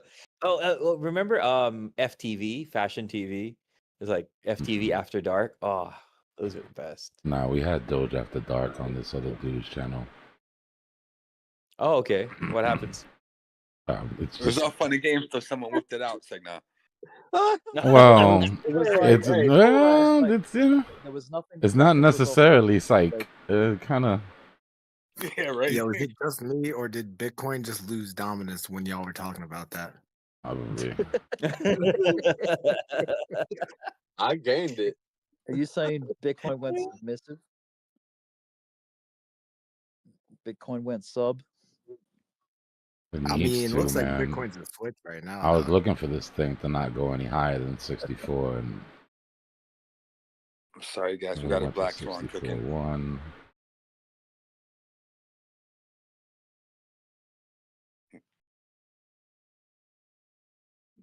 I think the Bulls are losing steam. I try to stick with them. Man, this reminds me of 2021 so much. Like, just the Doge After Dark, Drew and Dbloc voice. It's good old. It's like the good old days. Yeah, man. it's good times, man. People talking about a bunch of weird stuff. Yeah. Minus You the can get- arguments, oh, yeah. though, because there would have been like 7 Yeah. arguments mixed into the mix, and And there's not as many drunk people. yeah, I kind of made a point of that. Kind of made a point of that. Like, I want people to enjoy themselves. Don't get me wrong, but once it gets to the point that you can't handle your vices, me as a friend, I wouldn't even want you around people at that point. Like, if you were my boy, I'd be like, all right, bro, let's go home. You're gonna say something crazy, you're gonna do something crazy, you're gonna make people look at you crazy, and when you wake up, they're still gonna be thinking it. You're not gonna remember, but all the all of the opinions that were made on you last night are still gonna stick when you wake up. Yeah. What's going You on, still Drew? got that oil? You still got that oil? Because it's up like what, above $64 right now. What, oil? Yeah, I remember you were Baby talking oil. about it. Yeah, not too no, long ago. so I made, to be able to keep my gold, I talked myself into it being the same thing if I lightened my oil position and just sold a bit of my gold. Because I was like, okay, I'm going to get out of some of my defensive shit. I just didn't want to sell my gold. So oil went and I sold like 30% of my gold. Yeah, oil is just like spiked, and everyone's bugging, saying that Israel has plans to attack Iranian nuclear facilities. So oil is just like I don't banging doubt it. right That's why I was holding it. I mean, the reason that I had it was because all the drama that's been going on. But I figured if that happens, gold is going to spike anyways. So it's like, now. you know. I think that's perfect timing. And I Larry's wanted to just get waiting I wanted to for get these- some alt. So for me, it was smart to come out of defensive stocks and go into some, more aggressive shit. Can't wait till like RWAs come out for like oil on centralized exchanges. Now they got gold on Coinbase, so that's pretty cool. Yeah, they have it on Bybit as well. You Yeah, always for those trade in the chat PAX that G. don't trade gold, gold gold's biggest rises, biggest moves are always during the biggest black swans, the pandemic, the housing crisis. It's sort of like where people will put their money in during the It's a biggest crisis. defensive. It's a So like, defensive stock. yeah, yep, Just When I be a say build ahead. when I say I like Raytheon, by the way, Michael Moore, but when I say defensive stock or defensive position, I mean these are positions that people go into to defend their wealth, to protect their capital during times of Yeah, it's a uncertainty. hedge. It's like a hedge. Yeah. yeah. So like And then the gold, biggest rises are oil, also bonds, these are defensive plays.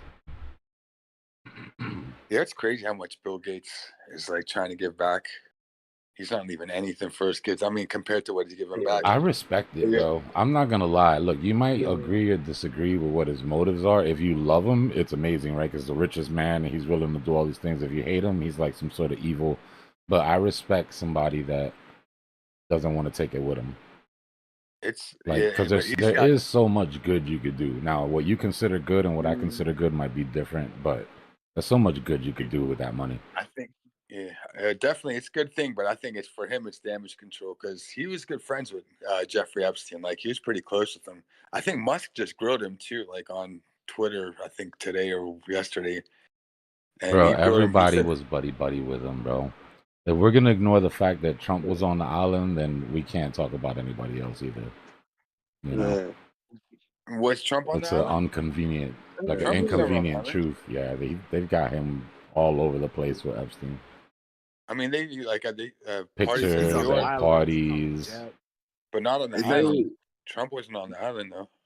Well, I don't think all of the nastiness happened only on the island. Bill No, Gates. actually, I was gonna say Les Wexner, of Limited Brands.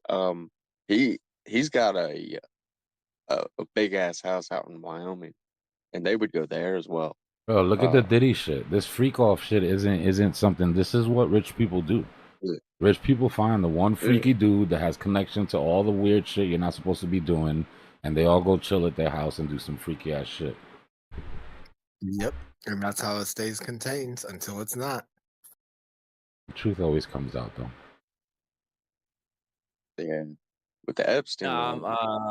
Epstein has this mansion in the UK, and he has this other house in the US aside from the island. So that's where he records most of the activities. Oh yeah, his It's portfolio in of the real documentary. estate is incredible. Yeah, not just 3 homes. He's got estates absolutely everywhere. Yeah.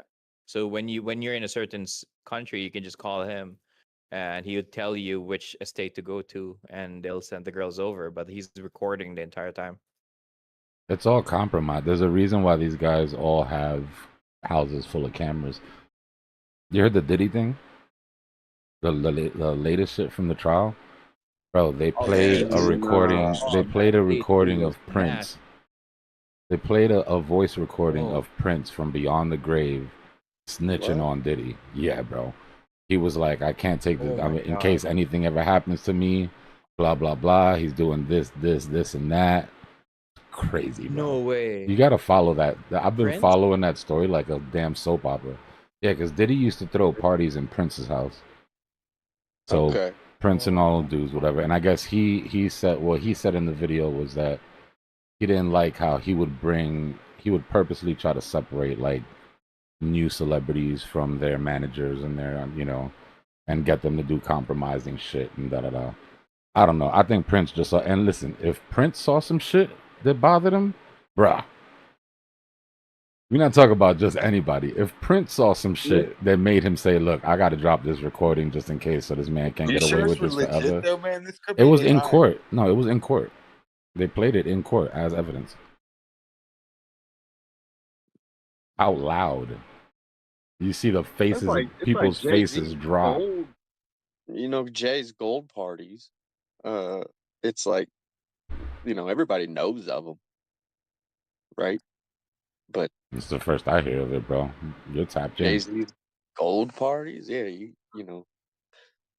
gotta You're be on. invited. We're on different guest lists, bro. Golden showers. Three rules. Did you ask yourself the 3 Oh, rules? you guys know about like when Lady Gaga came out, right? When she told her story about what Diddy and his goons did to her, right? I don't know, man. Celebrities just like politicians, bro. None of these people love you. They all got their own shit going on. Itty bitty ditty. Did he? She called him. did. She said he had a tootsie roll. Yeah. When I saw the summary for day 2 of the trial, I was like, wow. I was like, wow, this is just day 2?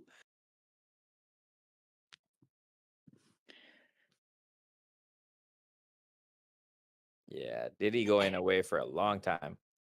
He did. He's like, really? Look how he's looking at y'all. So y'all was dancing to all my shit, and now y'all gonna turn on me, huh? It's messed up though. Why wouldn't they put like Prince Harry in jail and like the other dudes that were like involved in all types of shiesty stuff? It's like they're. I don't know. There's a difference between celebrities and politicians, bro. These Well, no, celebrities Prince are Harry's allowed. like- These celebrities are allowed to do their thing until they get out of line, and then they get sort of like, whoosh, you know. You know. And that- everybody's got shit on everybody. Like everybody's got dirt on everybody. You know that photo of Prince Edward with Epstein and Ghislaine Maxwell and all that, and there's that girl, that blonde girl in that photo. She's been living in Perth in Australia, but she died recently of something. Oh, Prince Andrew, right? The one that was like. Yeah, Prince Andrew and Prince Harry. Yeah, Was I get like- those he had a dudes really tough with confused, Diddy. bro. And Harry Yeah, and Andrew. Andrew was the real shiesty one with Epstein, but Prince Harry is involved in the Diddy case now. Oh shit! Really? Yep. Yeah. Yeah. Harry was watching. He's on the video. Damn. I bet his mother and father love that. Man, the Royals, man. I mean, it's as old as time, isn't it? Right? Like these sort of things. Like if you go back, it's rumors and murmurs about the Royals and the prince that just can't keep his hands to him. You know what I mean? Like just money, bro. Money brings out your true character, and not everybody's supposed to touch money. And this is what happens when the wrong people touch money and power. Yeah. Yeah, Virginia. that's the thing. If you don't have anything telling you no, right? What are you gonna do? Well, A that's lot of when people that's don't what know shows that your until they true get there. character, right? Your true character is what you do in the dark. You know, what you do when nobody's watching, what you do when you don't need anything from anybody. Right, your integrity / lack of integrity. Yeah. Virginia Guffrey's her name.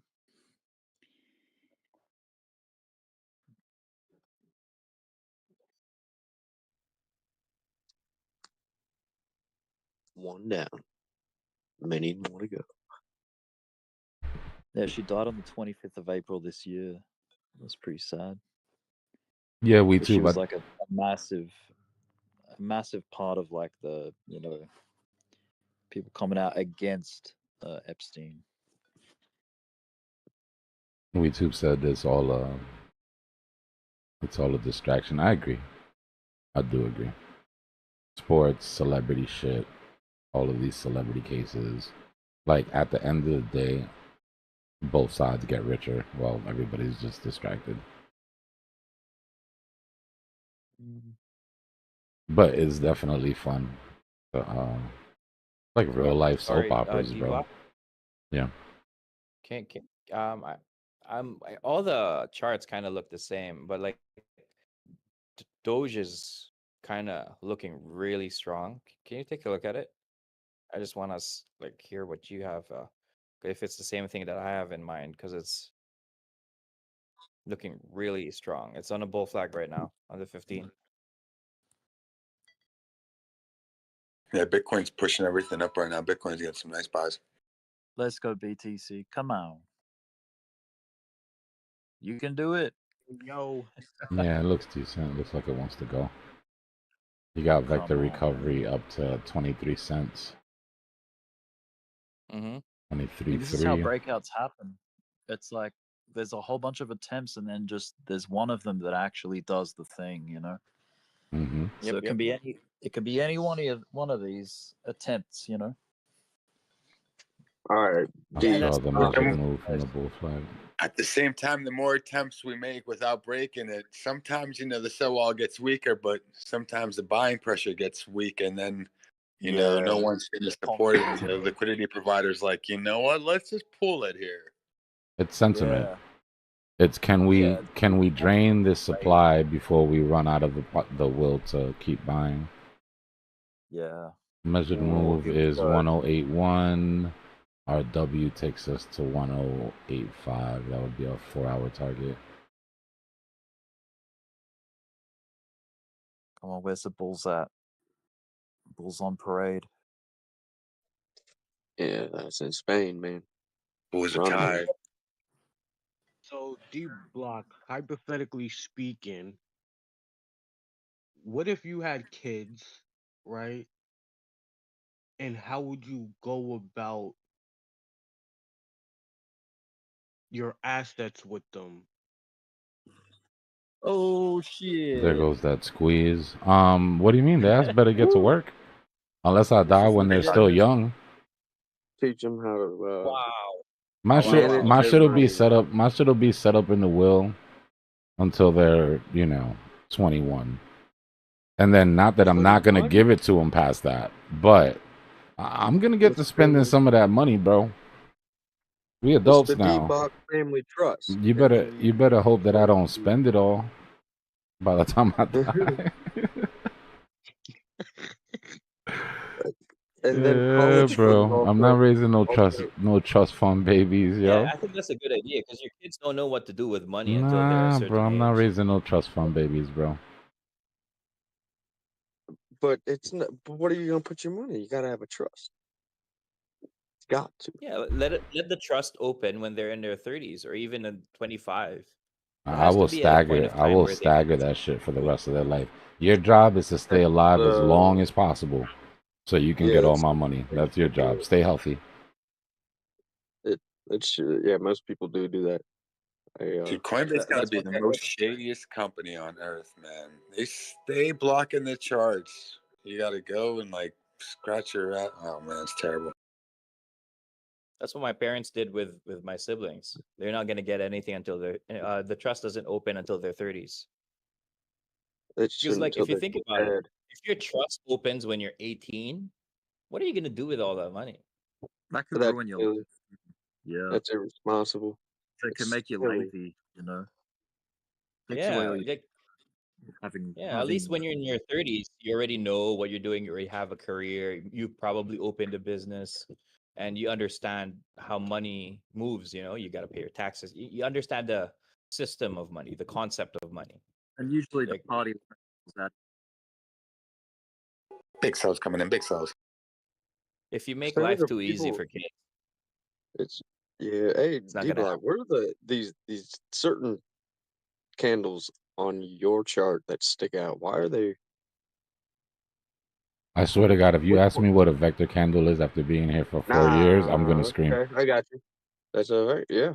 No, I think I will look it up myself. Steven, I will lose my shit. That's all Dbloc wants is for us to Y'all start take a look looking at it up. stream here. He's got those are vector candles. If DM me if you want to learn anything more about it. Yo.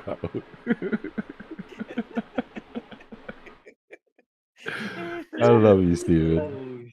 You're my guy, bro. Yeah, I love You're y'all. okay in my book, bro.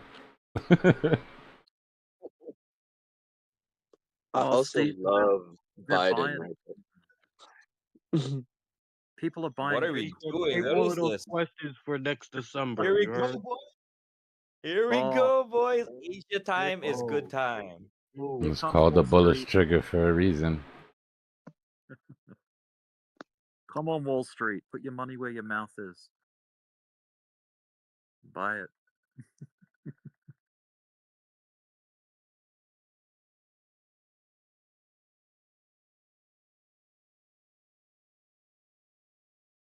Dude, Coinbase are some sneaky bastards. Straight up. You on mobile or desktop? I'm fine now because mobile works. Desktop's always on something, man. Anytime something's happening, like either the chart's not working, Yeah. the order book's blank, or they won't give you the buy button, it's like they know exactly when to do that.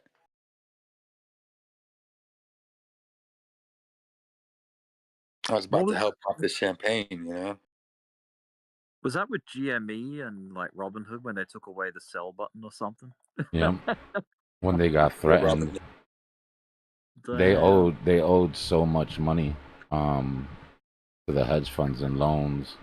Well, they owed a lot of money. The hedge funds contacted their lenders, and their lenders contacted them and said, if you don't stop the sales immediately, we're calling in all of your loans ASAP. It would have been the end of Robinhood. Like it's all over. Yeah, Yeah. it would have been the end of Robinhood. Mm. They got fined for that though. They went, they paid their little fee, slap on the wrist. Disrespectful the amount that they paid on the fine too. It was like almost 91 mil. like nothing, bro, compared to what the Yeah. damage that they did. I think they paid 91 million. Really?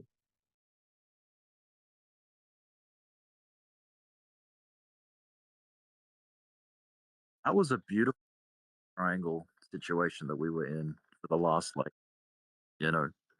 24 hours, I guess. Yeah, we squeezed in there kind of tight. Yeah. Really nice pop. Like that's almost 1% candle. It's what 0.72 or something. Or 7.6. Oh, on a 15-minute shot.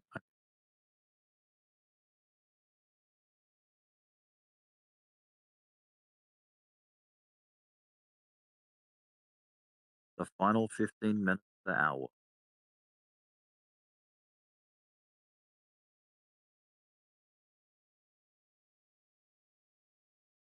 Man, if you zoom out on that shot, you can see the all-time high, like just up there. Sounds like you're losing connection, Rick. You're Oh, roboting God. a little bit. He's out in the outback. I'm in the outback. Tron out here surviving in the bush. Got that kangaroo reception. You're good now. No. Oh no. Let me move this over so we can see the candle.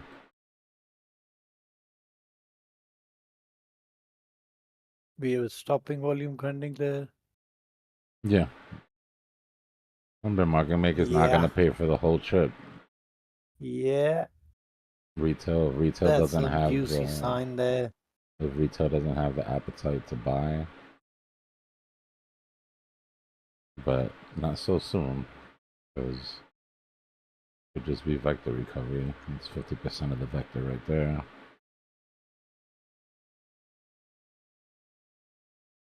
And then 100% of the vector would be 106.8.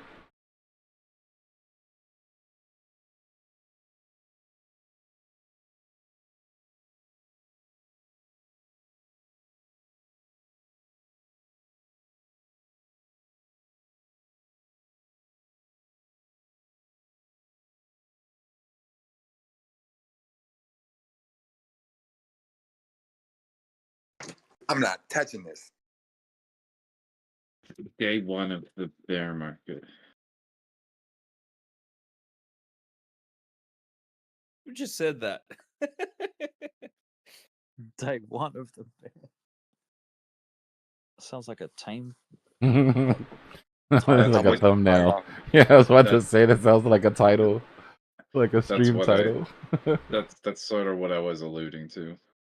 Yeah, like a thumbnail for YouTube or something. Like because dude, there would just be a day the ripping green candles, and he posts something that says day one of the bear market. Like we'd be like ripping through resistance, and he's like day 37 of the bear market. We just made a new high. What are you talking about? You know, like One of the things I miss the least is having to answer 30 times a day the question, Dbloc, are we really in a bear market? How uncomfortable that is to like be like, no, he's completely wrong. I don't know what the hell he's talking about. Was he doing that just to like stir up activity, like people No, talking he about? just stuck to his guns on it. I think it was a thing where I fought him so hard on it when he first said it that it was an Oh, ego thing. He just stuck to it. And like became out of spite it's kind of just the thing. inability to pivot, bro. Is telling you emotions are a killer in this shit. Makes no sense. Yeah, split step and pivot, like when you're playing basketball or tennis. Split pivot, split pivot. I'm just waiting for more pictures of people living on the beach, Dbloc. At least there's drawings. Dude, do you remember that day that Tame like went in, rushed back inside because he thought his house was on fire?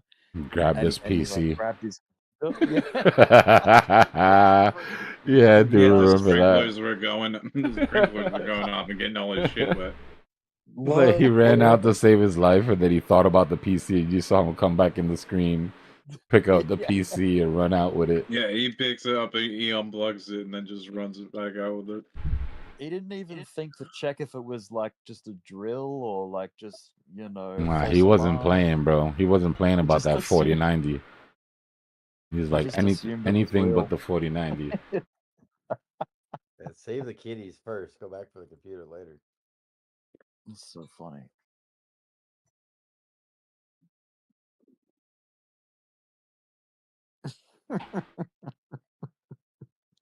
That was Someone made a- wild. Did he have like a fire suppressor? Like I can't believe that happened while he was live.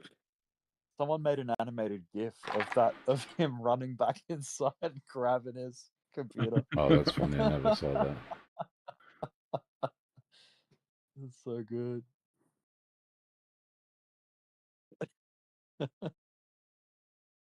Good Trying to times. think what I would grab if the house caught fire right now. Yeah, I'd probably I would grab honestly- like I'd grab photos, like family old photos and things like that, and like I just grab my laptop because it's like you can make anything else that's worth something. I can make it back if I have my laptop. But I mean, I probably would like if I had to just take one thing. Like, yeah, I'd grab my laptop, my Xbox, whatever. I would definitely leave the Xbox. Cigarettes. I'll take my Yeah, cigarette. no, my laptop. Same. All my work is I do all my work through my laptop. So if I'm gonna make things back, I need a tool. Find a tool to make it all back. Wow. better laptop So that so you buy nobody's with first insurance instinct was money. to grab all their seed phrases. You guys are screwed if you get in a fire. no, who said my seed phrase is in the crib? Ow. What the hell's a seed phrase? Oh my god. Oh my god. That's how you get your V chain back. Yeah, I'm never getting that. I'm never You getting should that have- back, dude. Because those still have keys my ain't gone. jet. I still have You my should have jet. your seed phrase on titanium, Oh, not man. zinc, not metal, titanium. That's a higher melting point. Remember, friggin' Soren? He had his seed phrase.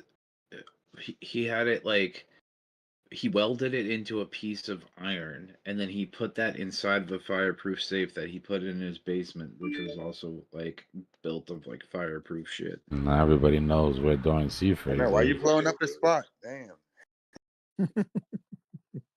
There's only I haven't heard 245 people listening. I'm sure nobody knows him. I haven't heard from Soren No. in years. He's definitely not here anymore. He used to be Soren here. Soren Now not he's here. gone. Soren here. Soren not here. Soren not here. He was playing football and then he got a girlfriend. You know what happens when you get a girlfriend. Yeah. It's like grabbing a warm, wet bag of sand. Bag of sand. Oh man. I don't know. I mean, I guess I probably would try to take the PC if I had to, but I'd probably go grab cash. Gun. So you got cash in the crib, huh? Oh, there's always cash in the crib. But the second thing was my gun. And it's right by the cash. Yeah. Just because, yeah, fire ammunition, that's probably not a good idea. And Yeah, I wouldn't need to grab no that's cash it. because I never have cash on me. Never ever. You will not cash. Actually, when I go to the dispensary, that's the only time I grab cash, when I go to the dispensary.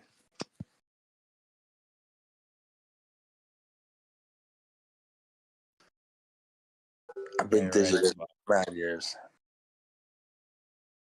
Yeah, I'll definitely get my guns. Guns in my laptop. I'm like Drew. I don't carry cash anymore. I only carry. It's I not an only issue for withdraw. me. I need it. If I get caught with a gun, I'm going to jail for a long time. I'll grab my I got permit. Romanian. I'll grab my I got. Romanian swords and machetes. I got my permit to carry, so that's fine. I had to register my knuckles. Is that easy to get a license for gun in Philippines? If you go through training, I went through training. I'm Yeah. part of the PPS, so pistol training. Then I did. Yeah. I went through CQB and stuff Yeah. like that. Once you go through the training, you can. So there's a permit to own. If it's permit to own, you can use the gun inside the house. Yeah. If it's permit to carry, you can do everyday carry in the car, except during Yeah. elections. Yeah. So like I carry my gun all the time. Doesn't matter where I'm going to bank, going to pick up my kids from the school. Wherever I'm going, I'm just carrying my gun with me all the time. yeah, I've man, got as the long as you're carry permit. educated and why you have a gun, then Yeah. it's fine to carry Yeah. a gun. Like I'm Yeah. I'm at a point where I'm trained that I don't even see a gun as a weapon. The only Yeah. way I'm ever gonna pull that out is to Yeah. really defend my family. That's it. Yeah. Exactly. Like Exactly. if I feel that you're a threat to life, like if you're just a threat, like if you just want to fight me, I'll fight you. I won't even bring it out.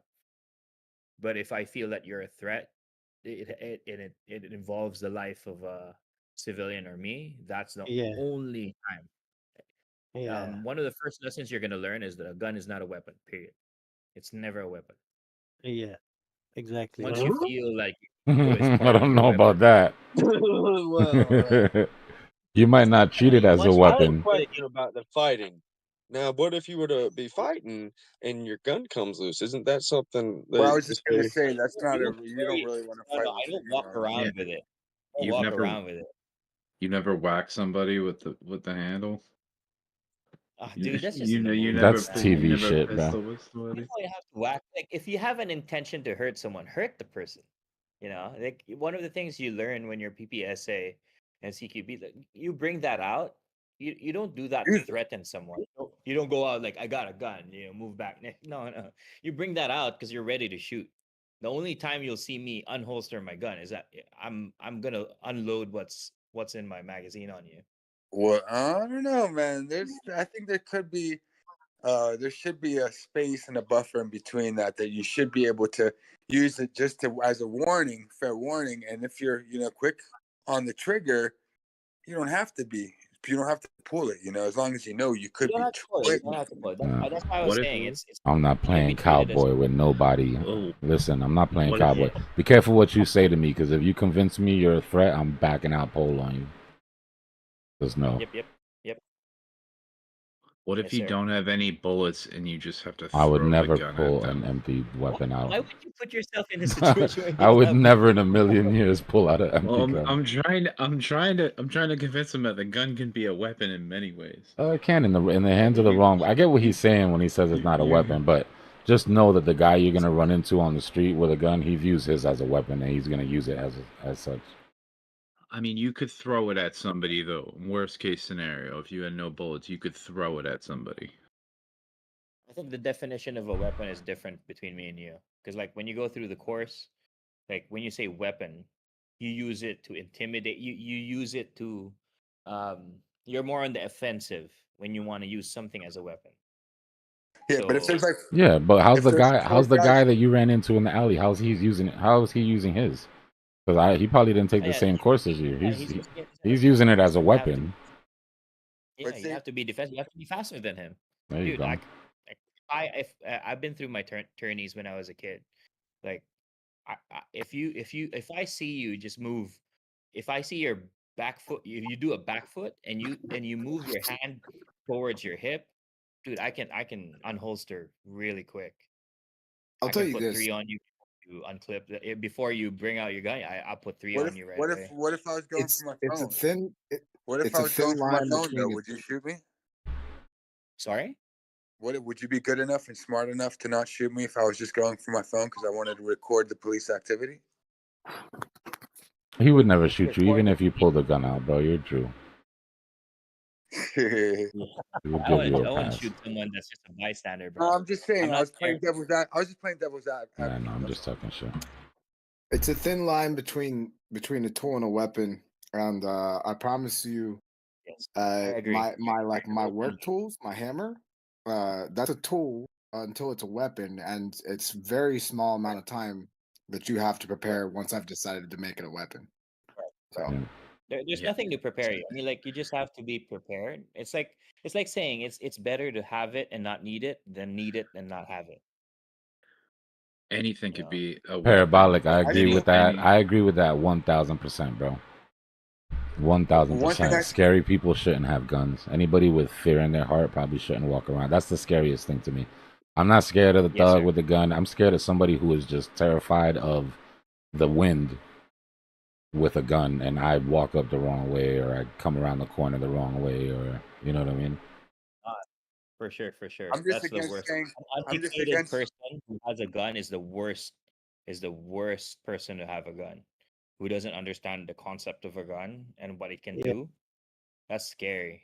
That's But scary, bro. but also that's scary to say. You know, if you're gonna pull it, you're gonna use it. You know, it's like okay, you have to be ready to use it, but you don't have to have that mentality just because you pulled it. Because like if you have 5 guys approaching you, maybe, and none of them have it, you don't know if they have weapons yet, but you feel like your life's in danger.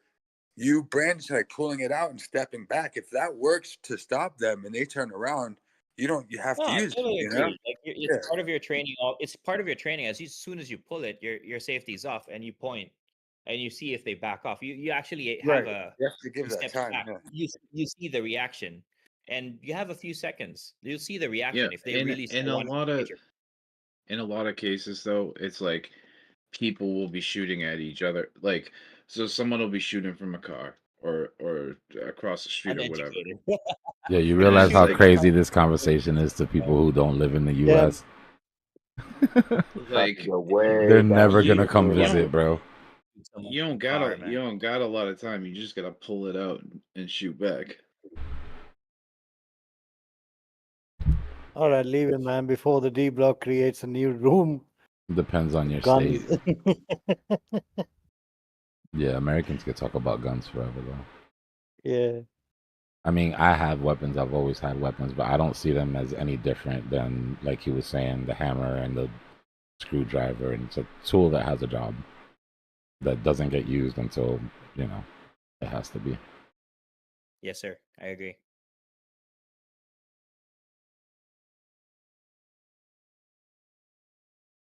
There's some big buzz coming in. Am I gonna have to buy in with less crypto here? Blasphemy. No, I'm not doing it. Guys, don't convince me to buy. I can only buy with more crypto. Dude, all I can say is these are the same type of green candles I used to get stuck on all the time when I was a FOMO artist. He's not a FOMO artist. FOMO Intervention Club, the FIC. Remember we used to we had to do check-ins, like FOMO check-in. Like then they play FOMO here and people that Well, yeah, every like once in a FOMO while, here somebody at this would pop price. up. Yeah, somebody would pop up and be like, you know, guys, I FOMO'd, and you'd hear you hear it in their voice, like what's that game? What's that game they play now? We listen but we don't judge. We listen but we don't judge. I just FOMO'd in on that green candle. Then you're not That's allowed like to say FOMO shit. Anonymous. Yeah. FOMO's Anonymous or something. Yeah, I get the FOMO every now and then. I'm not gonna lie.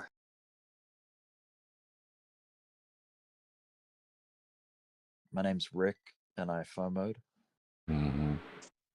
Every high. time I I'm going to be like, look, I FOMO'd on this coin at this price, so everyone would know that if I got wrecked, just how bad I was getting wrecked.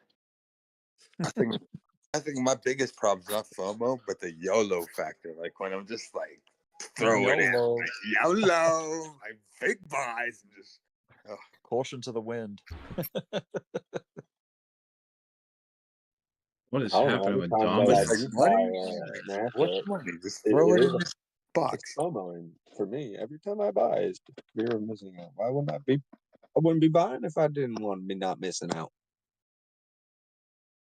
I Yeah, but a FOMO into FOMO buy is red you're buying when candles. it's hot. You know, when you're buying when like everybody's complaining about crypto and things are red, that's not a FOMO buy. That's a strategic. I don't know if you guys realize, but this shit is about to rip. Oh yeah.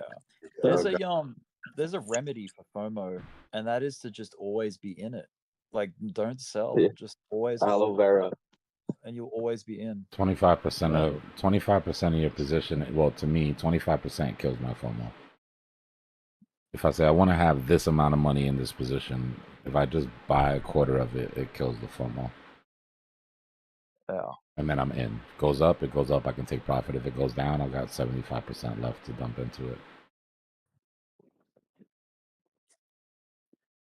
What was that? What was that other acronym that we made up, or you made up? Quai ROMO, like Yeah, regret the of missing regret out. of missing out. Yeah, I didn't make that up. It's a real thing. Is it? Yeah. Yeah. Like I Romo very hard on Mudang because I saw that at the bottom, man. I was like, should I? Nah. Our rules And cost I us regret. sometimes, man. Right? Like the rules that we keep for ourselves, especially my don't chase rule, like that one's probably cost me more than any other one. But if I compare it to what it saved me, It saved you more, brother. yeah, bro, Yeah, at definitely least you're still here, 1000%. It saved me more than anything. Yeah, because that's like, would you rather? What would you do? Would you rather miss a trade or lose money, like taking the wrong trade? You know what I mean? Like you could take a chance on the trade and then lose money, or you could just miss out on the trade, not lose any money, but you missed like Your potential gains. Your tools have to be scalable, right? So like if you're gonna do this full time and you're in for the long run, the tools you develop for yourself have to be scalable. So a don't chase rule is scalable. I cannot chase from here to the last day that I retire trading, and it's not gonna, it's not gonna wreck me not chasing. But if I didn't have that rule, what happens after the second, third? I mean, you probably can't chase 10 times without getting wrecked. It's not You scalable. wouldn't care. Yeah, it's not scalable. Man, You're not gonna be able to. Is this the highest we've been since January? By the way. It's the highest daily close ever of Bitcoin. Hey. Yeah, we had the highest weekly close, highest daily close. How much time do we have left for the monthly? We've got 10 days to see if we get the highest monthly close. Yeah. But we just struck a high price that we haven't seen since January just now, right? Like literally half an hour ago. Look at what we're looking like on the monthly here. Yeah. We will close the highest monthly candle. Well, I can't say that. There's 10 days left and it's 102. We could very well close underneath that. But it looks good for right now. It's looking I think good. we could easily be below 96K by the end of the month. What do you mean? Scale Next out. week, let's go, Qui-Gon. We got this. Let's go. We're going back down 96. This next was week. our last bull market top. Just to give you guys just a little idea of everybody's still waiting for this bull market to start. How freaking expensive Bitcoin is. So long it? Yeah. Okay. Look at the on the right side though. Doesn't that look so much more healthy though? Yeah, because it had corrections. This, in my opinion, could have very well reset. I don't want to say it. Okay. If we super cycle, big if we super cycle all the way until real estate crashes, like the running theory is, then this consolidation reset our market. Right? Compare it to this run that we had up on the monthly. So it's like a bull run off the back of a bull run. It's almost like the institutional Bitcoin shit, and then everybody snapped back to their senses. And then think about what happened here. Biggest liquidation event since FTX Yeah, and enough time. coronavirus. You get what I mean? So like, this is Corona. This is a bear market bottom. This is FTX. This is a bear market bottom. This was 49. They had the same metrics as these two. Everything except for time, right? We know that the time is wrong, but as far as that bottom goes, and then we also had here the lowest fear and greed we've had since, again, FTX and COVID. So it's like we're putting bottom of the bear market metrics up above 60, 70K.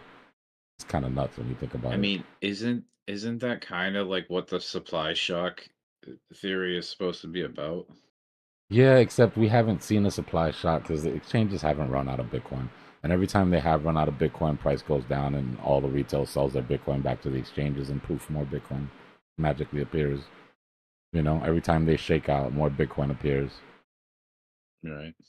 But I think it'll look more like this though. That supply shock, it'll be like just a doo-doo-doo-doo-doo.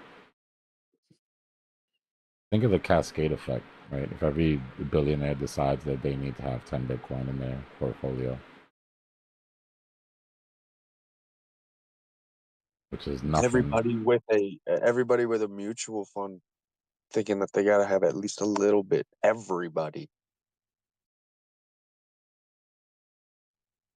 I'm still wondering though, man. You know, they're gonna want it, but at the same time, if everything's gonna get tokenized, you know, there's gonna be some interesting scenarios where people are gonna be like, well, let's see if we can suck out of the market cap and inject into ours. And there might be people that have influential power that are able to suck out of Bitcoin and put in their own RWA. RWA liquidity doesn't come out of Bitcoin. RWA liquidity comes out of its real world partner. So True. RWA oil, that money's going to come out of oil. RWA real estate, that's coming out of real estate. And remember how we looked at that big sort of chart of all the world's money? And we were like, we just need a couple of these squares to come out of each sector. Well, those squares will come out of those sectors, and the first place they're going to go is their RWA counterpart, in my opinion. But if you already have holdings, though, if you're a firm that has some pretty decent sized Bitcoin holdings, and you start experimenting and seeing that, you know, you want to be successful with your tokenized assets, you could have a scenario where you're like, you know what, let me liquidate some of my Bitcoin to inject the market cap of my own tokenized asset, even though it's supposed to represent 1-to-1. Isn't there ways you can like kind of make a derivative of it, of whatever tokenized I asset mean, you have? I'm sure we'll get all of that. I Yeah. don't think it affects the demand for Bitcoin. Right. So like every Right, 1,000 right, people right. that decide they don't want Bitcoin, there's another 1,000 people that hear about it. And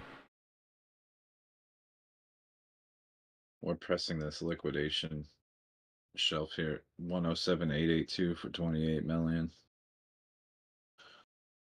but I Actually, do hold on, think the that coin. it's very interesting, and you should probably watch all of your real estate RWAs once we get to the bottom of the real estate cycle, because there will be a percentage of people who decide that they rather invest in real estate through an RWA where it's liquid, right? Because real estate isn't liquid. You're kind of stuck with this big freaking house, and there's things you have to do before you can.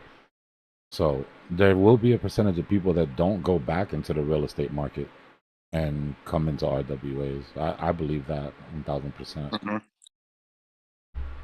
Why would you why would you want to have millions of dollars trapped in a home when you could just have, you know, tokenized percentage in your portfolio that at the drop of a dime you can call and liquidate? Well, you don't have to call, Oh right? Just yeah, click the exactly, buttons. exactly.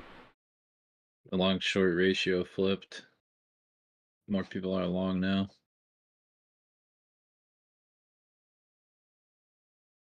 Yeah, I'll look at ETH for you. Give me a second. Let's see what ETH is doing. It should This be reaching guy's cycle face too. always freaks me out. Um,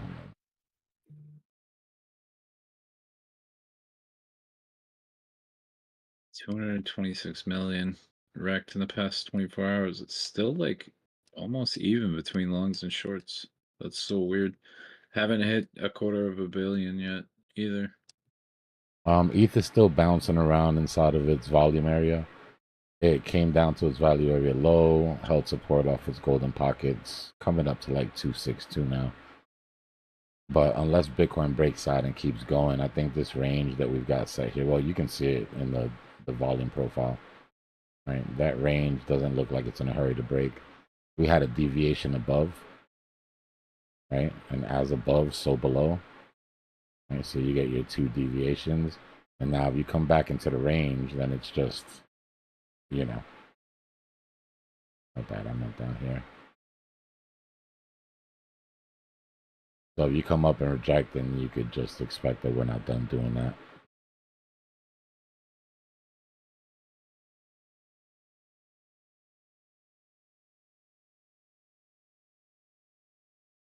Scott, I appreciate you, brother. Thanks for the super chat.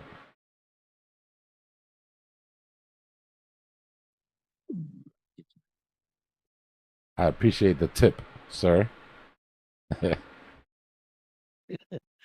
Tax free. Hey, those super chats just got a little bit more valuable. I'm not gonna hold you. Appreciate that, Mr. Trump.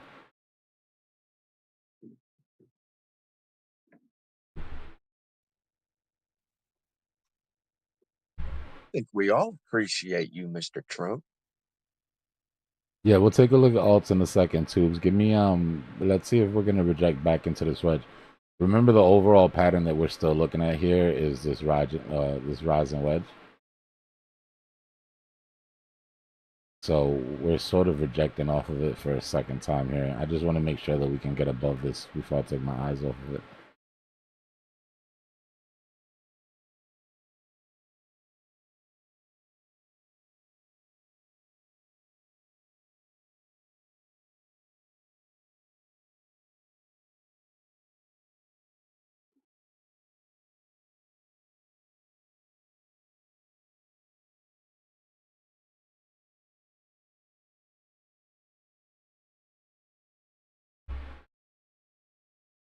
Hoover with the super chat. Appreciate you, brother. Nah, I appreciate you for being here, man. My pleasure. God, I love when we feel the love. Love is in the air. Like now, the dominance is taking a quick dip to the downside.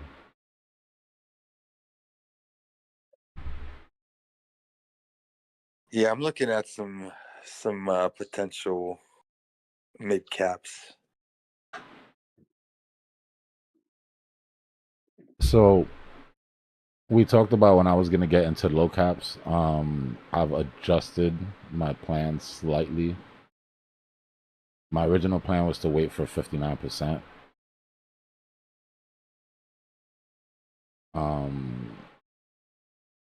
But I moved that up to about 60. I'm not gonna wait. At 61% for hour, I'll show you why.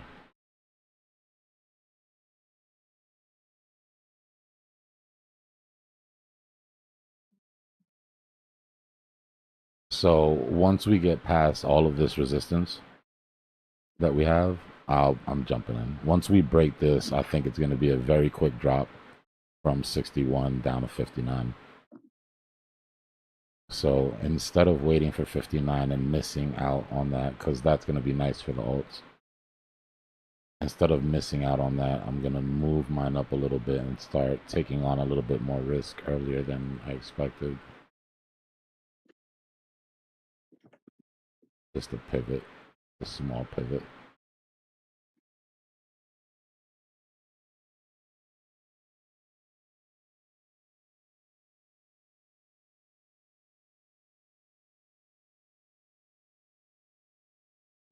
Backing up and looking at Dom, it's been one hell of a run, man. I mean, if we go back to when we thought our alt season had hit, right? We're putting lower highs. We had that big drop. Everything was looking good. And then we had our line right here where it was like alts in danger if it were to get above that red line. It just flew. Never came back. Bitcoin strong like bull. Strong like bull. Hmm. But I think these bulls, man, I don't know, they're losing some steam.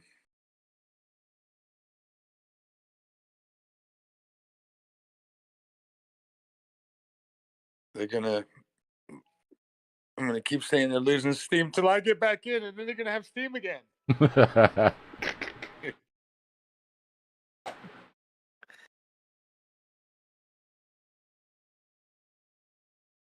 Yeah, USDT helps. USDT is really a sign that everything's about to go. But more importantly, Dom and ETH BTC in my book. And we saw what happened, right? I mean, I've been saying that for almost 2 years now. And as soon as ETH BTC hit bottom, we saw fireworks. It took it long enough, though. Damn sure it took its time.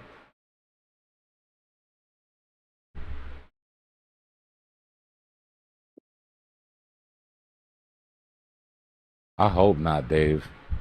If Dom goes back up to 66, most of your alts are going to give back all their gains.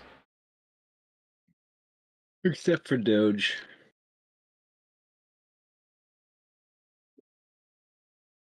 I don't know. Let's look. Good question. Anina wants to know what alts are looking good against Bitcoin on crypto bubbles. All right, hold on. Let me check on my portfolio quick. This is my daily portfolio, and it is not nice for today. It's fine. It's fine. Fine. You have red days, you have green days, and you have red days. And you have green days. This is against BTC, by the way. Let me check against USD. Yeah, a little better, but it's fine. I'll be checking it against BTC for a while because most of that alt money came out of BTC, so it's just a way for me to kick myself for not waiting long enough in some cases. All right, top 100. What's been the strongest against BTC today? Stacks is up 4% against his Bitcoin. Stacks for me is a great like Bitcoin beta play, man. Like this thing, when Bitcoin goes, it consistently outperforms it. But then you can't really brag too much because you got Fartcoin and Trump 11% up for the day on Bitcoin too. So it's like, and Pi. If I had to pick out of these three, I'm gonna say this out loud after a decade of technical analysis. Fartcoin would be my choice out of those three bubbles. You're cutting. Just to spite us, Strings. It did well just simply to spite us, bro. That's it. You don't have to think of it much deeper than that. For the even on the weekly, Trump is up 7% against Bitcoin, against its Bitcoin pair. Remind you, this isn't. Let me see how much it's up on USD. People love to fart, especially when they're alone. I mean, it's, you know, gets a chuckle. I feel like it's something everyone can relate to. The truth behind it is that most people just think it's like a fart sort of shitcoin, but the AI sort of agent meme coin narrative is what's carrying it. But people kind of look down on it because it's called Fartcoin, so it's like a joke. Does fart stand for something? No. They had a sandbox. They're They had a sandbox with AI agents, and one of the running jokes between the AI agents was they discovered farts. AI agents discovered the humor in farts.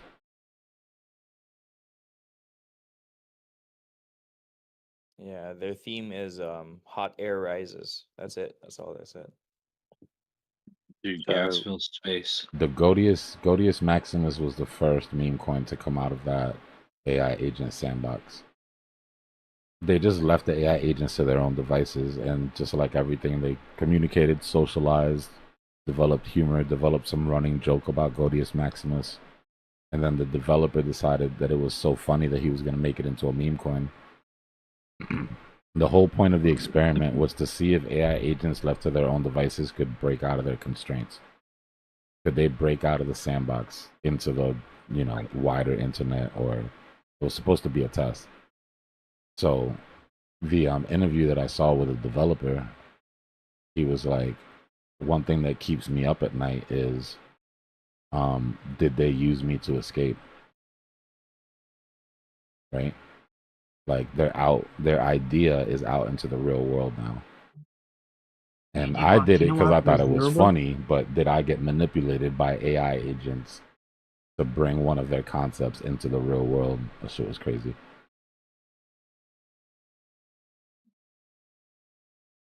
Hey, Dbloc, do you know what happened to Zero, bro, today? It had a big nasty dump and then kind of recovering now. It's been going to shit since the dev came back, bro. The dev made everybody think he had unalived himself, and then he popped back up a couple weeks ago and was like, got him. And Hey, people are yo. like, what? And he's like, yeah, there's nothing wrong with what I did. He tried to justify it. He called it, this is the first time I've ever heard this phrase. He called it a pseudocide. Pseudo-suicide? It was a pseudocide. Oh, yeah. Like, what? He's Damn. like, yeah, it's not illegal. It's like, you just identify as someone who unalived themselves.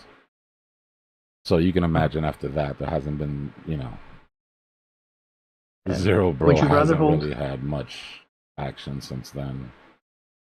Would you rather hold Farcoin or Virtuals? I personally, I mean, for me, it's an easy answer because I hold virtuals and I don't hold Altcoin. But Okay. that's just me and my risk tolerance. Have you dabbled in like the staking and stuff? No, I haven't. I don't know if it's on chain. I'd have to look at it. I mean, I'd be interested, I guess, if it's on chain, but I don't plan on holding it long enough. How much you gonna give 'Cause me they have their APY? own. I'm only gonna hold it for like 4 or 5 months. You know what I mean? So it's like, Yeah, no, because if you stake it, it's kind of like a pump fund, but for AI agents oh, so that you come out get, every day. oh, okay, oh, that's Yeah, interesting. Yeah, yeah, maybe it's I pretty will. cool. Maybe I will look What's into that? What that do you then. mean? What's that mean? It means that you Pump get up, pump up. access. You probably get like airdrops of the new coins that come out Yeah, just for basically. staking it. Yeah. Yeah, I'll look into that. Appreciate that. Here we go, boys. That's always We're fun. moving. We're moving. That's on Let's go, virtuals, you baby. said? Yeah. So Yeah, Zero virtuals. Bro, for a second, just to answer his question about Zero Bro, we came down and we double bottomed off of this range. Not saying it's gonna hold. I'm saying if it doesn't hold, you're going through this vector and you're losing a lot of ground here. And you're coming down at I wouldn't 21. touch that.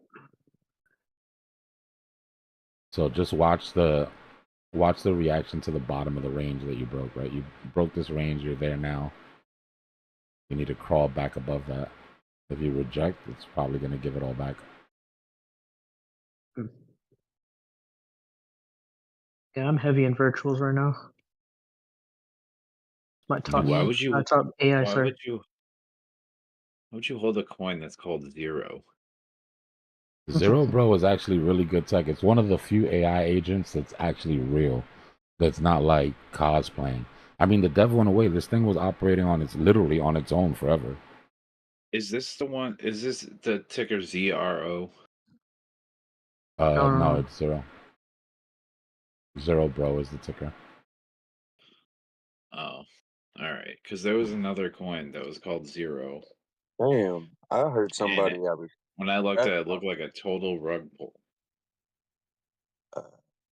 I heard somebody talking about that just 2 days ago. You were talking about layer 0. Oh, layer Zero, yeah. Yeah, layer 0 is different. Zero, bro. You get 0 hoes? What? Yeah. Yeah, unfortunately. Yeah, guys, I don't think we're gonna make it. I think we're gonna double top here. I'll be right back. Everybody FOMO. Come on, Drew. Yeah, someone is definitely putting in an effort to push this thing up. Man, Farcoin's ripping. You know, Oh, and you know who's pushing it back down? CZ. Every time someone's pushing it up, CZ's like bang sell, bang sell, bang sell. yo, I look mean, at the it's wicks just on BNB. Oh, BNB's I ripping. Holy crap. I feel like it's kind of suspicious, to be honest. But Yeah, it I is. mean, maybe, what's BNB at right now? Call it. 661. We're gonna see Bitcoin dump and BNB pump. BNB had a huge wick up. Holy smokes. 670. That's what he's doing. He's injecting his BNB. Farcoin's ripping too. I'm all in USDC, baby. Let's go. USDC, all in.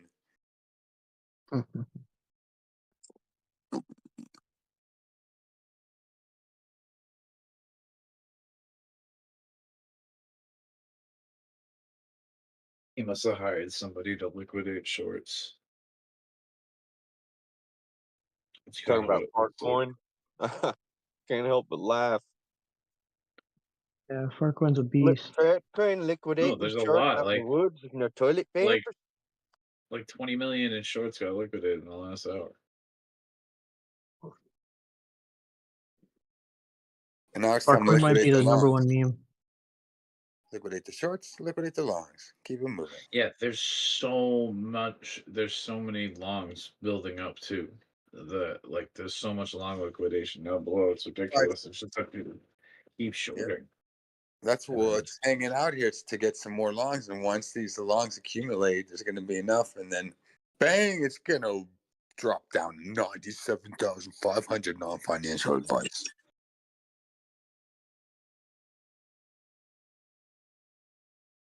Yeah, I think that the drop's gonna be nasty and nobody's gonna expect it.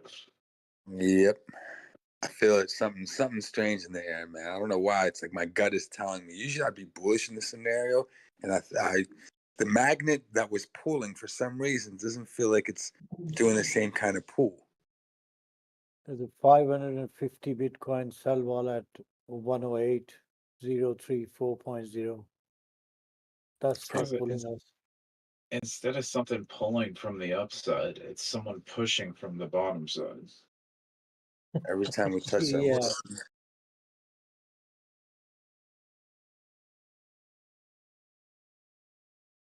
Come on, Drew, pump it to 108.2, man, so we can short that shit. I can pump this USDC.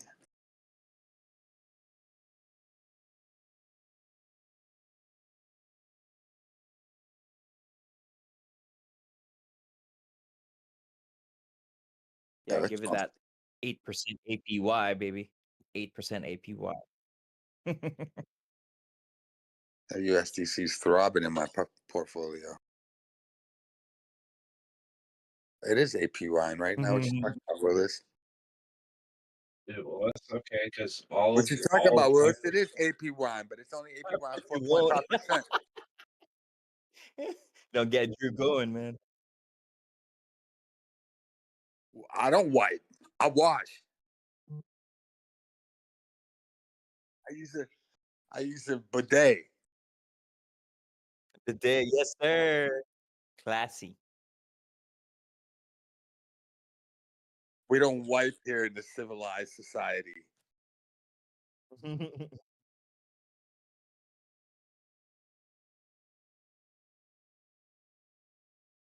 use the bidet and then my girlfriend dries it off.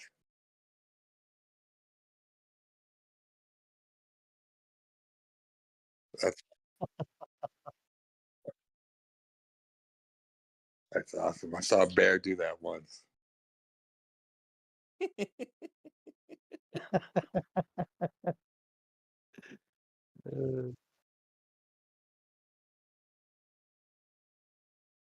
Bro, did you see National Geographic when they found a Viking when they found a Viking's poo? It's like a dried up poo. Like they found how big it was. Dude, it was huge. Vikings were big too. Yeah, dude, like it was huge. You go like, wow, how did that get out of him?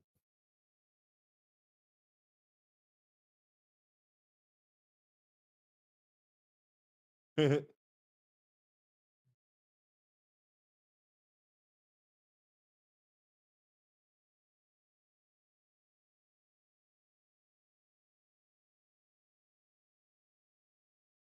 everybody knows And it was free UF. Clive's uncle. Everybody knows it was Clive's uncle that invented National Geographic. Oh, here we go. Here. No, that's his brother-in-law.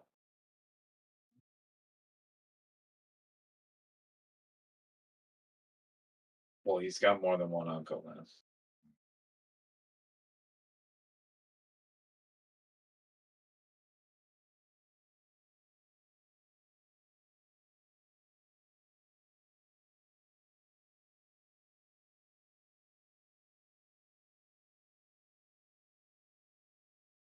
Bitcoin's about to drop a deuce. Not yet, Drew. Not yet.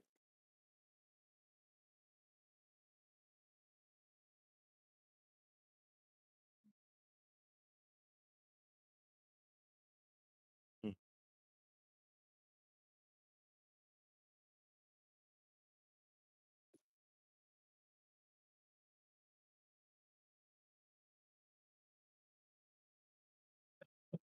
What?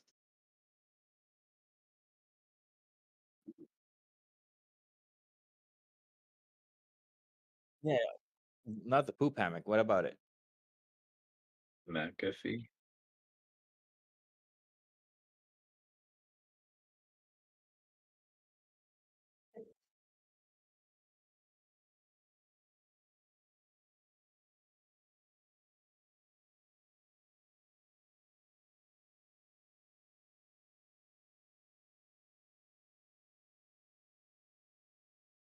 Yeah, he has a villa there.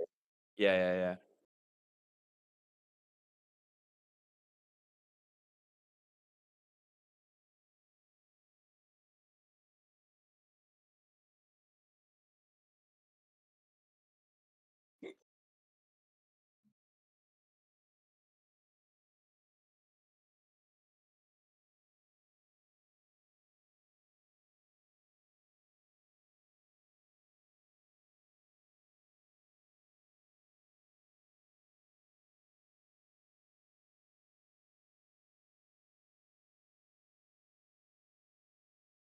Wasn't Diddy doing that too? Yo, what?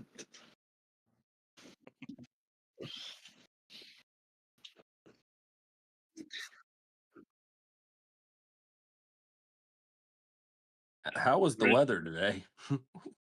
rich people are weird, man.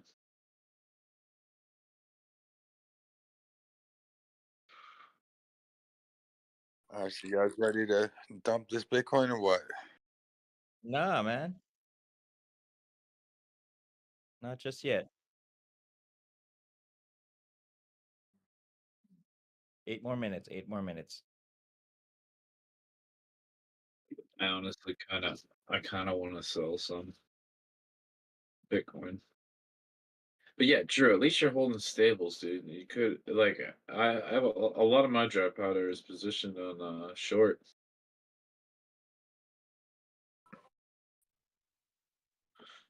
side of the market, Bitcoin. And it just keeps going up.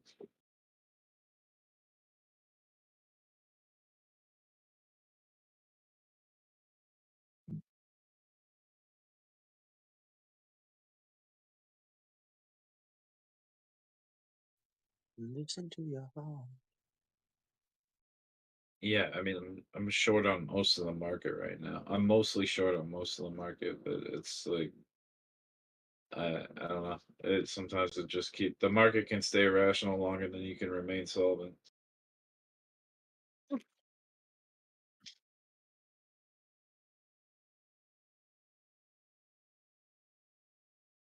Big sales coming in. Big sales coming in.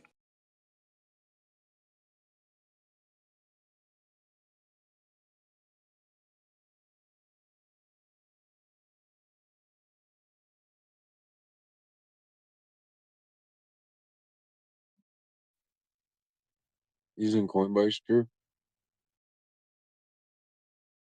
Right now, I'm not using nothing. But no, I've been using my Doge wallet for Doge. Cool. I've been using. I got my own Doge Core wallet too that I use, and I use Coinbase still. Yeah, I'm using Coinbase to do a lot of swinging. Coinbase, Gemini, Kraken, those three. Yeah, I've been liking Coinbase. I haven't seen dominance fluctuate this fast in a long time. Man, Coinbase does some shicey stuff. Though, right when things are important, they'll like blank out the screen. They always glitch when things are popping, and that really They gets really, they I'm not really as do. aggressive Or as you are, Drew, it's but it's not even just I've when never things had are pumping. problems. It's not even just when things are pumping. It's when they're dumping too. They do it. They I do mean, the like when same things thing are when it's popping, when things are happening, whatever direction, you know. Yeah. I've had trouble buying like really, really harsh dumps. I'll go to buy and it won't let me. Or it'll say that like my account won't show up and they'll say they're having technical difficulties or some shit. I just can't say that I've had any of that happen, but I don't trade as aggressive as you do, as many trades. You're probably just not buying at the most volatile times. It only happens like during extreme volatility, they do it all the time. But if there's nothing happening, then it works fine.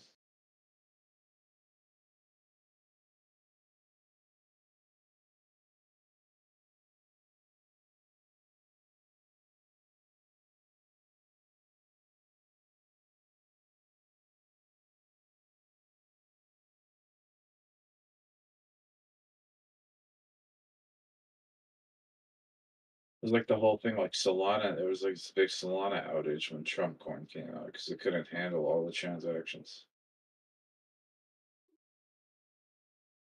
Except I feel like Coinbase they almost do it like purposefully, so that they get their orders in first, like before their whole customer base, which is kind of sketchy.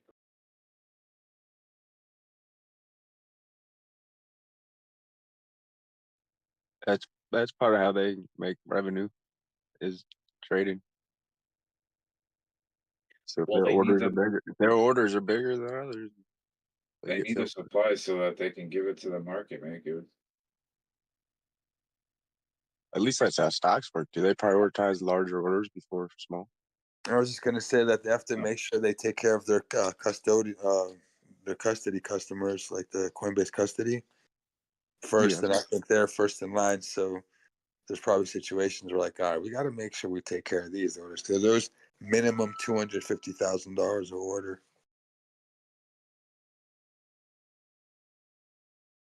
The I think it's like I don't think it's that they prioritize bigger orders, Stephen. I think it's like whoever's first in the queue, like whoever places their order first is supposed to be filled first. Yeah, but if you're on custodial services, there's some It's different different. metrics. Yeah, you can pay to get priority.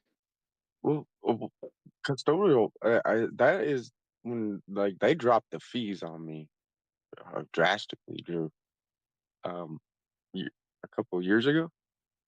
Sure, that's the same thing with you.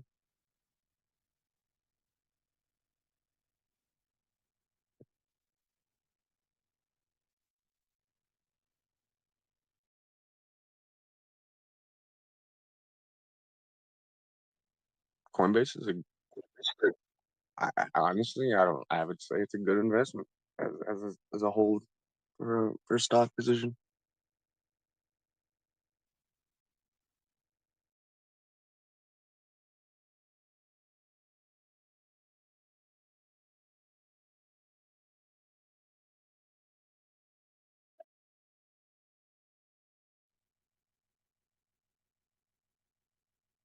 Commodities.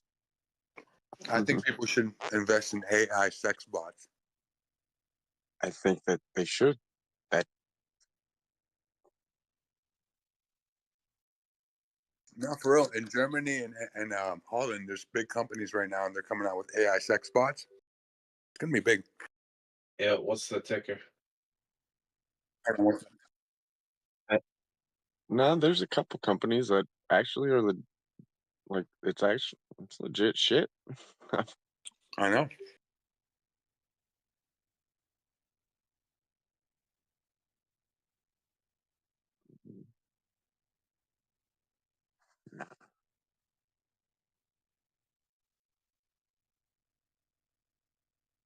Think how much money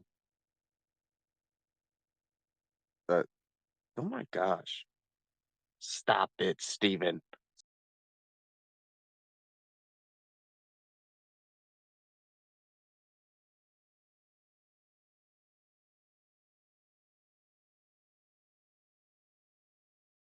So AI sex brothels are already a thing.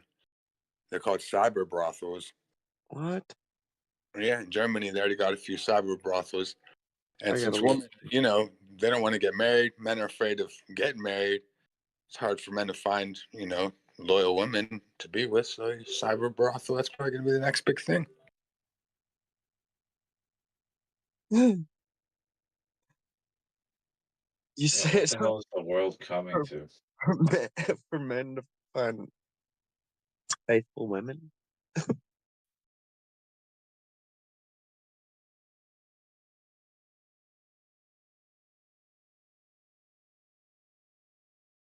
Well,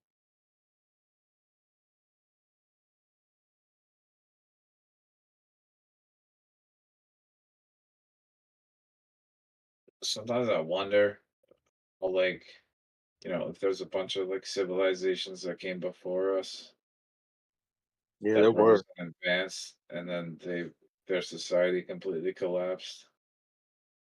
So would they have like World would have robots? been pretty close. You think they'll have like robots to clean the sex robots? Because that's got to be a dirty job cleaning those sex robots. That's Mike Rowe. Dirty job. So it's like,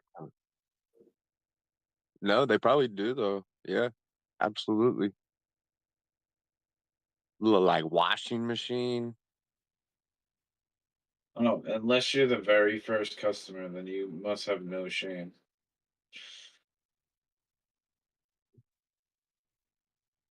No, here I'm gonna look this up. There's a company that I'm forgetting their name. No, but they're just focusing on realistic robot movements, and not just sex form, everything. Not just fellatio. Like, I don't know. People use therapy dogs. I guess there's gonna be therapy robots and stuff too. But for healthcare needs, somebody at home. Yeah, reality is literally turning into like a sci-fi movie from the early 2000s. There's a company doing this robot that dispenses pills. Uh, it's like shit like that.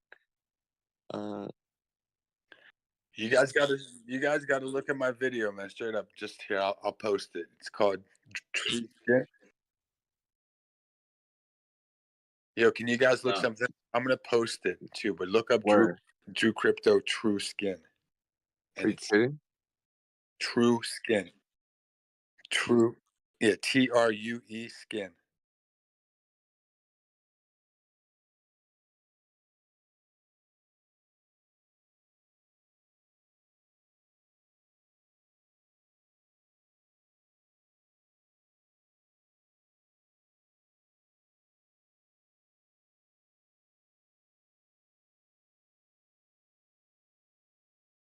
What does your laptop run on double A's?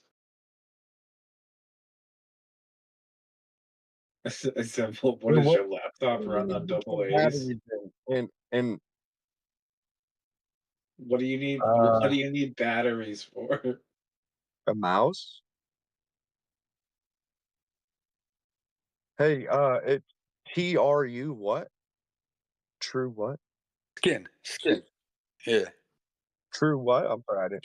I'll post it here. I'll post it in the chat too. Don't you? What's up, everyone? Beast here. What's up, B? Good evening. So you haven't answered. What did you need the batteries for? What's up, Beast?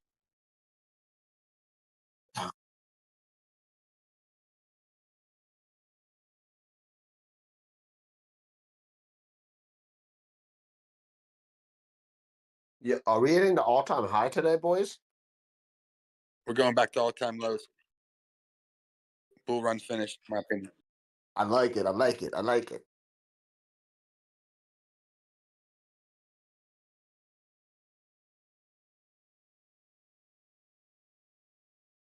Yeah, I'm gonna go on a limb here and say no, but I'm probably wrong. Yeah, well, how's that guy doing that has that 40x $400 million long?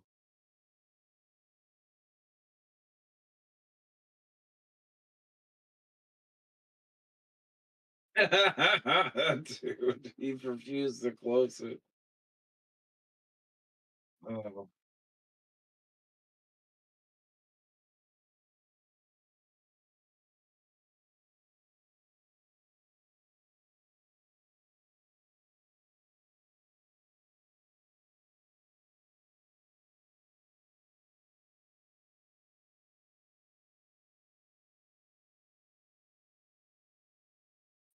He admitted that was like an 18-cent trade.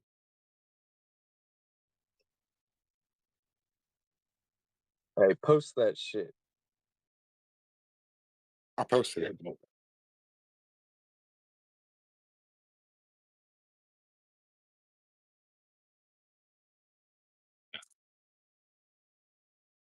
One of the last times he was called on.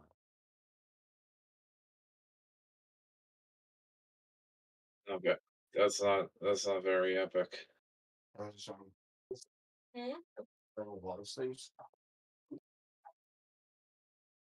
No, to be fair though, I say that, but like, yeah, it's still, we shouldn't throw shade on somebody for the amount of the trade. It's the percentage that matters.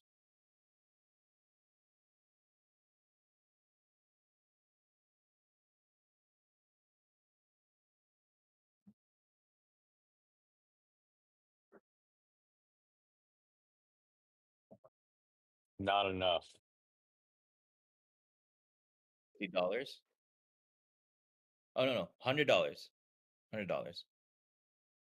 So 20 cents, yeah, something like that.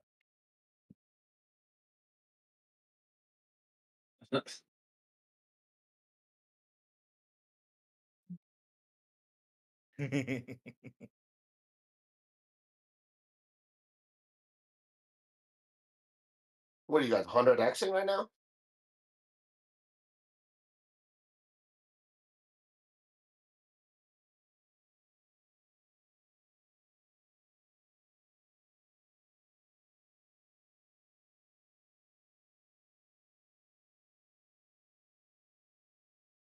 Let's go shorts.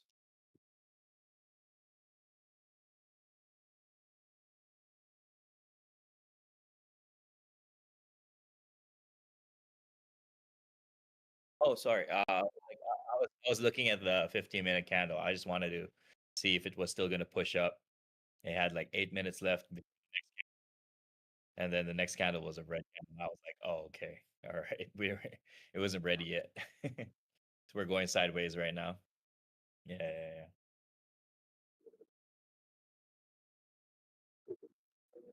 Yeah, sometimes like I don't believe in a bullish trend until the next candle. The next candle and the next candle, next candle. Right. Because I'm not trusting the volume right now. Like we did have good volume coming up to this level, but now like the volume's kind of quiet. Or are we waiting for the UK to like it's like a baton relay? We're just gonna give it to UK and they start pushing.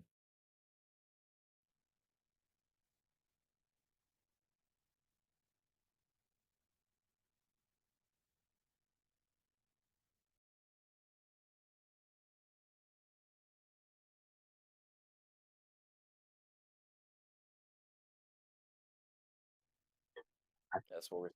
All right, we're Followed seeing you. sideways. That was a great video. Oh, Thank you very much. I appreciate that. I can't wait.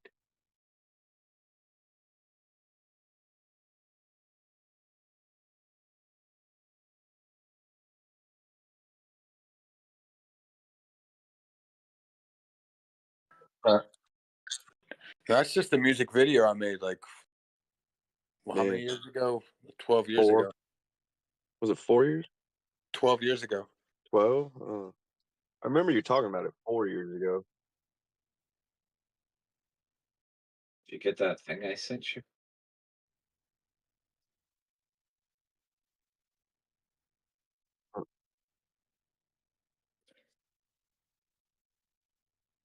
Oh yeah. You didn't have you seen any of his stuff? Yeah.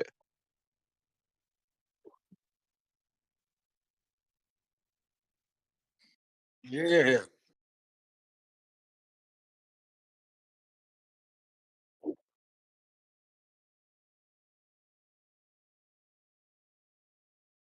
I have to upload a lot. I have a lot more stuff I have to upload. I found some old hard drives, so I'm gonna upload them one of these days.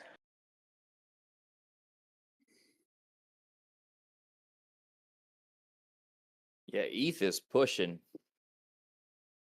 I'm not touching nothing. You guys are crazy. Yeah, this is insane. I'm about to go to sleep. Nah, man, this is not the right time to go to sleep. Not just yet. I can't take this weird pumpage in the middle of the night anymore. I ain't sleeping, cuz I ain't sleep. I ain't gonna do it.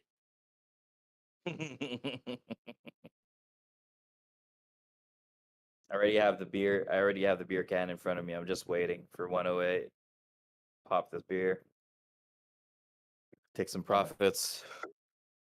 Yeah. Yeah, I'm waiting to pop the one there too, man. What beer are you drinking? What's your favorite beer? Miller Lite. Well, my favorite beer is cold, but brand Miller Lite. Yeah, cold beer. That's my favorite. Come on, man. Hell, I can drink anything hot except cold beer.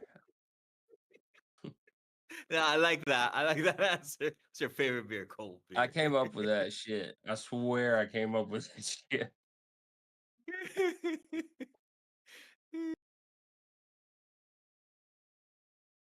Oh shit, dude! I'm about to throw up thinking about that. Man, remember Miller High Life? Tearing those little freaking foils off. Remember being like a 14-year-old kid drinking those, thinking I was champagne and beer.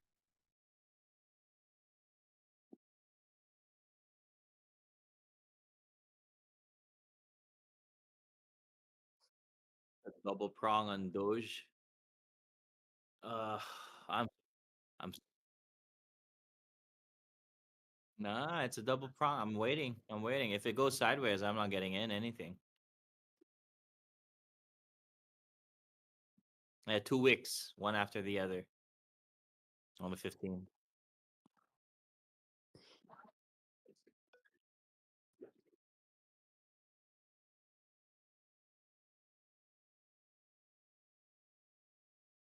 Yeah. Oh, come on, man. I gotta do chores. Let's go. Let's go, Bitcoin.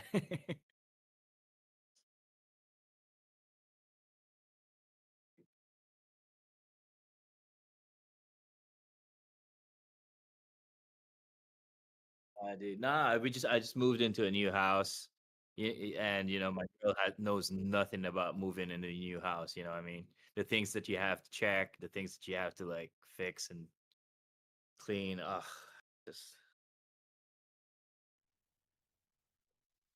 Congratulations on the new purchase.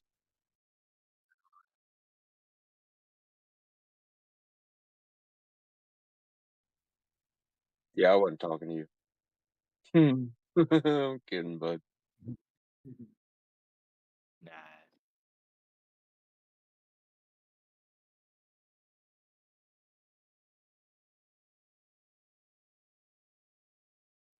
As we know it, it's the end of the road. I don't know anything about that, so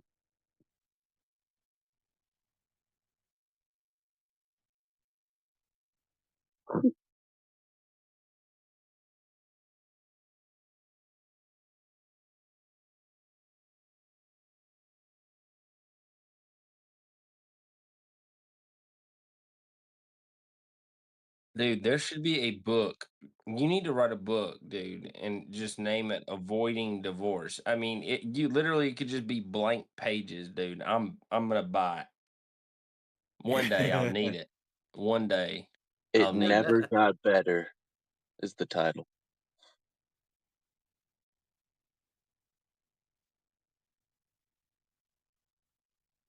What? It's AI generated, so it's not. It's not you.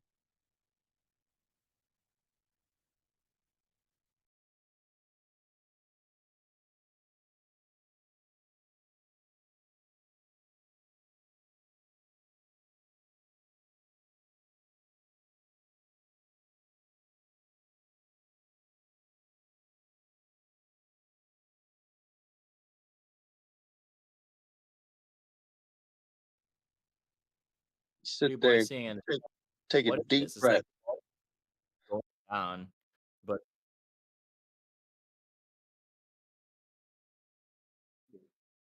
is Dbloc around or did he go to sleep? Think you ran out for a sec? Oh, cool. Wait, someone on chat said BTC CME I've futures been went to 108. I've been on listening, but I did break 2 ribs. So I was like, nah, no, nah. I no ibuprofen. All good.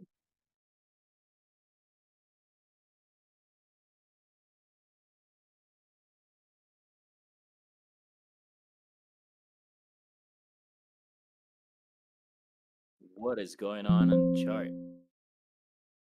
No volume, but still going up.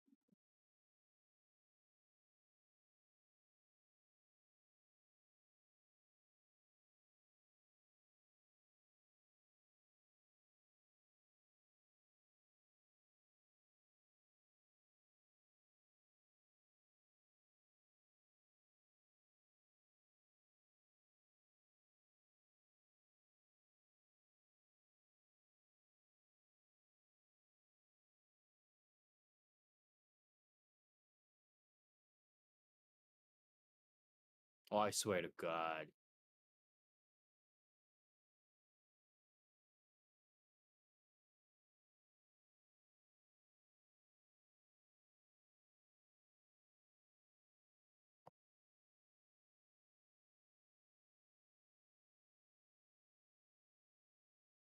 Think so?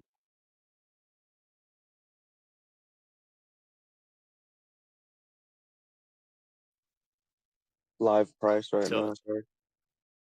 so the shorts are moving the price up. That's what you're saying.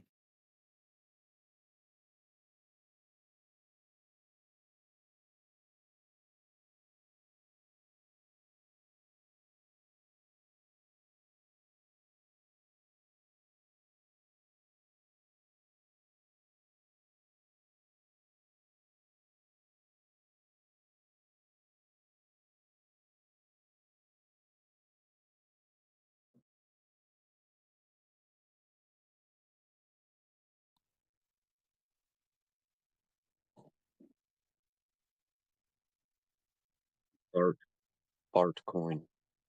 That's it.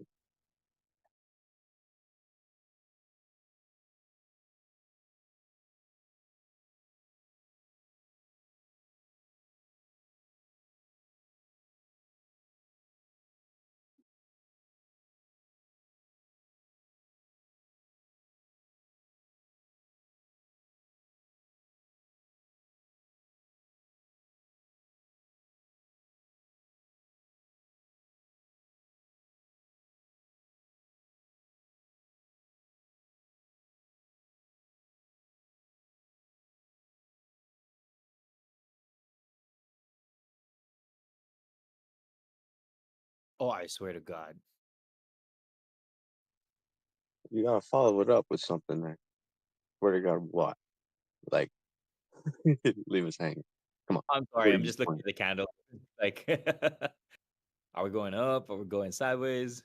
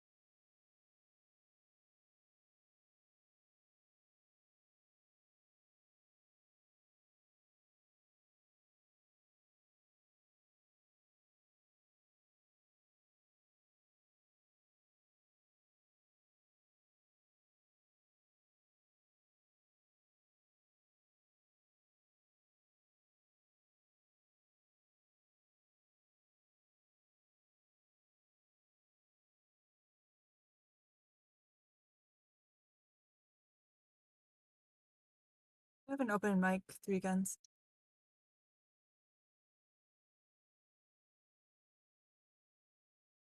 No problem, thanks.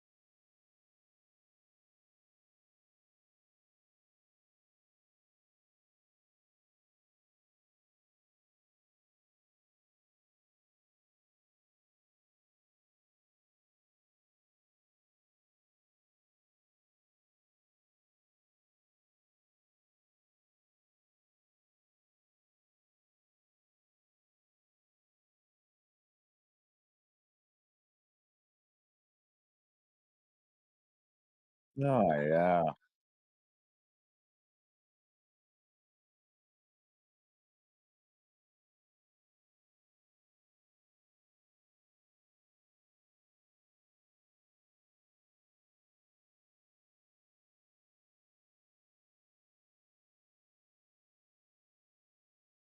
Very close to 108,000.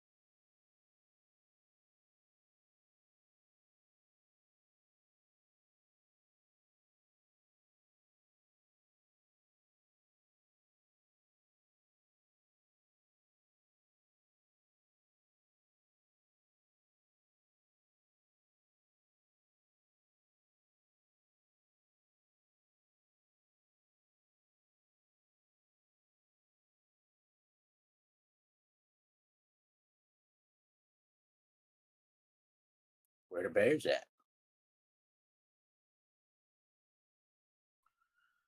Be very, very quiet. I see crypto.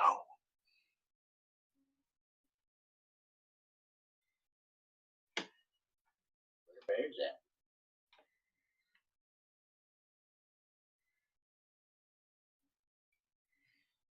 There's no bears left, my dude. My God, it's really quiet for being up here. It is. That's because Isn't it? everyone's sleeping, man. The Maybe it's for the Americans. week. America's always tucked up in their bed, the blankets. All comfortable in their blankets. They're sweeping, man, in the blankets, the pillow. Not Gonna everyone wake up do. to, they're gonna wake up to profits, and it's gonna be great. Wow. Gonna wake up from the head on the pillow and the profit. Is there any chance that we can go even higher? Always a chance, dude. Oh yeah. Oh yeah. Oh yeah. They might as well go ahead. I mean, they're already up here. Might as well make a new all-time high. Why not? Let's go for 115. I mean, I see some juice up there in the top. Yeah, you can see some liquidity up there. See a little something to squeeze up out of there. So there's a lot of liquidity sitting beneath us. A lot of them. They're chilling down there. There's a point in the chart, like in price action, where Yeah. things erupt so parabolically that liquidity that is below doesn't matter. Like it's just this the tide is too strong, you know, Yeah. and it just goes for it. Just goes up anyway, you know. But you're right, like it may like pull up and want to go back down and grab some, like liquidate some high leverage longs or something. Yeah. But it's hard to say, man. It's anything's possible.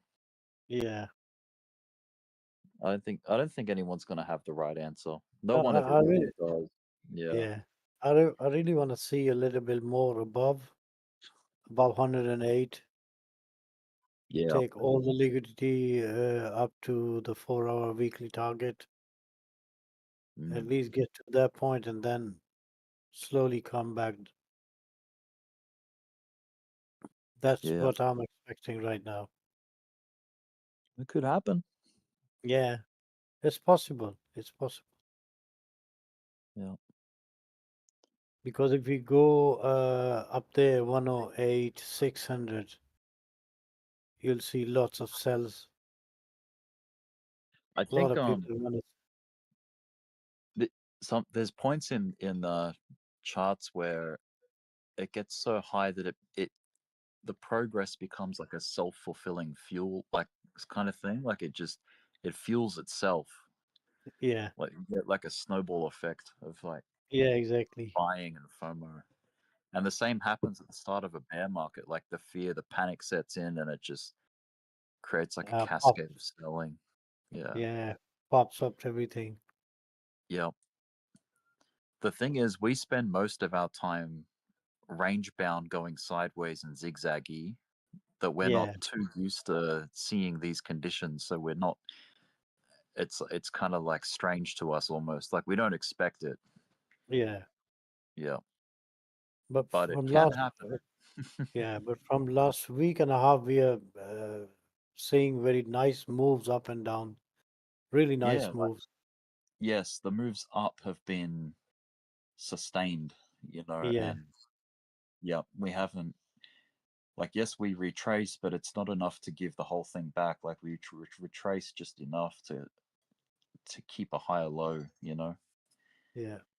And then we coil up and then shoot up higher again, and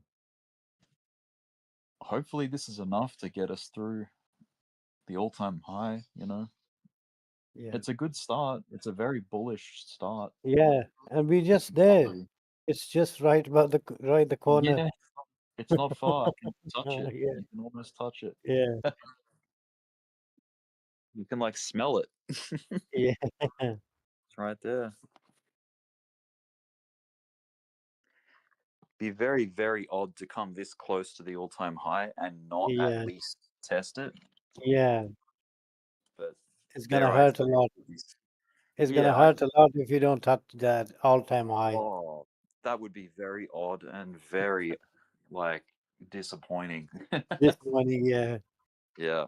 After waiting for all these months and coming out to this price Yeah. section Since and not January, touch. it's almost Yes, been since, half a year. Almost been yeah, half, like not too far off. 6 months. yeah. It's almost a year. Yeah, exactly.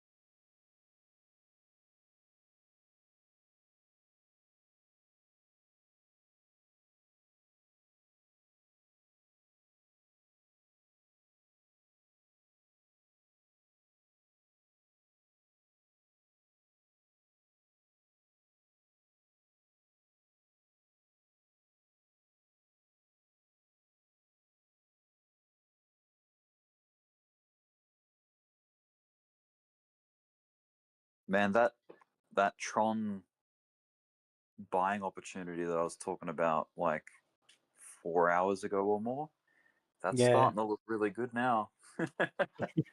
Yeah, yeah. That was a Moving good in call. It was, yeah. I mean, you could just It's see done. like the rest of the market was heading up and Tron was dipped. It's like, wow, that's a buy right there. That's an opportunity right there. Do you Yeah, see that was a anything good else? call. Pardon? Do you see any other opportunities like that?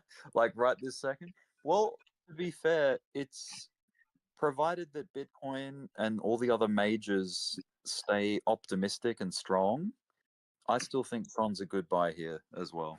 But the most prime buy of it, like, sort of happened when I was talking about it. But no, I think it would be kind of reckless to be buying just when anything's hot like this. Like even Bitcoin as an example, you want to pull back. You want that's where you start. Yeah. Like you gotta try and ignore the FOMO and just wait for your opportunity. Like wait for a low, wait for a pullback. But I know. I was just speaking to as to something like that was just, like how you saw that was. Oh, yeah, yeah. It was It's a how, good how question. it was Yeah. strangely dumped. Yeah, it's a good question. Another way to do it is to get a list of as many coins as you can, like an entire exchange worth of coins, and sort the list by performance and get all of the lowest, like the ones that have sold off the most recently. They're ones that are heading down to buy zones. Like, Let's go look. Okay, I'll yeah, go look now. yeah. Let's go to So crypto. yeah, if you Crypto try bubble. and like I'll look. arrange the, yeah. What time frame you want to see? Or even just like the daily, like who's down today? Like what altcoins are down? Okay, I'm gonna look right now. Yeah. Good idea. Keep it simple. Yeah, it's like, okay, what's down? What's in a dip? Because you buy the dip, You don't buy the tip, buy the dip. So it's like, okay, what's dipped? Does anybody hear a guy speaking another language in the background?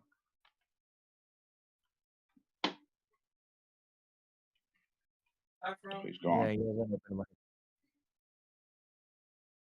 Did you say a guy doing lines? Speaking another language in the background. Okay.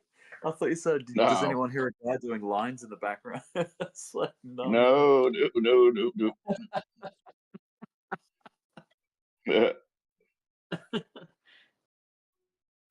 Let's see. Top 100. Top 100. Yeah, sure. Top 100. Is there any like that are down for the day?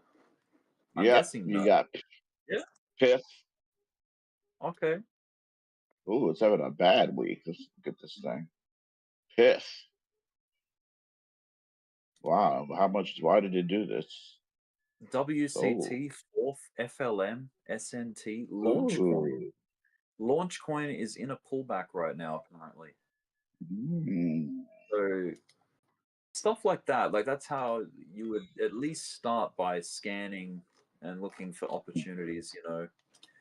It's like, okay, what's in a pullback? Wonder what's wrong. I liken this PYTH. What's wrong with it? Yeah, unless something fundamental has like broken it, then hey, it might be an opportunity, you know. I'm gonna look into that in a minute. I'm gonna look what's down on the week. Yeah. Yeah, there's all sorts of time frames you can sort of frame it by. It's like you could even have it down to like the 15-minute chart if you wanted to. Like if you're a scalper. Yeah. It's like, oh, what's dipping? I So don't want to see. Bitcoin's kind of pulling back on the micro right now. Like it's correcting off the immediate high. Not by much. It's like a tiny pullback so far. The momentum is what we like. Like Bitcoin being in an uptrend like it is, that's the environment to look for long opportunities. Like that's what you want. You want this kind of updraft, you know?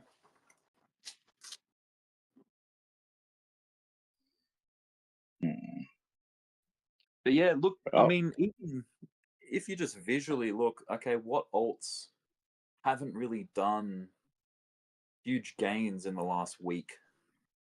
I think Aptos, XRP has still OP, kind of, yeah. Piff. If I jump out on like the 4-hour chart, XRP is down on the 4-hour. Bitcoin's up. Render. BN is kind of up-ish. Doge is sideways. ADA is down. ICP. So I think XRP and ADA are okay looking right now. Even Dogecoin, you could argue. And Solana. Solana's actually not too bad. Down off its like high from last week, you know. Piff is the best deal in the top 100. There's no doubt about that. Nice. Well, yeah, that could be a good. You know what you should do, man? Put a circle or a little arrow and then come back to this question in a week and see how Piff did compared to that little arrow that you put on. And you're like, I'm gonna shit, put man, it on I should have taken crypto. that. I'll put it on a crypto bubble watch list right now. Yeah, that's what I'm doing. I'm about to make one. Yeah. Immutable X, but Immutable X did 38% of the month, but it's still having a bad week though. But then again, that month was so good. I don't care. Yeah. Man, looking at Bitcoin on the weekly is just so incredible. What is wrong with OP? Oh man, that thing, Mantra, that thing got rug pulled, I think. No, not OM. OP, Optimism. Optimism? I'm not sure. Don't know. It's Did a it layer fail? one, but it hasn't really released a product that can rival Sol. So a lot of layer ones came out this cycle, but very few has had the same mind share as Sol and Sui. That's the Okay. hard part about being a layer one. There can only be a few of them that can be like you have ETH, you have Sol, you have Sui. It's kind of hard to get in that game Yeah. and be popular. Because unlike being game and infrastructure like IMX, Beam, Gala, where they can share this, there's only very few that can actually take up the helm of being an effective layer one. How's Bitcoin dominance looking right now? It's up. Yeah, I bet. Up 64 almost. Yeah. It came back, recovered that. Yeah. Recovered that loss in dominance recently. Yeah. Okay, I got some more deals here. Got.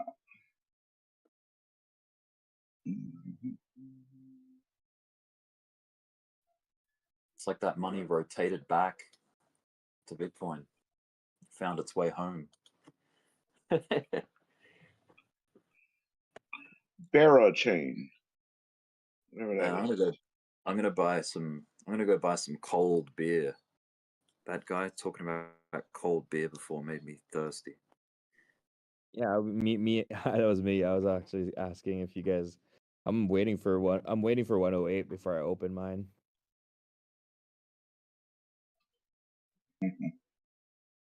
I didn't know George Soros came out with a token. Is that his coin? You know what, man? SAR. Is it?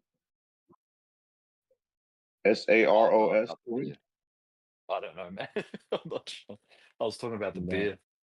The guy said I'll wait till it goes to 100, mate, before I pop my beer. It came close. Very close. There we go. Almost there. Yeah, finally the drop I was waiting for. Let's go, ETH. Print me that money. Yeah, Oh, you a little short. recording. So I'm no leaving. beer for me. Okay. Not yet, anyway. No, not yet, not yet. We're gonna get there. This is good work what they're doing.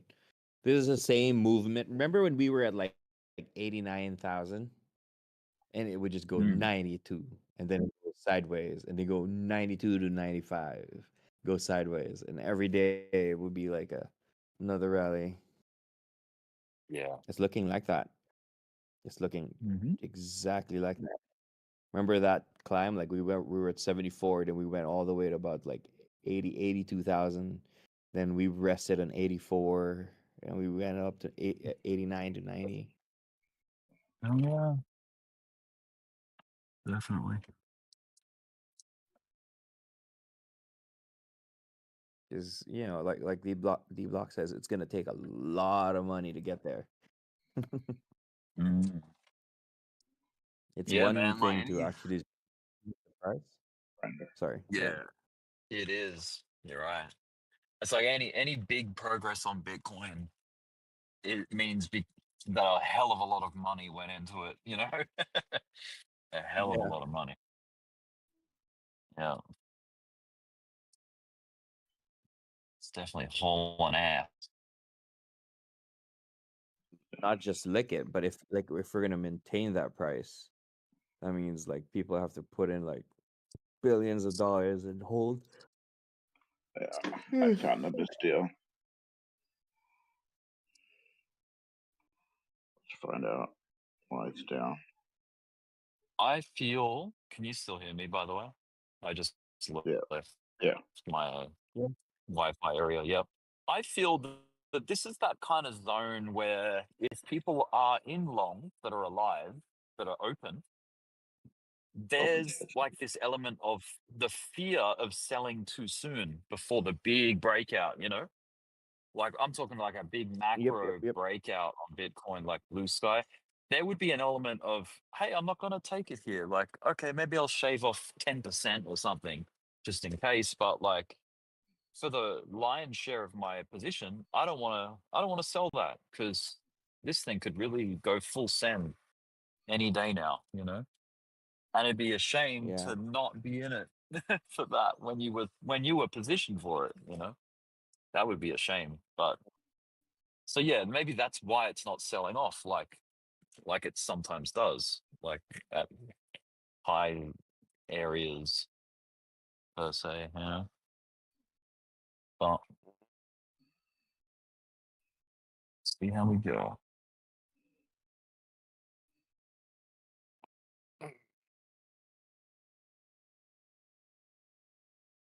Pith is the best deal in the top 100. Don't know why. Looking into it. It had an unlock on the 19th.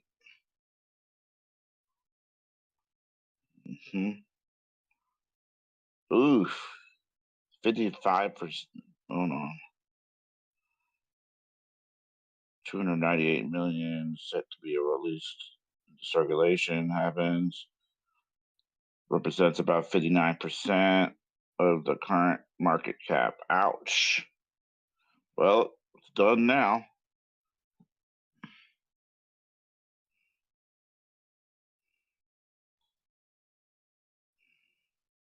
Well, that was the reason.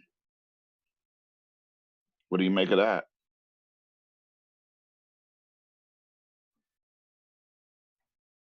Big unlock happened. It's over with. Price took a hit. So now what? What do you think? Oh, it's always an unlock. Price takes a hit, then it rallies back. If the coin's SB does that all the time. Woo! There we go.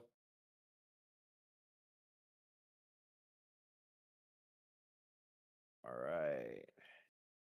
Finally, that took a while. I'm sorry. I was gone for like an hour. I took a nap. I fell asleep with the laptop on my chest, just waiting for the price. Yeah, I saw the price. I was like, okay, I'm gonna short this now. I'm tired.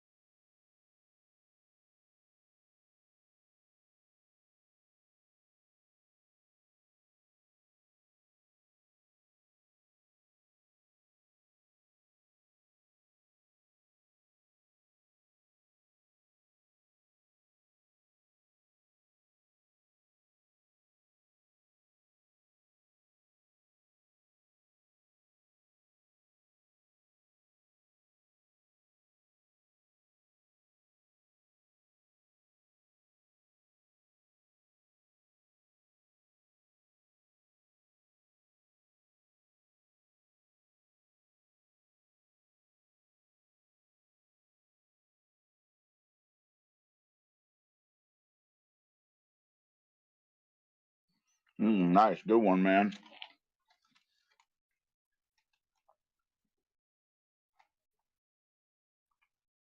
What they want to give you? I have a feeling they're going to give you 106,600.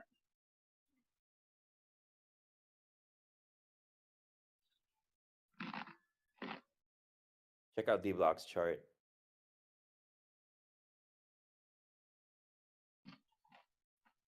Yeah, that's what Yeah, I'm we looking got at. Yeah, that vector's that we're chasing. Yeah, There's a we big can hit sell. on. How long you gonna hold this? Yum yum. Oh, my bad. Am I crunching? Oh, I got some take. No, go ahead. Eat up, man. Oh, if anyone's looking for long opportunities, here we go. Yes, I am. Throwing us a discount. I'm looking at Well, the yeah, 50 MA. oh Or yeah. one below the 50 MA. I guess I'm looking at the 50 MA 106,800. That's where the yeah, 50 MA and the 50 MA Bitcoin. it's kind of like you still, let's say it's like, yes, you need a dip to buy, but you need evidence that the dip has finished as well. Yeah, dude. Like a turning point, like a little bit of a evidence of support. It's like, oh cool, if there's evidence of support, like if the momentum down has stopped and even bounced, then you're good. And then it's like, the cool thing about the little baby bounce of support is that you can go long at it, and then your stop loss can be at where the bounce, just below where the bounce point was, and it's like a cheap entry. Like, it's, as in, if you're wrong, it doesn't cost you a lot in the stop. That's like the little That might have been problem it. is, you can chase that kind of thing for days and get stopped out on repeat. Like, if you're trying to do it, like doing it during a downtrend, like you just so happen to be picking up. But in context of what Bitcoin's doing right now, I don't think we're beginning like an extended downtrend if we start to pulling. I think the next, there's got to be a bunch of buyers lining up, waiting for the next dip. You know what I mean? Like, that's what I Simple feel like. explanation. It's 3 p.m. my time, 3:20. In about 10 minutes, it's handoff to the UK. So Asia's just taking profit. Yeah, so we have to see what they're gonna do with it. Yep. Yeah, the Asia did UK. go Are they hard. gonna? Now they're gonna go Yeah. like, okay, we're tired. Your turn. Yeah. Yeah. In about 10 minutes, Mm. which is perfect amount of time for the next 50-minute candle, and looks like just enough time for the candle to hit the 50 MA on Bitcoin. Yeah. It'll be interesting to see also how the US futures session opens, because that'll open as like pre-market. The Pre-market. pre-market will open soon. This In is like 40 very minutes, yeah. Very interesting. Yeah. I'm just waiting for my Pre-pre. shorts on Soul and Sui to give me 100%. Take my profit. Wait for the turn. Yeah.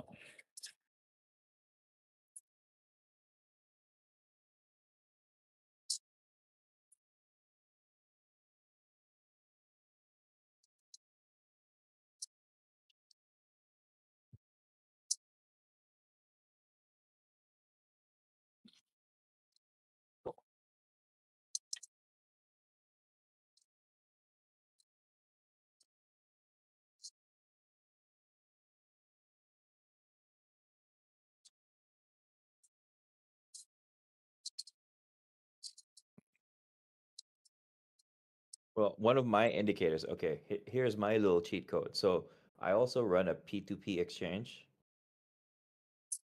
So Oh here in yeah. Asia, so yeah, so it's how I actually gain extra cash flow because like the saying, right, like don't never ever get rid of your cash flow.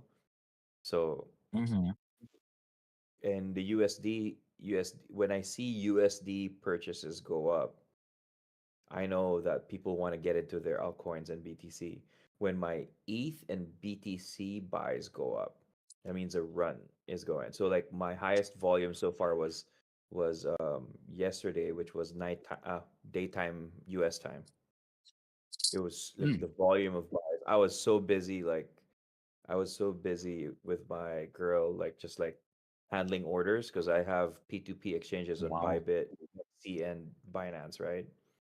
And it's Nice. just Yeah. nonstop buys of Ethereum, BTC, and USDT.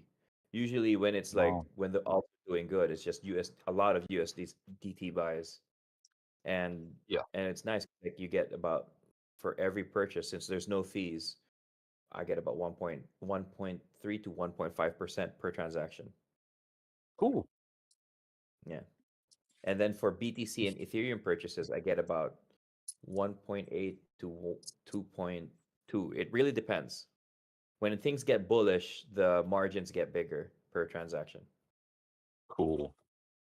So The instead of these people exchanges. buying using a credit card, they can use Mm. cash or bank transfer with different banks. Nice. Buy it for me. Yeah. So it's a great That's way to cool. just like your dry powder just keeps like gaining traction, gaining percentage. Yeah, that's cool. The hard thing about doing P2P exchange with Bitcoin and Ethereum, you gotta time when you're gonna buy your Ethereum and Bitcoin. So you have a stock load of Right. The Bitcoin. offer. Yeah, yeah. Yeah. To be able to offer it to people. Yeah, Yeah. you have to be smart. You can't just like keep buying and stuff because that's how you don't realize it, but you're actually chipping away, even though you're just losing like 1% at a time. You, if you're not smart at when you Mm. buy, you can get front run by your buyers. Right.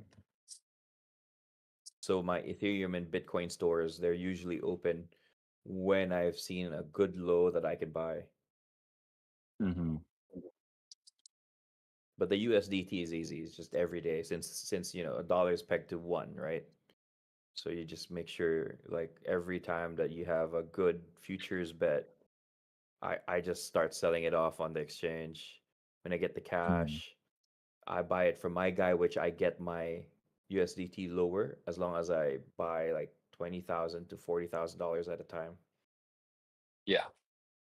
Yeah, like things like that, like small like considerations like that. Yeah, Cool. that's how we do it here in Pakistan. P2P, sometime cash, sometime bank transfer. Yeah. That's how P2P we is do here. that's how in Asia it's It's a it's a great arbitrage. yeah, It's a great arbitrage for us, especially us with yeah, our currencies. It's just so good. yeah, It's so good. And it allows me to actually have enough money cash flow with not touching my investments, but also having enough cash flow that I could pay for bills. yeah, Yeah, I was thinking like, oh my God, if I had like it's so hard being a day trader if you don't have like another business unit that creates cash flow, then you're just like every day you got to profit because like you're going to be taking money from that profit to pay for stuff yeah, instead of that exactly. rolling that profit and making it bigger. Yeah, Mm.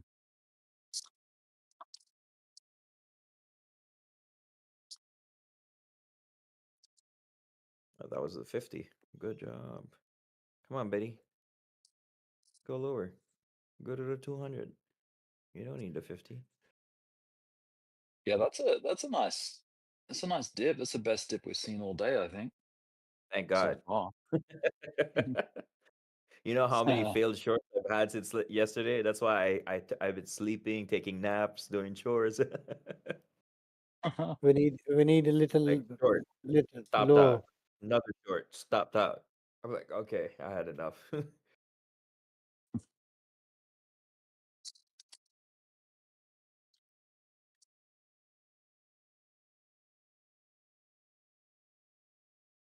But yesterday was one of the best dopamine hits I've had so far. Like the amount of emotions I had to keep at bay to not sell my spot, not take profit from my spot bags, because my goal was really 107. What was 107? 107. When I hit 107 and I TP'd half of my Bitcoin spots, Ethereum spots, souls, I was like, wow, that was rough. That was a month of just not touching my spots.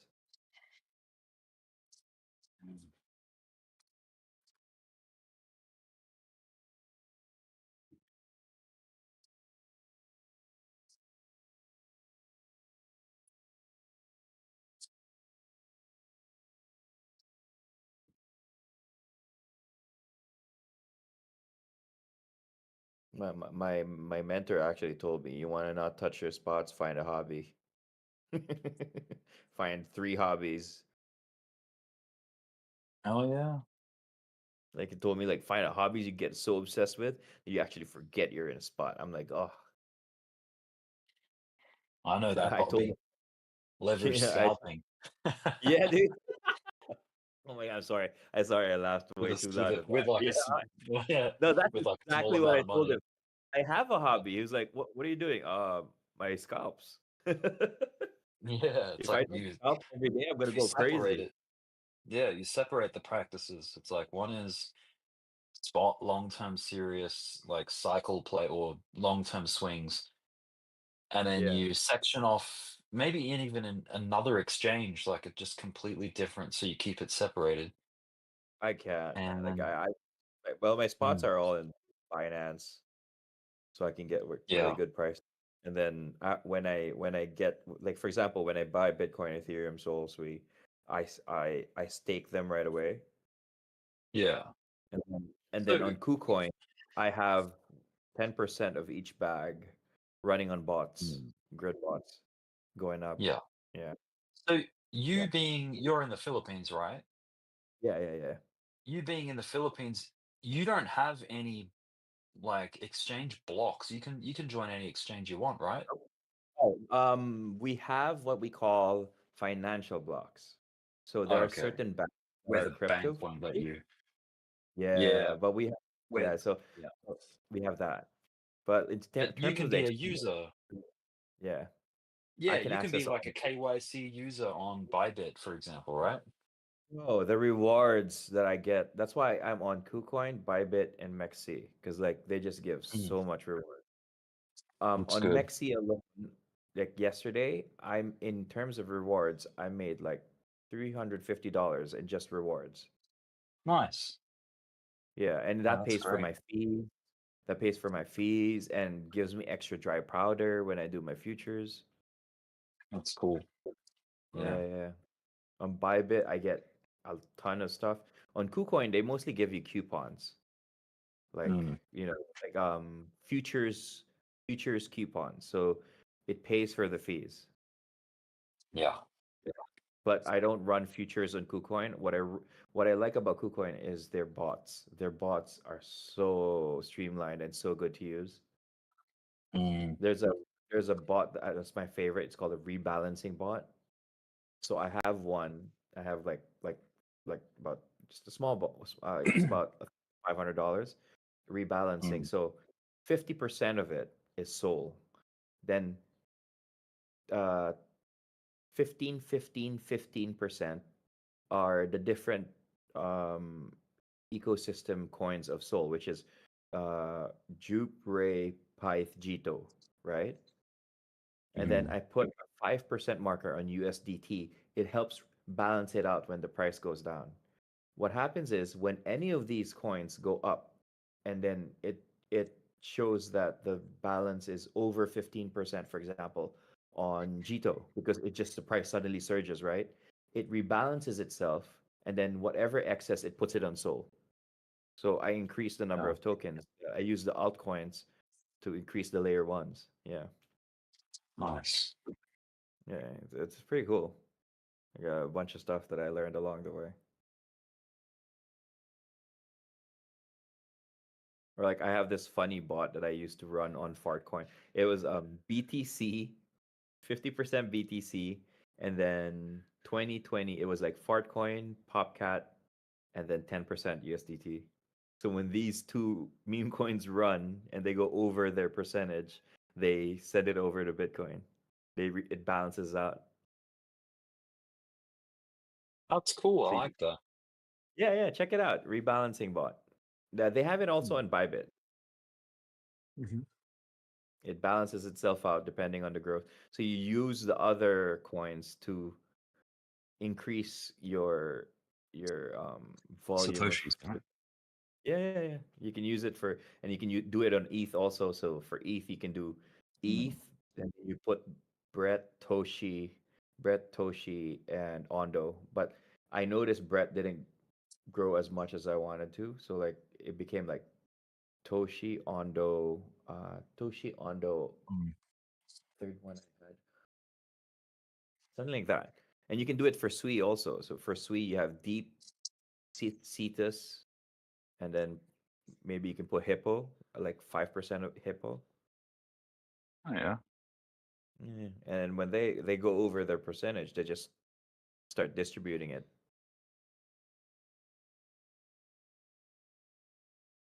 Beautiful. It's slow, but it's 106,577. more of accumulating volume. It's not really like the dollar value. It's more of like the volume of tokens because they have to rebalance itself Yeah. all the time.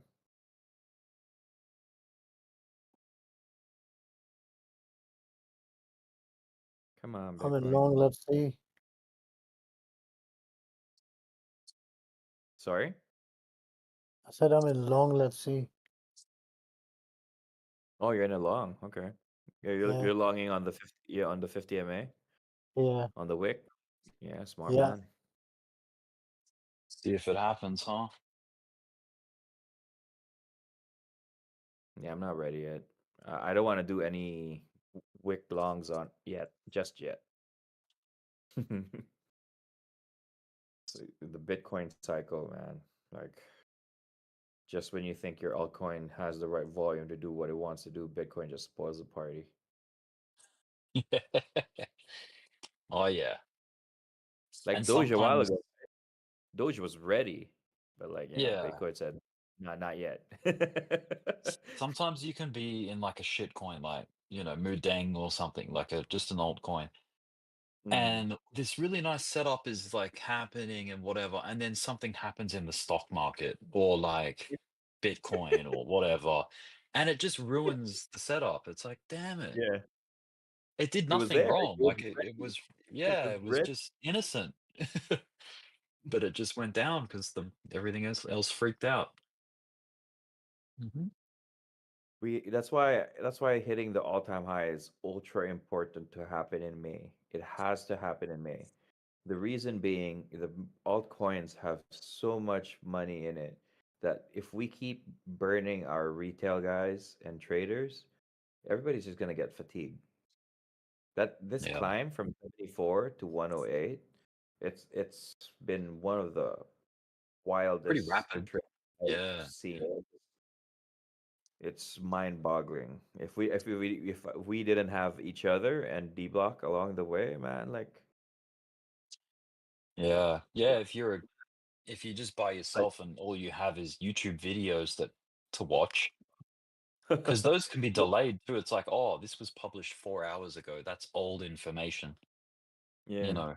And when they made the video, it was like, oh, they, it takes like an hour to produce or whatever, depending on how their style or whatever. So it can be like really old things, subjects that they're talking about, because crypto moves pretty quick. Like a subject can change pretty fast. Mm. Yeah. Which is why like crypto lives are the best. Like this Dbloc's YouTube, like with the Oh us yeah. No, talking, like without a doubt. this is real time, which is what you Yeah. need with markets. Yeah. Real times. Usually during Yeah. the market, if you notice, I'm not around because I'm in Whale Club with the boys in banter, crypto banter. So I'm in Whale Mhm. Club. I'm in Chart Hackers with Dylan and the boys. So we discuss a lot of things there about mostly about altcoins and like how to move my spot bags. especially in Whale Club, because Whale Club there's like big volume, big Mm. margin, very very low leverage, maximum 3-5x. So and they have like this way of trading and securing their spots and growing and accumulating. That when I'm very sure about like my secure about my spot bags, I come back here to Dblocks for the US session Nice. Oh, to that's start cool. scalping the trends. Mm-hmm. But yeah, this is ultra difficult. Like, but the live sessions, like we have live sessions every day on the other communities. We get on Zoom or the Discord, and we just discuss everything really quick. Bam, bam, bam, bam. It's more of shotgun therapy. So it's like we go through the list really quick. You got to take down your notes really quick so that all of you can start trading. It's not Mm-hmm. like a session where it's like the entire US session or until the Asia session we're just online and on it, you know? Yeah, definitely. Yeah. Yeah, the other communities is more of like we get on it, get updated. Then when we're all I'm done, we ask our questions, then we get off and then we discuss it via the different channels. I'm gonna measure the height of our bounce so far from 74, right? I've got a stick here on my chart. Just gonna use that as like a measuring pole to see how Yeah. big that move was. Like, okay, Trump got elected in early November, which was basically this candle. So it's pretty close to the election pump that we saw. Where's the ETF approval pump? Like, okay, there was the rumor about the ETF and then the pump leading up into its approval, right? Yeah. This already makes that look small. Because look, Yep. this is the ETF hype train journey, like from there to there. I'll put it in a different color. And I then think that's our D-Block's recovery. Yeah. this is huge. Yeah, my shorts are still in play. Let's go, baby. So and then what else can we compare this to? The bull market of 2021. Yep. So like, look, this ain't too much different already. We've seen like the height and look, the bounce very close to the magnitude of the bounce from the last bull market where we ripped from 30 to 69K. Mm. It's taller than the entire bull market. Look at that of 2017, 2016, 17. Look at that. Look at the height. Yep. That's crazy. It puts that like it makes it look small. Wait, which one is your chart, Rick? Yeah, Rick. Yeah. Yeah. I'm checking it now. Yeah. Oh yeah, dude. Yeah. So that's the 2016, 2017 bull market right there. Like from over here all the way up to 20K. And then You look, want to see this is something what we crazy? just did. We just did this in the last month. In like price hike. That's crazy. Like it's a different game now from a linear perspective anyway. Yeah. Obviously Open this indicator. logarithmically. D Logarithmically, like this is nothing what we've just done. So open this indicator. MVRVZ. Top and bottom indicator. MVR VC? VZ. Z as in zebra. Oh, The sorry. last MVRVZ. MVRZ. Yeah, so top and bottom indicator. Okay, click it. Dot prof, this one? Yeah. Yep. That one. Okay. See, it marks every bottom and every top of every cycle. And see, okay, so the purple line is not adjusted properly. It's supposed to hit the top of the previous top of the bull run. And where the it red marks line comes every in. bottom. See the bear Okay. cycle? It marks every bottom when you're supposed Yeah, to it's really buy. good at that. and enter. Yeah. Yeah. So it marks also the tops of every bull cycle. Now, okay. Okay. Do I This have is to wrong adjust because the it? score is the adjustment of the adjustment of Value? the top line is supposed to be at 4.5 or 4.7, Okay. sorry, 4.7. Whoops. 4.7. Yeah, 4.8 I'll is have okay. to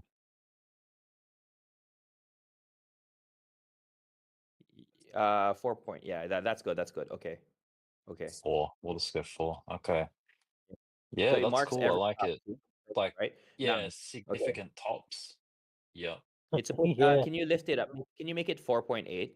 Because like this top at 100K is not supposed to be a top already.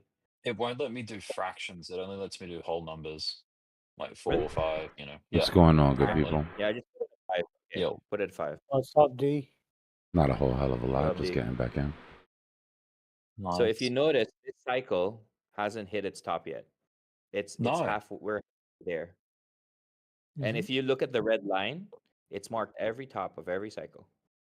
It has, yeah. Some really nice highs, like, yeah, marked out.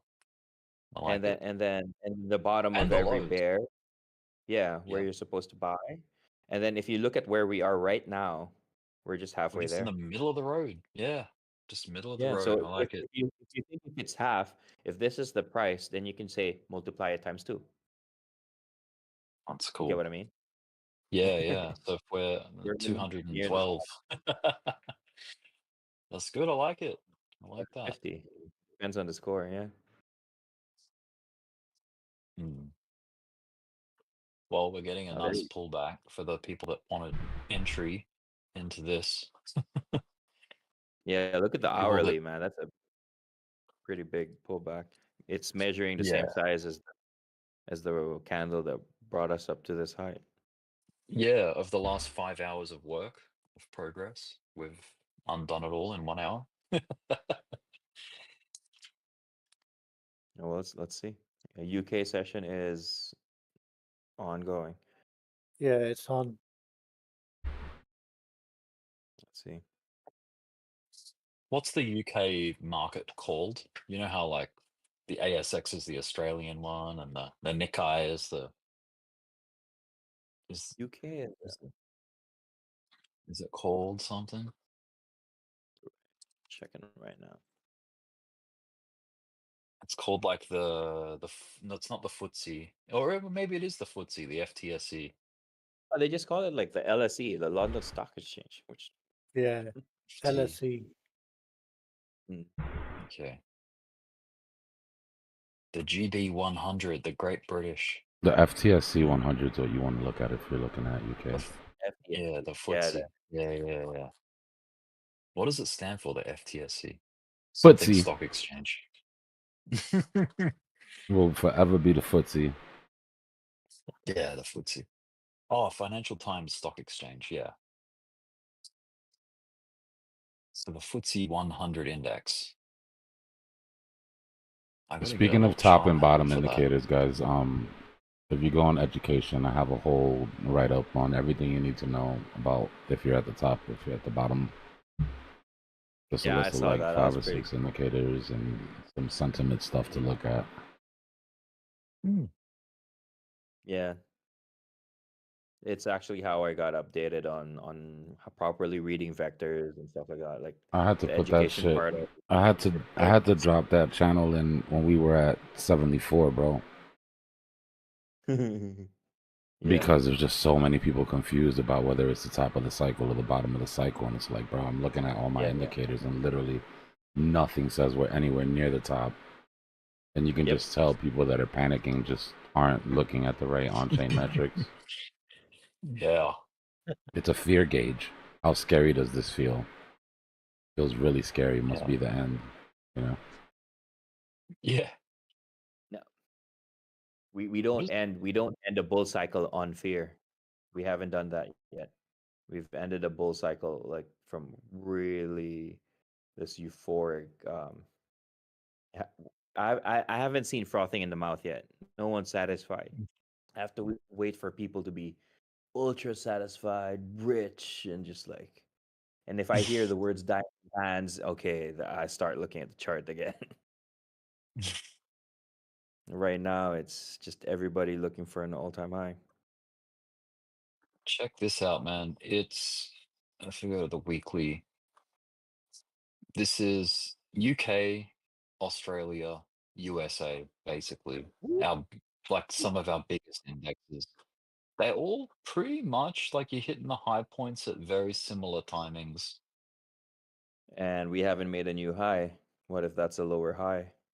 Let me show you one of the Like, best top indicators, bottom indicators for the cycle that everybody talks about, but nobody really uses it. Watching it. yeah, I'll have a look. So take a look at USDT dominance.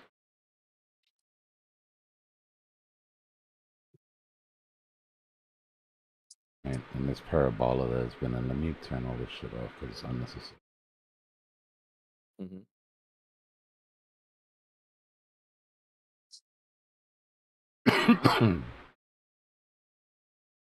Every time we hit a top, every time we hit a bottom. Yeah. Watch this. Let's get Like, yeah, I saw Bitcoin index. I saw a Colin Talks crypto video similar to this.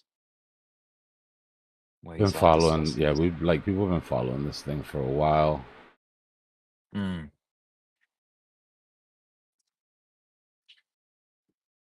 And let me put you on log.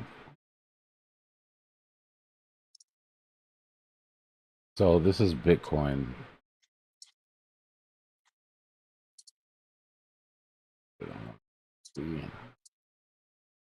The bottom when it hits the top, and it's on the top when it hits the bottom. And let me You invert flip it, scale. right? Yeah, you invert it. Mm-hmm.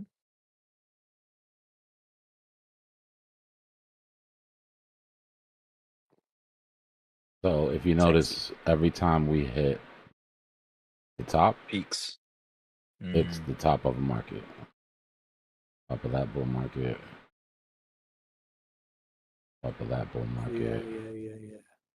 Top of that bull market. Yeah. Top of that Lots bull of market. harmony.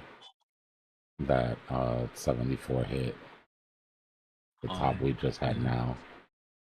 Right? Yeah. And then look at the bottoms. Bottom of the bull market. COVID dip. Here you would have bought all the way down. Significant lows. Yeah. Bottom of the retracement. Yeah, it's cool. So if we look at where we're at then, and we know that,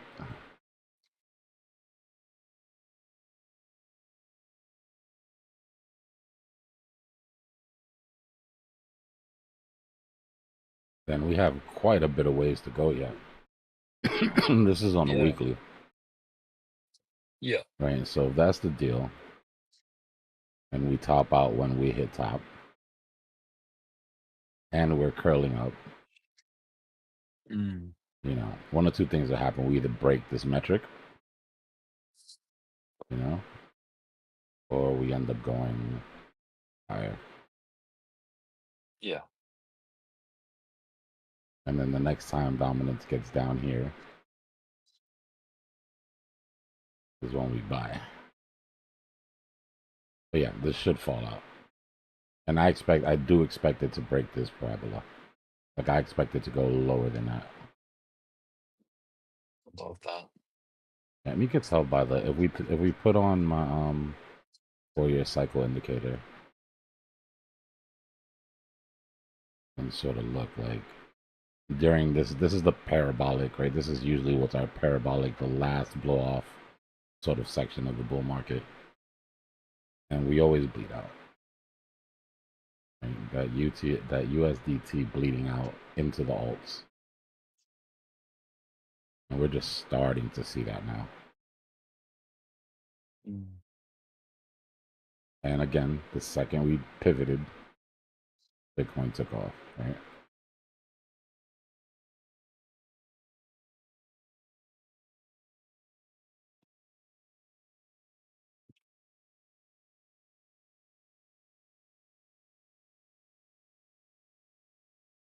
Look at how nicely we hit this spider line. I don't know if you guys remember last time we were here, we were stuck inside this range. And we were talking about if we break through this, we'd have an explosive move. But if we broke through this spider line, we would really pop. The gaps within the spider lines create less resistance. We came up, we're sort of struggling with it now. If we were to come back down to retest that spider line, we're talking about 101. If we come down to retest the second one, we're talking that 100K 50 EMA retracement on the daily that we've sort of been looking for. And then this was our DCA out range, which we really never hit. But I drew this from way back here. Might have to adjust that. I don't know if I'm ready to DCA out when we finally get through that range. But I'll be honest with you, if we pop through there now without taking the retracement, yeah, I am gonna DCA out. We pop from here to 112. I'm taking profit. Yeah, I'm taking profit slowly, but I am pulling it. But this was great, man. Coming down to this vector gap, clear this CME gap. Like, we waited for so long for that to play out. Like, talk about patience being a virtue. Oh my God, this was horrible. Yeah, it was. It took a while. Nasty symmetrical. Finally broke to the bottom side. Bull market was over here. And just tweezer bottomed and got the hell out of there. We were just looking at the comparison between our recent rally from 74K all the way up to today, and how much taller that is than the entire bull market of 2017. That's funny, Like, yeah. just that move in 1 month. Yeah, that bounce that we've had, that recovery. Because, you know, the 2017 all-time high was $20,000, like 20K. And we've come up, what, from 74 all the way up to like 107, 108. What I think It's is really good. crazy is right here, we were at roughly $3 trillion market cap.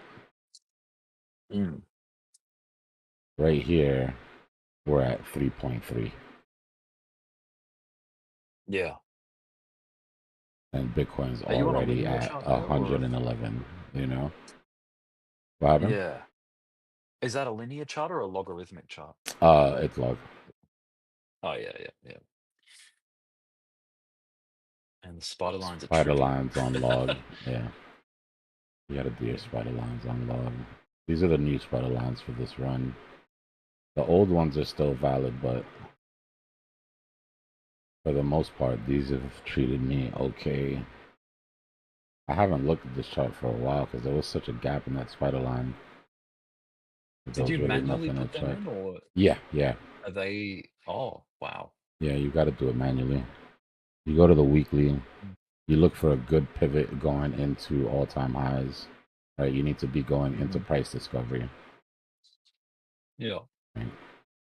And then what you're doing is you're taking the tops Of old highs. You're taking the tops of each candle without breaking the bodies. Meaning you can't break, like, you see, you wouldn't take the top of these candles because they would break through these bodies. I see. And you wouldn't take these candles because they would break all of these bodies.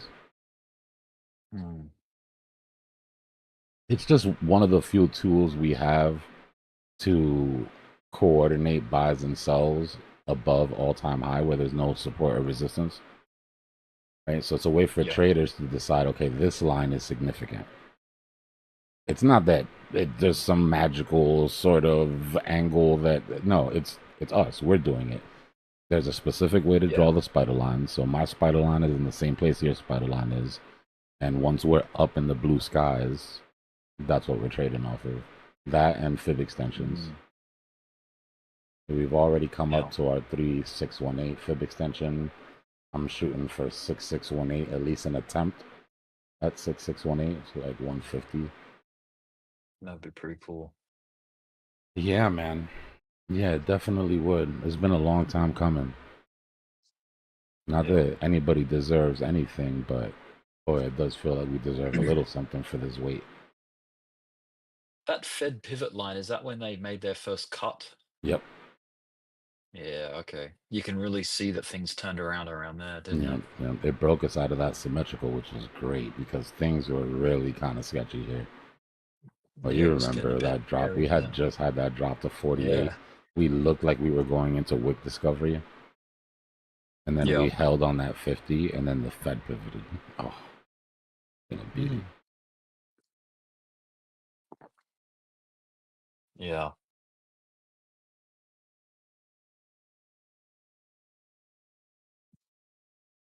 And our global M2 is still on track.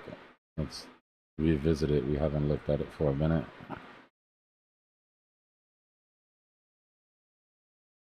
Do you remember when I first showed you this M2 thing and we were down here looking for a rally that would fail? Yeah, we were trying to look for reasons why we were about to turn around because we just wanted any kind of relief off the savage selling. It's just So miserable. the time that's tracking the closest right now is the 80-day. I'm gonna check the numbers to make sure because I haven't looked at this for a couple of days. But if we take everything else off the chart,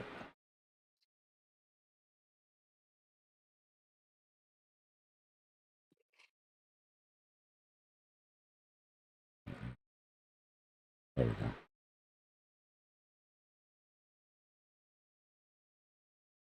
And M2's still looking good too. It's kind of plateaued a little, but it's still looking cool. Yeah, so that's what we're gonna And then, like, sort of ahead. look at here. It's gonna be it's hard to keep this set. But Yeah, turn just it off automatic. Turn so your chart off automatic. and yeah, yeah. I think it'll stop flicking around. Yeah, I think that's what it is. If you take everything off auto, you should be able to pan around without it affecting. Yeah, there you go. There we Yeah. go. All right, so for the most part, that seems to be where we're at, right? Yeah. Give or take. If we look at what's left, oh my god. Yeah, this is where you need auto. Oh, is it turning up? It's turning up. Let's fucking go. Excuse my French, but that was worth it. Yeah, look. Okay, so I was really worried looking at this. I'm not gonna lie. The plateauing, yeah. Yeah, I mean, like the SR rate, the resistance turned into support, and then it was like threatening to lose it. Yeah. But this, in my Now opinion, it's- is our summer doldrums. It's cool. From the end of June to the end of July. Right, we're basically gonna run flat. Actually, it goes a little further. I mean, we keep going until the end of July, and then it looks like we turn up right coming into August. For my August, September, October blow off top to sell into. Oh, this is like your fall, right? Yeah, heading into winter. Yeah. There are a couple interesting dips ahead of us though that we need to pay attention to. I think that we have two different places to compound, and it's probably going to be in these ranges here. I'll be really paying attention for these drops. Yeah. Because those are significant, and it might be a good idea to start peeling some, And what's funny is our 90-day, this happens going into, you remember the 90-day pause for tariffs? Yes. So this is a couple of weeks off of that, right? And we start to see some volatility. So I'm thinking that in this range, Trump is going to say something. We don't know what it's going to be, but we know that coming towards the end of that, Trump will say something that's going to end up affecting the market in some way or another. So we'll see what happens when we get here. That's why I was like, this is my what will Trump say box. Yeah. And we'll see. This is the 80-day though, but I want you to look at this because I still am erring on the side of the 105-day. So on the 105-day, this happens a little later, right? This is why my what will Trump say box here, because this retracement comes 90 days from when we took off. From the time when price took off, this dip comes 90 days from there. So I'm thinking a little bit of uncertainty before Trump announcement. He comes in, talks tough, scares the market for a second, and then we're sort of off again. And then we've got the summer to look into. But since we don't know exactly when that's gonna hit, right, we've got a wider sort of DCA box. But if we put it back to 100 and if we put it back to 84 or 80,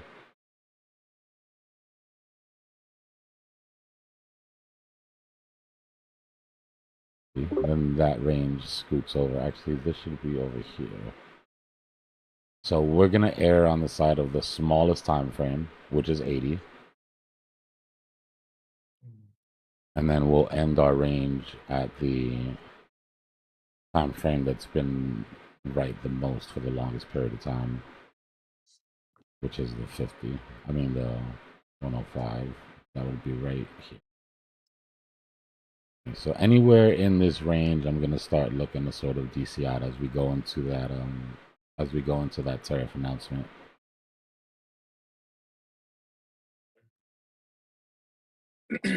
If price is showing, you know, obviously I'm not going just off of this. This is just for confluence. But that's how I'm playing it out. And then, you know, we're almost into my sell zone. Like all I want, what I'm really looking at M2 to do is to keep going up into my sell zone. Meaning that all the way to the time that I plan to buy, we're gonna have increasing liquidity. If it just goes past my sell zone and keeps going, then we'll figure that out when we get there. Right? We'll like adjust accordingly when we get there, when price gets there. But that's what I'm watching for, and that's why I was so hype about that turn up, because it looks like we're gonna put in new highs. Yeah. Definitely doesn't look bad. Your sell zone is my buy zone. Yeah, good luck. Hey. I hope you're buying shorts.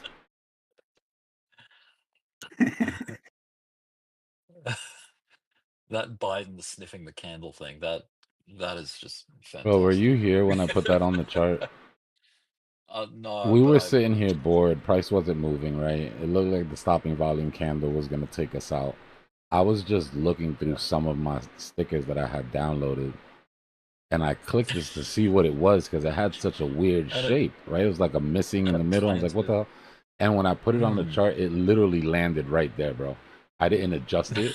I didn't move it. I didn't make it fit. It just landed right there. He's smelling that blue candle. That's great. And he's pushing the red one down. Yeah. It's perfect. That's great. Dave, the alt cycle from here is going to look, depending on the coin that you're in, pretty similar to the rest of our alt seasons. The problem is that not everything is going to go. Yeah, in the past, you were ensured that you would make some gains just because you were holding an alt, because everything went, right? Like, the tide lifted all boats. I don't think that's going to happen this time. I mean, the coins will move, but I don't think that things are just going to 5x just because they happen to be an alt. Like that, those days, until we're in a full QE session during the bull run, those days are gone. Which means we have to be smart about our picks. Our first test for alt season will be when we get above and hold all-time highs on Bitcoin. That should absolutely send everything. If we can't manage to hold that and we have to do some retracing, then the alts are going to get hit.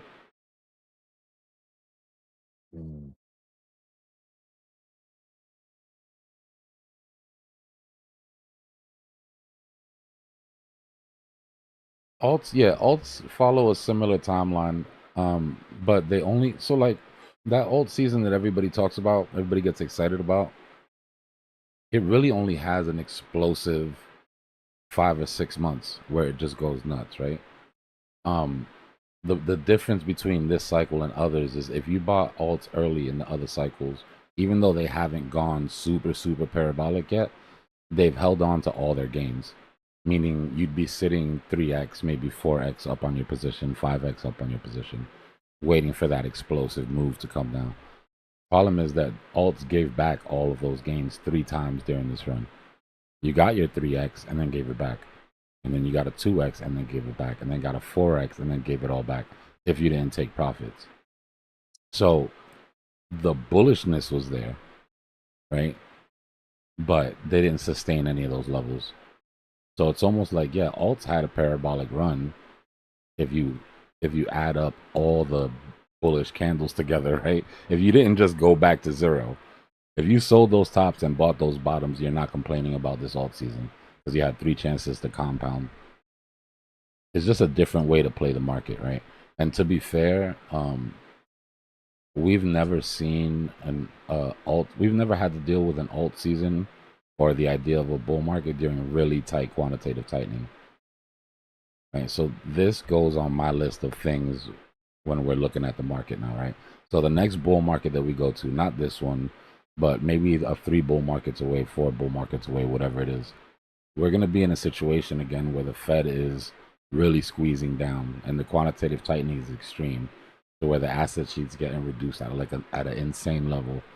We'll know now that we go Bitcoin heavy during that cycle.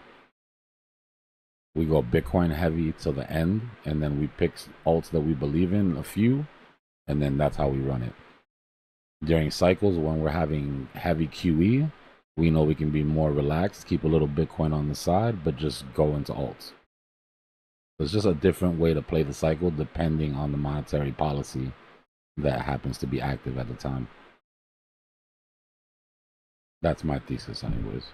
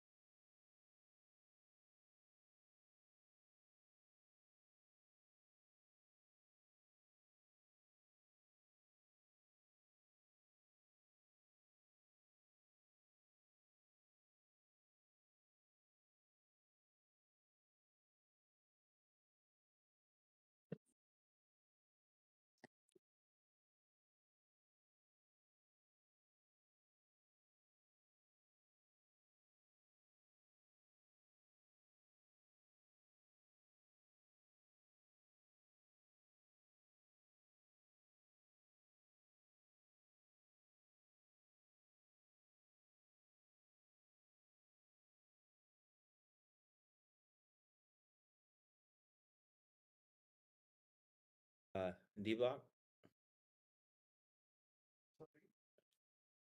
Yeah, I'm calling him Dbloc. He's still on.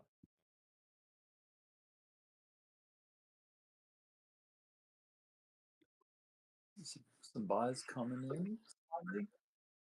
Yo, I want to review again. Like, okay, I just want to make sure the thesis is in my head. So the alts can start doing what they really want to do.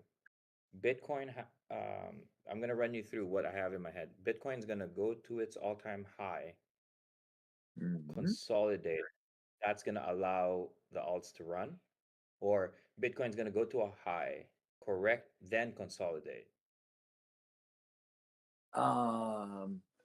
Yeah, like I guess Because you need a chance good to actually find yeah. find at least 50 to 55%, right? We can't have it here at 60. A good way to analyze alt seasons and how alts can run is get like a chart of dominance and stack it against a chart of Bitcoin and then say total 3, which is like everything else bar the top 10, and just see Of like just find the moments and what Bitcoin does when it loses dominance. Like, does it necessarily mean that it's crashing? Not always. Like, it may No, not. always.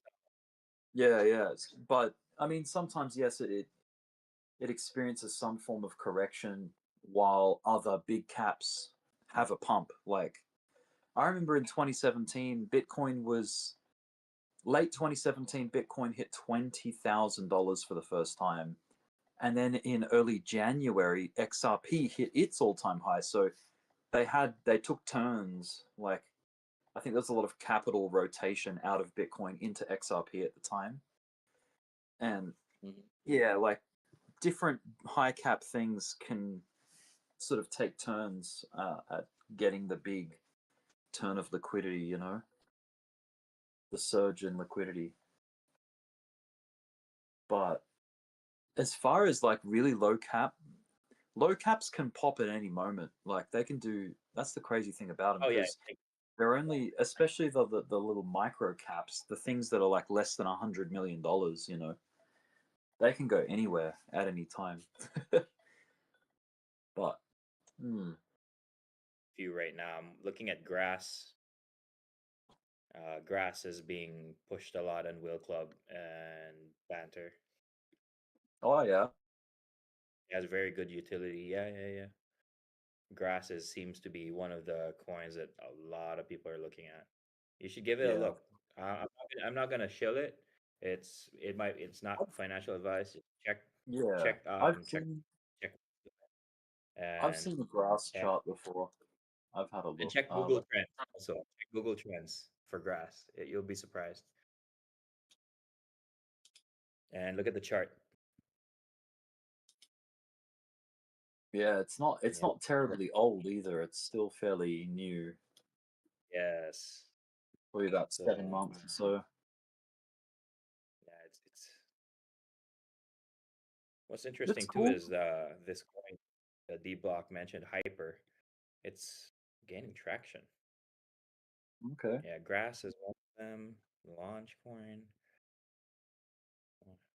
Hoping for some. Oh, Toshi. I think Toshi is about to run. I just opened a long on Toshi just like about 8 minutes ago. This Okay. candle. And you know how Toshi runs, right? When it wants to run, it runs.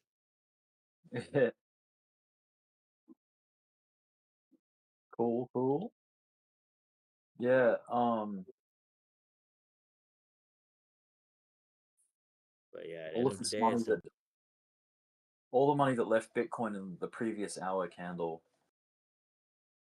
like, did that go into some alts, or is it mostly gone into stables, like into Tether? for sure. You know, we're doing these mini cycles all the time. When Bitcoin runs, does this move Yeah. up? Because you notice we're doing runs almost every day, bro. Every day. Mm-hmm. So we're doing these mini cycles almost every day. Every day, boom, Bitcoin runs, and you can see ETH, Sol, Sui just follow right away. And then after them, you can see the small caps suddenly start moving. Yep. Very interesting. I wonder how far, because the difference between Bitcoin and Ethereum's market cap is quite significant, right?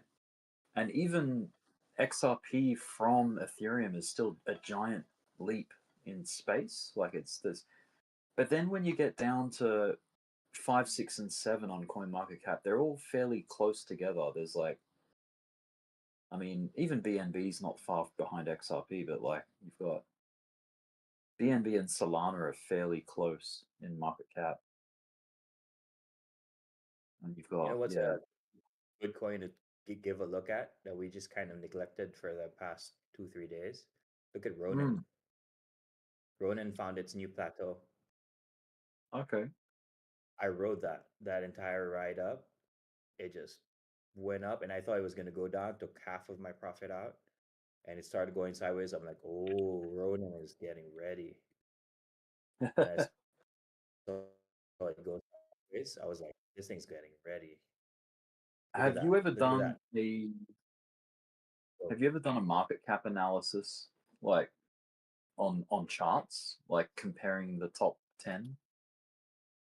Like, What do you mean by market cap analysis? Like, yeah, just market cap, not price, but market cap. Let me change this to a line, and I'm going to change the color to orange for Bitcoin. But then, okay, so that's Bitcoin's market cap, $2.12 trillion. Let's add Ethereum, ETH market cap. So new price, I think it's price scale, you say? Because what is Ethereum's market cap? It's 308 billion. Yes, it's over here. I just want to get it so that maybe it's percent. You know when you add them in and you can choose whether it's like price scale or percent scale? I think it's percent scale, maybe. Nah, it's not percent scale. yeah, percent. Mm, Maybe it's just a normal, nah, regular, right? yeah, just trying to get it so that that they're locked to the same, like the same scale. Maybe if I just click on it without applying, nah, that's not right. There is a way to do it. I'll just say price scale, and then I'll alter the price scale to where it matches Bitcoin.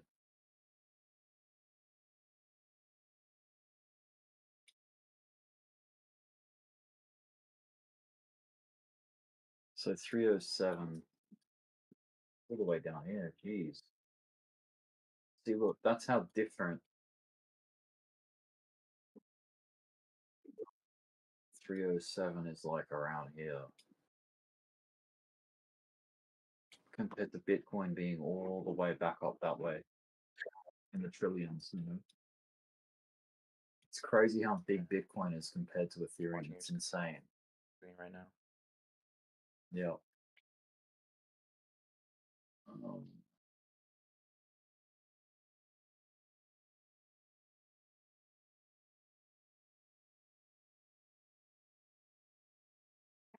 Like, I have to match. See how on the left here, that's Ethereum's market cap scale?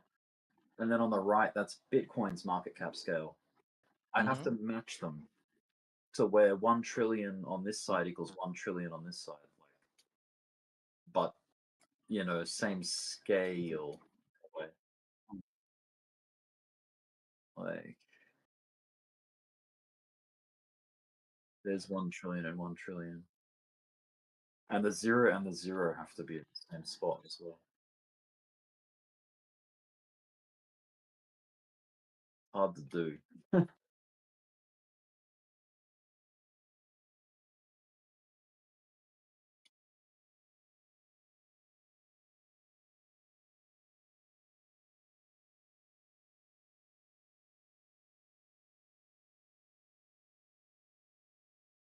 think we're headed down for Bitcoin.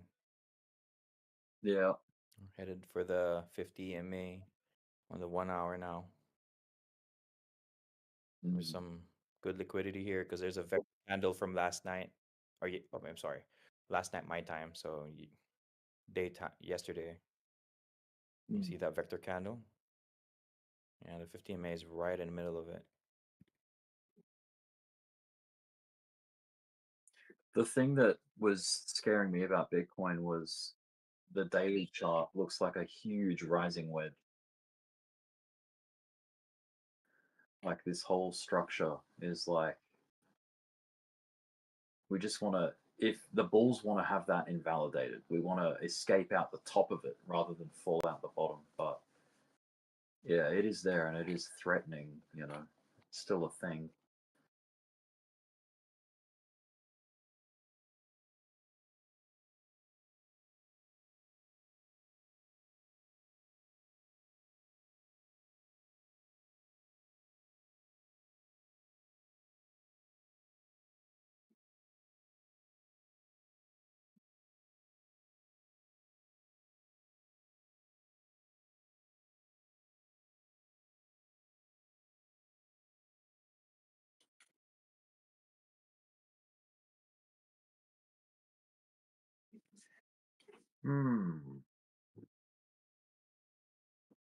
Market cap. There used to be a good way to compare them on coin market cap, but they don't have it anymore. Like they had this chart that you could compare the big, you know, the big guys against each other.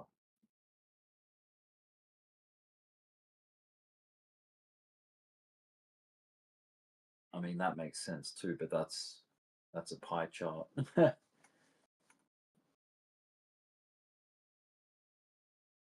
But that just shows you how massive Bitcoin is of the market. Huge wedge. Ethereum's pretty big, but yeah.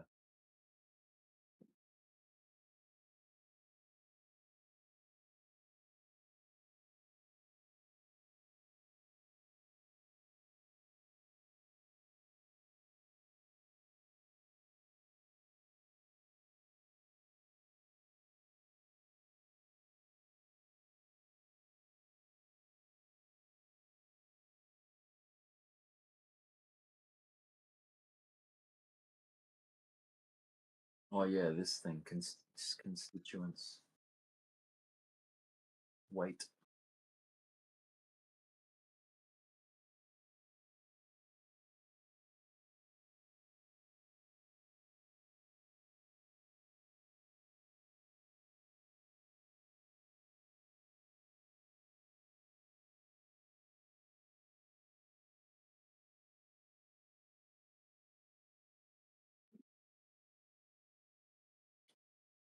Remember what we talked about earlier?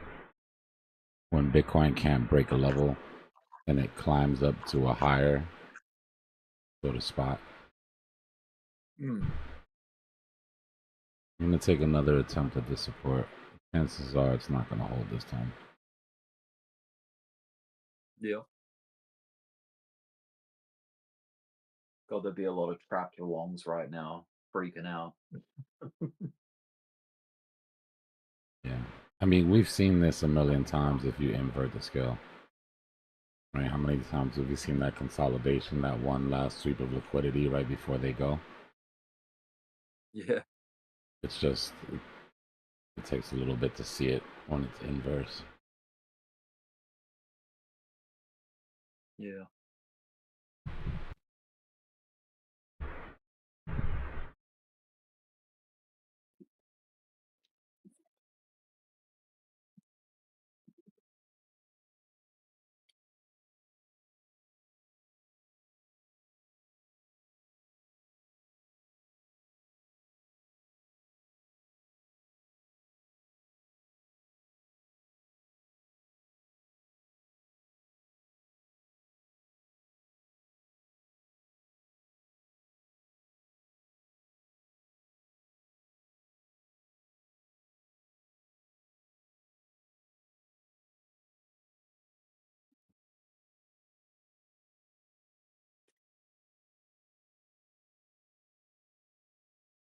The fun is just beginning, Brick.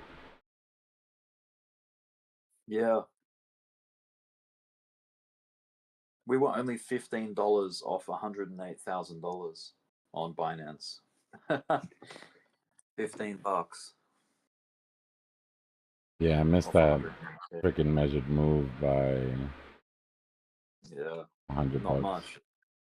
Yep. I blame Biden. The Biden candles. Biden made it creepy and shit just got weird. You're gonna need to insert like a Trump situation somewhere. Yeah, Like a I'm waiting Trump. for the next time he says something that sends the market going crazy. I've got a bullish one and a bearish one, so he needs to just act accordingly, and I'll have something Sorry, set for I got the. cut off, man. I totally lost you in the past 10 minutes. Oh. Yeah, or like, I mean, sorry to the people that are fans of Trump. I mean, I don't mind him. Like, it's fine. Like, either way, I don't have an opinion. But Bro, I make fun of both the, of them equally. These are the presidents we're talking about. Like, when did we yeah, become so patriotic we can't make fun of the I president? know, right? That's right. Like, yeah, politicians. I'm Australian. It's got nothing to do with me. But leader of the free world, I understand that. But the picture of him grabbing at his ear, like when he realized that he got shot, Yeah, like yeah. if you have that at the top of the bull market, where the bullet hits his ear or something, that'd be wild. Hold on, I got one. I got one that I was thinking about, and Yeah. I'll let you guess what it's for. Hold on, let me see if I can find it. Oh, did it not save? Nah, it didn't save, man. I gotta go back and get it. You know the picture where the wind blows and it like blows all his hair that he comes over and it's like straight up? Yeah. I was gonna use that one for the blow off top. I just thought it'd be like, you know. That'd be great. Oh man. Has there been any like good photographs of Trump's ear afterwards? Like some kind of scar or Nah, but there was one really funny one where he went rally with he went golfing the next day, and I guess okay. whoever wrapped up his ear was like really thorough, and it looked like he had a white gauze brick on the side of his head. It was huge. And then like the day after, he was just like bare ear, naked ear, and people were like sort of making fun of that or whatever. It's great. Yeah, we got to be able to laugh at our leaders, man. They laugh at us. Yeah, Promise you they that. don't even know who we are.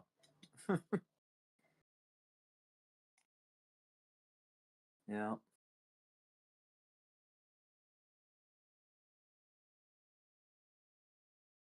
Yeah, I mean, I'm just looking at pictures of.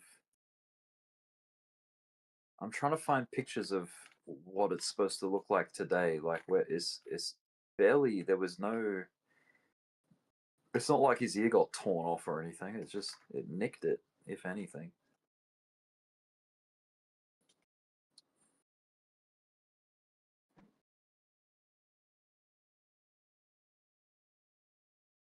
Yeah. Yeah, the patch thing is hilarious. Like when he went to that event and he had a big square patch on his head. At a rally or something.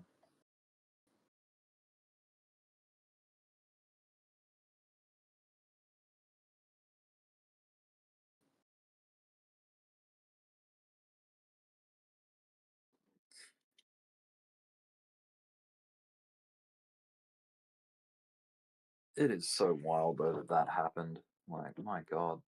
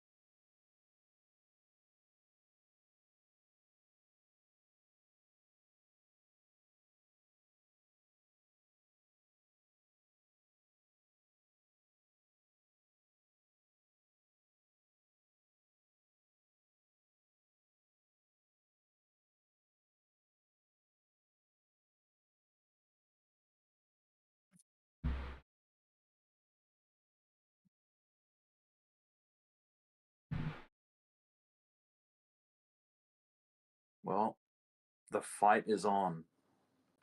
Can Bitcoin defend its progress? Where's this low gonna come in, you know? Look at where our liquidations are sitting. Yeah, I bet you it's stacked. If we break, look where Dbloc is pulling this uptrend. We are breaking this uptrend. Now look what is sitting below us. There is a lot of money in liquidations, but there is also a lot of money in buys sitting down towards $100,000. Like tens of billions of them. They're all hesitant to buy anywhere up close to here. Oh, we just placed actually a buy wall below this price. Where is the buy wall? What is it doing? Where is it coming from, and how many billions of dollars? Joe, tone it down, bro. Tone it down. I love you, but I can already tell you're on one. Slow down a little bit. You're right, Dbloc. Let him do it. I know. I'll shut up.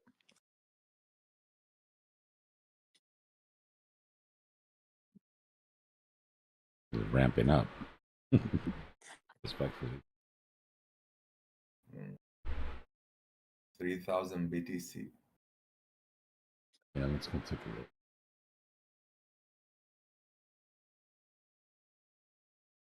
Oh, somebody's trying to catch price.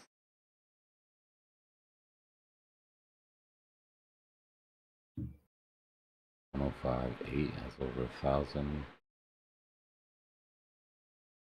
And that one's been holding on for a long time. That one right in the middle looks like it was actually placed a long time ago. Those other ones were sooner. Oh yeah, it's bright down range there. too. Right there. A lot of Clear out the last of those longs before it rips high, risen high. And we took out that top on the 3-day already. Yeah, look at that. Taken care of. Our top side motivation. It's been mitigated already. All right, so what do we got? 105.8. I bet a few billion. How many total billion were wiped out in liquidations in the past week? I bet more of them were on shorts.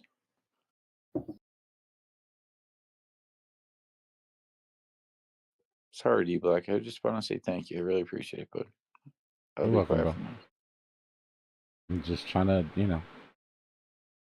to help You you can out. tell when I get excited. You know I get crazy. I apologize.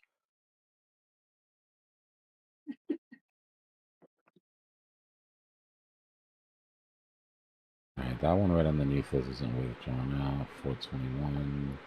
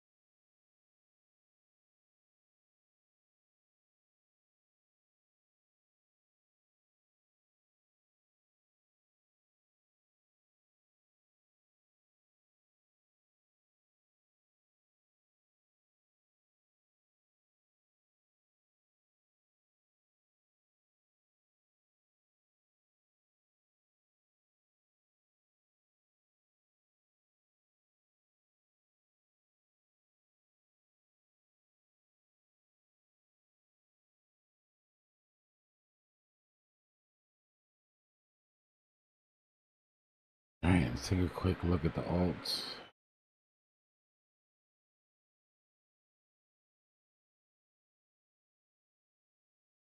$12-hour RSIs, everything's coming back to neutral. Yeah, I see that. Okay, a A lot little of things are, better. yeah, Slowly the starting to low. reset. Yeah. That's what we talk about when we need a reset, right? That's in need of a reset. Yeah, That's that's what very a true. reset of the alt market looks like. Doesn't mean huge drops, but these are your RSIs dropping, right? This is why Yeah. you don't buy high RSIs. Yeah, avoid that. Yeah. It looks like a hailstorm. Hmm. So what we wait for them is to reset low. We go higher time frames. See? Things are Yeah, looking this okay model on the grind. weekly. Some are pushing, you know. Some are still pushing, but Yeah. most of them are coming back down to earth. Hmm. Not the time to buy on a daily, unless you're interested in Is it? buying OM. You want to buy OM? The RSI is low. Is this a coin glass subscription? Like that gets you all these free? I don't know if this is part of the subscription or if it's in the It's still free. free. It might be in the No, free it's in, section. it's in the free section Dbloc. Okay. I All have right. done that. And then if you That's rather good. see it like data by numbers, then but this is really all you need to see. Yeah, I like the visual because you can see everything at once. Yeah. Yeah. And you can see Pretty sort of what's lagging, you know, or what hasn't taken off. I like it when everything takes off the bottom and then you can see what the laggers, right? Like you don't want to chase Yeah. something that's already, you can just start looking. Mm.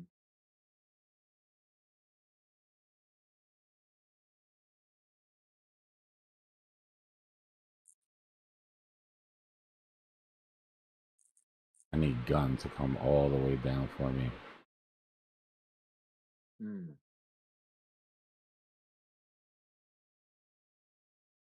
Yeah. Not a time. Not a time to be playing around right now.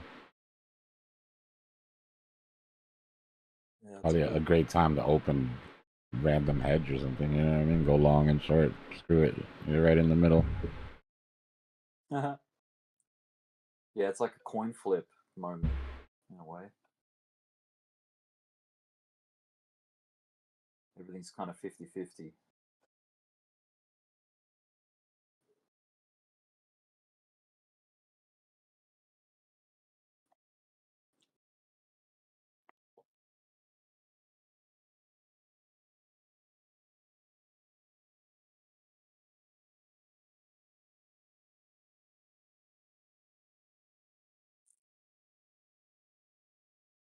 Well, dips are the window into the next long, you know. How you get there by pulling back.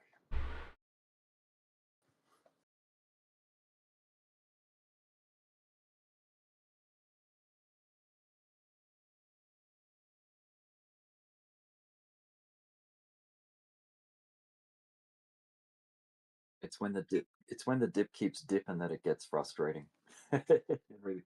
Everything becomes a dead cat. Yeah, it's like, damn. How many times do I have to attempt to get into this? You know, That's why stop out after. following momentum is key. I mean, until Yeah. you see those EMAs start to flip, you at least have to give Yeah. yourself a fighting chance. You know what I mean? Yeah, The it's like wait EMAs for the haven't evidence. flipped and it's still bearish. It's like, you There's know, no point touching yeah, it. it's like you're Yeah, wait. pissing in the wind. Yeah, wait for confirmation. Yeah, you got to have some kind of reason on your side. Hmm. More than just a feeling. Like that Yeah, feels like it went yeah, down enough, or a stab in the dark. Well, I'll tell you what, man. Buying like right now is better than buying at the highs. Still, even though you could be buying, like it could be further falling, at least you're not stuck at the top, tippy top. That's it. Like that's just a starting point. That's just one little feature. But then, yeah, you can definitely optimize your entry. Better than that. You can get better than that by looking for those other reasons, like other evidence. I feel like taking a position in crypto, whether short or long, is like trying to prove a case in court. Like, you need as much evidence on your side as possible. You need, like, overwhelming evidence, and the jury needs to come to like a unanimous decision, which is like your reasoning. Like, okay, all right, I've come to a verdict. This is what I'm going to do, and then you open the position. But it's like, some entries are just, it's a weak case. Like, you've only got one thing going for you, or you got one reason. It's not enough, and it's hopium. Yeah. One reason, and Yeah, it's hopium. that's the one I hold on to all the time for all these darn coins I hold on to. I hold on to more coins, and I've learned now that hopium doesn't really do anything but nothing. But hope and beliefs.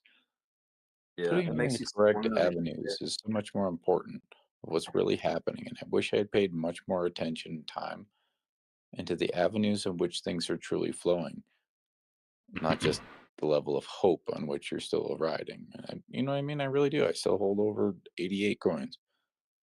But it's all the levels of hope and what had already happened with it. But the whole thing is, it's once Dbloc taught me how to dig deeper into it, it's like it's clear as day. Hope is clear as day on a lot of forefronts. You want to go hike up this trail, you want to go to that lake, you want to go down this road, you want to go down this trail. Yeah, hope should just be the salt on top. The meat and the veggies, the meat and the potatoes is like. Well, all of hope was a lot of times what we expect sugar on top. The thing is, hope a lot of times tastes like salt on top of your glass instead of sugar when you really look at it in the wrong way. Or just rely on hope. Don't rely on hope. Dreams and I mean, it's nothing crazy. And also just expectations are one thing. Things are sitting in front of us. We have a zillion things sitting at our fingertips. It all depends on which aspect and frequency we pay our attention to, what matters the most, what we care about the most, what's going to do something the most. If not, just like we do with everything in life, we got to learn how to move on from it, move past it, look in other directions. Shib. There's always Shib. there's always an element of the unknown, and this is why we have stop losses. This is why we have risk management, because things can happen outside of expectation. Hope and expectations. You're right. It can happen, and if they're done properly, it's way easier. Yeah. Hope and expectations can only last so long. You know what I mean? It only works for like a day or two with some hot chick at a bar. Like it's kind of the same thing. You know what I mean? It's like almost a joke in the end. Yeah. But as long as you learn something from the entire process, that's what's most important. I guess it's part of the educational process of this entire demeanor. As long as you have fun, you won. But as long as you learn something, that's what's most important.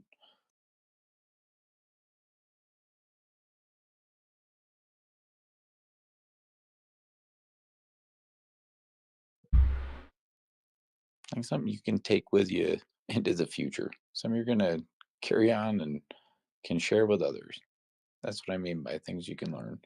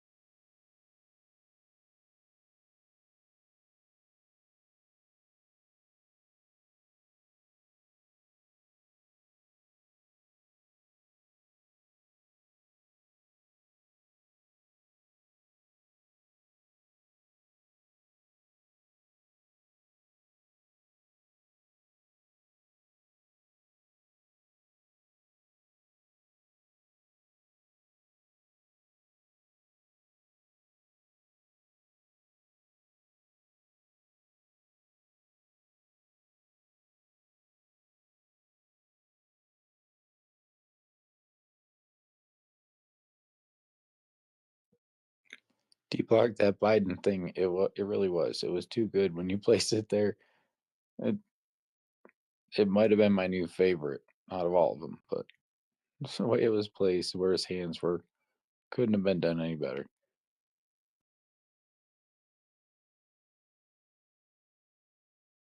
Night, guys. Do the thing. Good luck. I don't mean to push buttons, but you always know what I mean.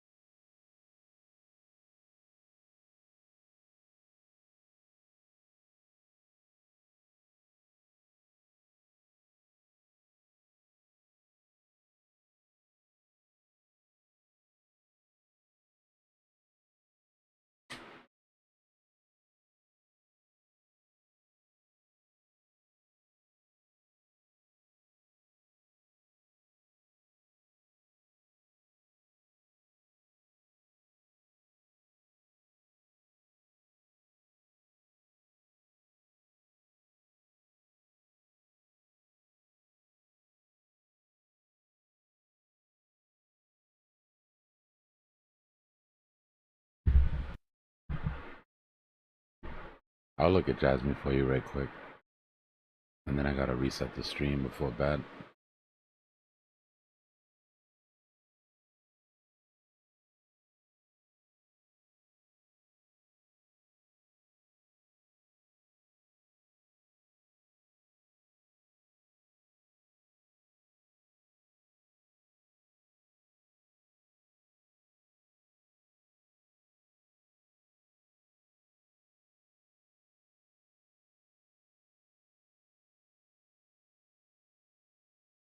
Well, so far so good. We came down to that retracement that we were hoping for would hold.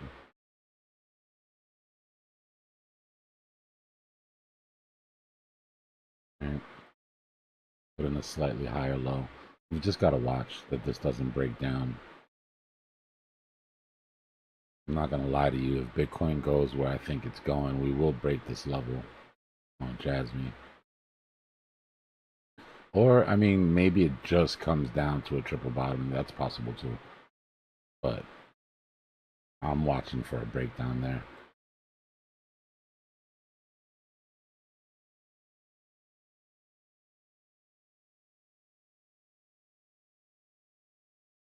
Right, probably lose the 50 here, come down, grab this vector.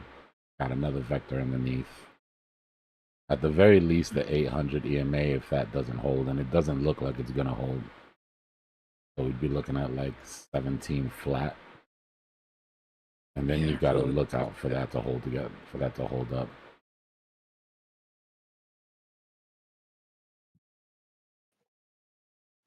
Yeah, my last card was like 16.9. I was like, okay. All the Americanos are sleeping. Or most of them. This one's about to be sleeping. Tired, man. It's been a day. Yeah. Yeah, I'm gonna sleep well tonight.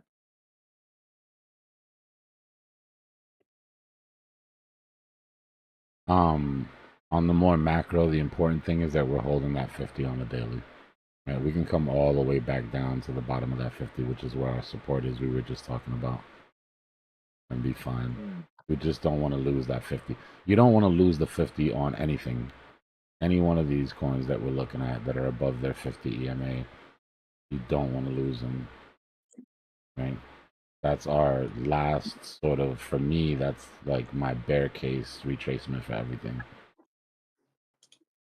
And I mean everything. Trump coin, Turbo, Wiff, XLM. Some are on their 50s, some are above their 50s, some like PYR are below their 50s. Right? These are very weak.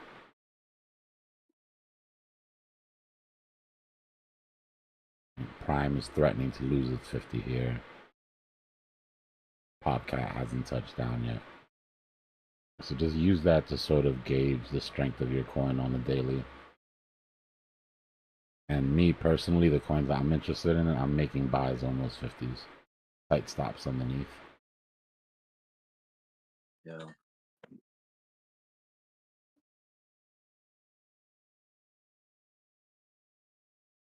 Just trying to think, like in Bitcoin's history, how many times, I mean, I guess there's not many times, but how many times do you come up on the precipice of price discovery, and how does it behave? How does the market behave around that breakout point?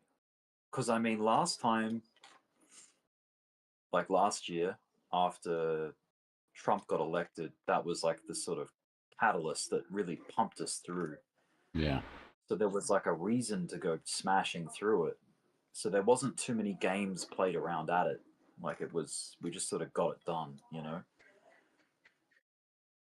Whereas this time, yeah, we're getting like real grindy and Like I was saying pussy. before, if we attempt it too soon without all the passengers that need to be on board to make it happen, then we're going to have some difficulty.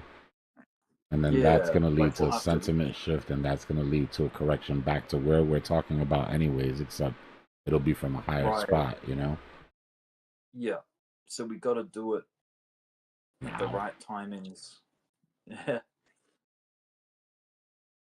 Yeah, if we muck around too long, it's like you lose the crowd. It's a big resistance, bro. It's like one of those things where like we're gonna take them out. We got to take them out now. We can't get it wrong, or you're just gonna piss them off. You know, like. Yeah. So make sure that you're ready for the fight before you pick it. That's how I'm looking at it. But bulls want to go, Yeah. and if bulls want to go, cool. We know how to trade in that environment too. But I would prefer to have a more successful approach, even if it takes longer. Right? Delayed gratification for a higher possibility of it breaking out.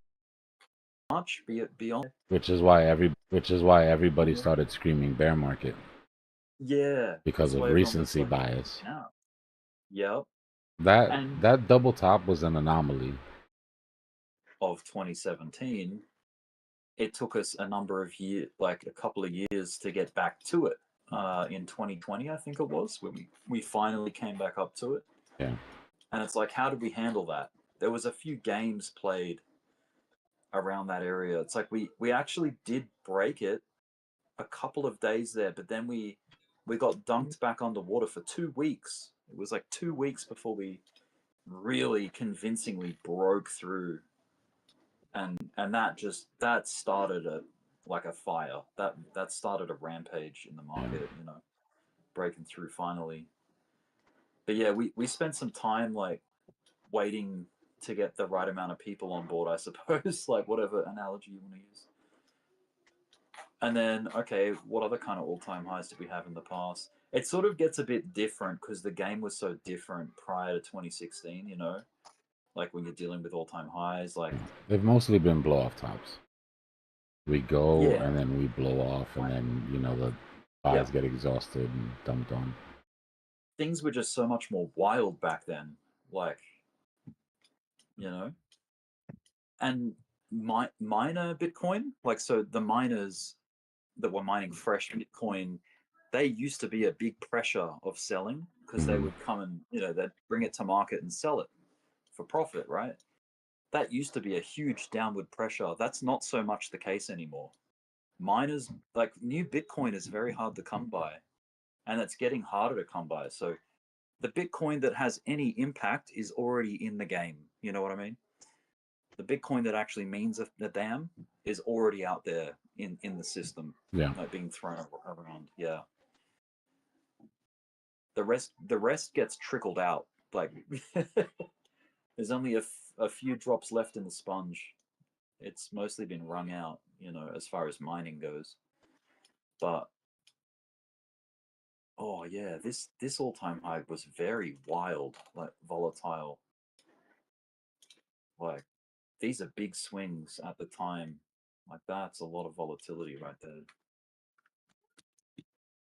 YouTube, I'm gonna reset the stream real quick before bed, guys. I'll be back in 2 minutes. Hit like, hit subscribe, all that good stuff. We'll be right back.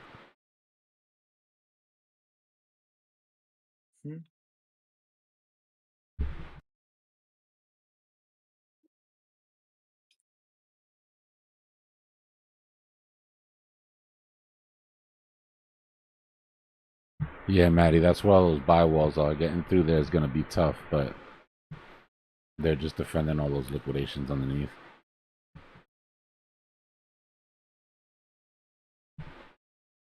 All right, we'll be back, guys. 2 minutes.